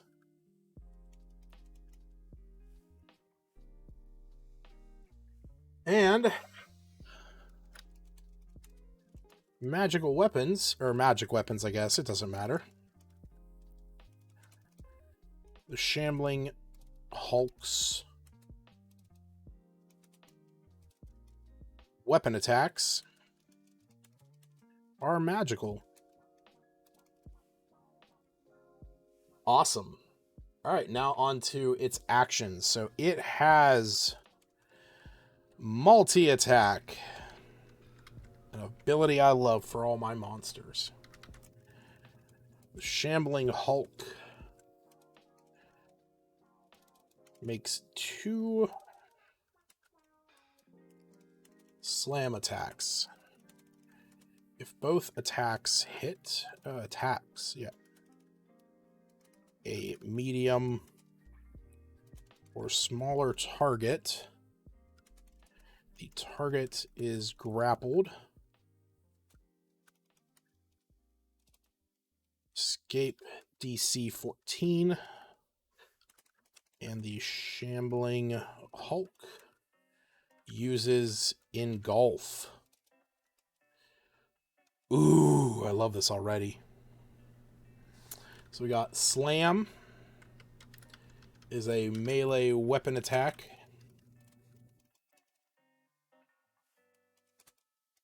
With a +7 to hit. A reach of 5 feet. 1 target.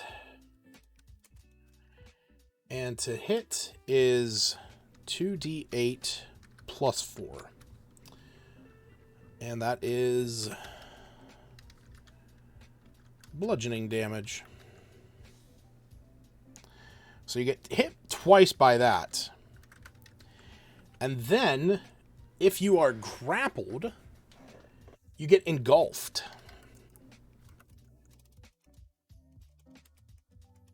Shambling Hulk engulfs a medium engulfs. I keep spelling it like that. Or smaller creature. It grapples. The engulfed creature is blinded, restrained, and unable to breathe. The target, where are we at? There. Must succeed on a DC 14 con save at the start of each of the Hulk's turns, or take 13 or 2d8 +4 bludgeoning damage. If the Hulk moves, the engulfed creature moves with it. The Hulk can only engulf one creature at a time. All right. There we go. Sweet. So there is our Shambling Hulk. I definitely want a picture of this. So we're going to look up. This is probably going to give me Shambling Mounds. Yeah. Oh, I love this. Look at that cool art. Look at that. That's even better. Sweet. Yeah, we're definitely going to use that art for this. And then, so we're going to save him. Now we're going to create another one, which is a Poison Puff Patch. And this is a small plant that has a 5 armor class, 3 hit points, and a 0 movement speed. So these things are just planted where they are. So we got a 3, we got a 1, a 10 in con, 1 in intelligence, 3 in wisdom, and 1 in charisma. So this thing is immune to blinded, deafened, and frightened. It has blind sight of 30 feet. Beyond that, it's blind. It has a passive perception of 6. It's a challenge rating 1/4. Make sure we get that saved. This was called a puff patch. And it has 2 traits. One is false appearance. While the poison puff patch remains motionless, it is indistinguishable from an ordinary fungus. Sick. Now its action, spit poison. It's a ranged weapon attack with a +2 to hit. Range of 10 feet. Oop. 1 creature. On a hit, it deals 1d6 poison damage. And the target must make a DC 13 con save or become poisoned for 15 minutes. Wow. That's actually a long time. Okay, cool. So, we got them. Like I said, I don't know at which point my players are going to be reaching this place. So I don't want to add I don't want to add a ton of these things right now. I know that on here it recommends that for at least 6 players there's at least 2 to 4. So we're going to go ahead and at least add 4. Oh, you know what we're going to do first? We're going to find some nice art for these characters. So we already got one for the Shambling Hulk. We're going to Google Poison Puff Patch. I don't think it's really going to come up with any. Yeah, that's kind of what I thought. So Poison Shrub D&D. That's adorable. You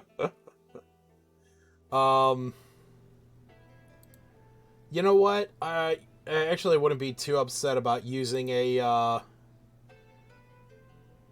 of an awakened shrub. Yeah, corpse flower, no. Not too up on that. Oh,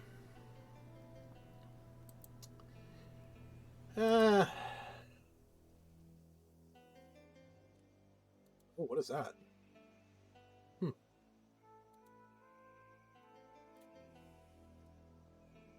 Alright. Well, probably leaning. I don't hate this. I think this looks alright. Let me just check. Let me look up Poison Plant D&D. That's the same one that came up.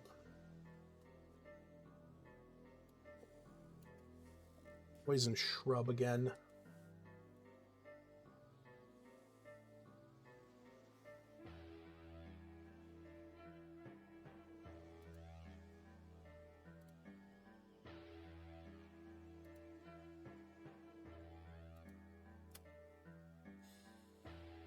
You know what? I like this. So I think this is what we're going to go with. Now, anytime that I ever do this stuff, I always use this one website, the Indie Token Maker, because it's really nice because you can actually just drag an image into here, get it situated where you want, but you can actually use like the official, you know, quote unquote official stuff. We'll give that a quick download, and then same thing for this guy. Kind of expand that out a bit. Give that a download. Now I can go into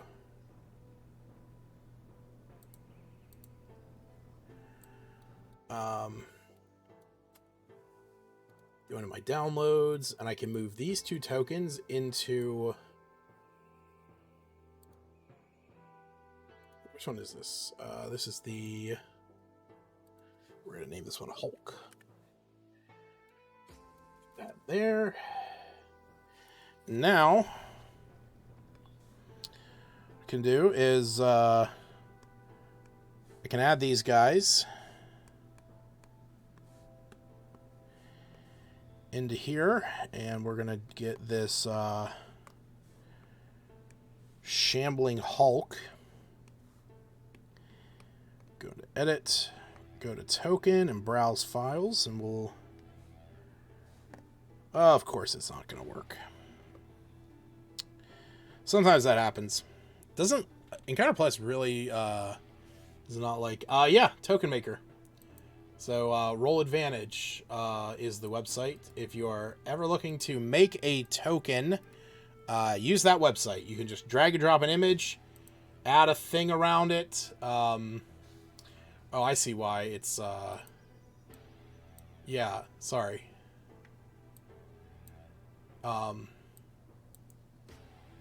Yeah, there's the whole page of what I'm looking at.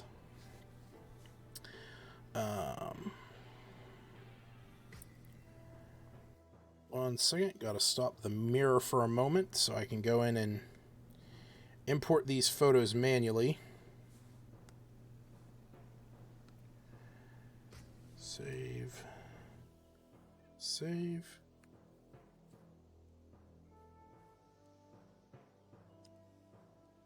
Edit. Photo library.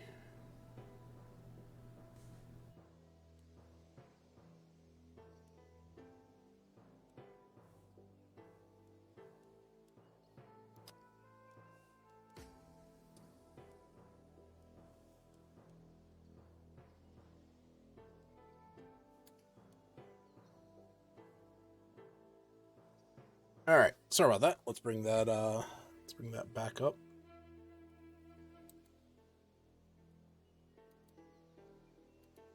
Go.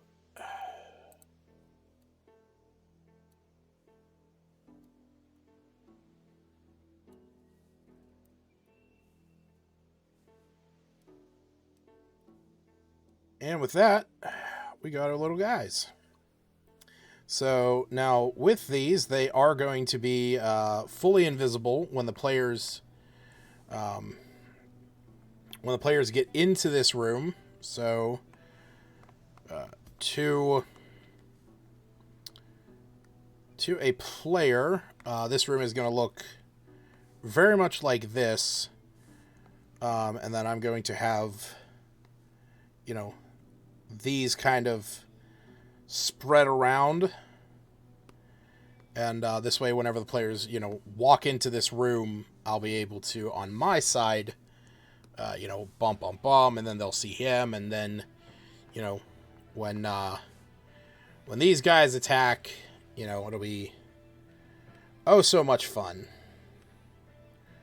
Yeah. Alright, so I haven't, like I said, I'm not really gonna do too much with the rest of this, just because I have still yet to figure out what kind of like shadow necromancer druid thing I'm using for up there. I also know that I need to add, like, just a handful of hobgoblins and goblins in here. So I can do that. Goblin gang members, yeah. Let's add 5 of those. And we're going to add a hobgoblin captain and 2 others. So these are going to be the ones who come out of this place, and they're kind of guarding here. Let's go ahead and make them visible. And there's also, I think what I'm going to do is I'm going to have, like, some of the other shadow druids or whoever I have, like, out here in this area, like, patrolling around here, but then, like, going beyond, kind of giving the players something that they have to contend with. So, but yeah, I think that's where I'm going to end it for tonight. It's been a bit of a long stream. I've been going for about over 4.5 hours. But yeah, I think this is where we'll end it for the evening because, well, we did everything, well, at least I did everything I set out to do today. So, I was able to, so yeah, it's like, I mean, I got the rest of the D&D, the one D&D feats added to Beyond. I was able to get the, oh shoot, I was able to get that character made, Raina Ribbit, thanks to Hannah out there. And then on top of that, we also made a map, added some monsters, and have set up for a little adventure for my GS group. So we're in pretty good shape today. Today was a productive day for some D&D stuff. So, but yeah, that's where we're gonna probably call it for the night.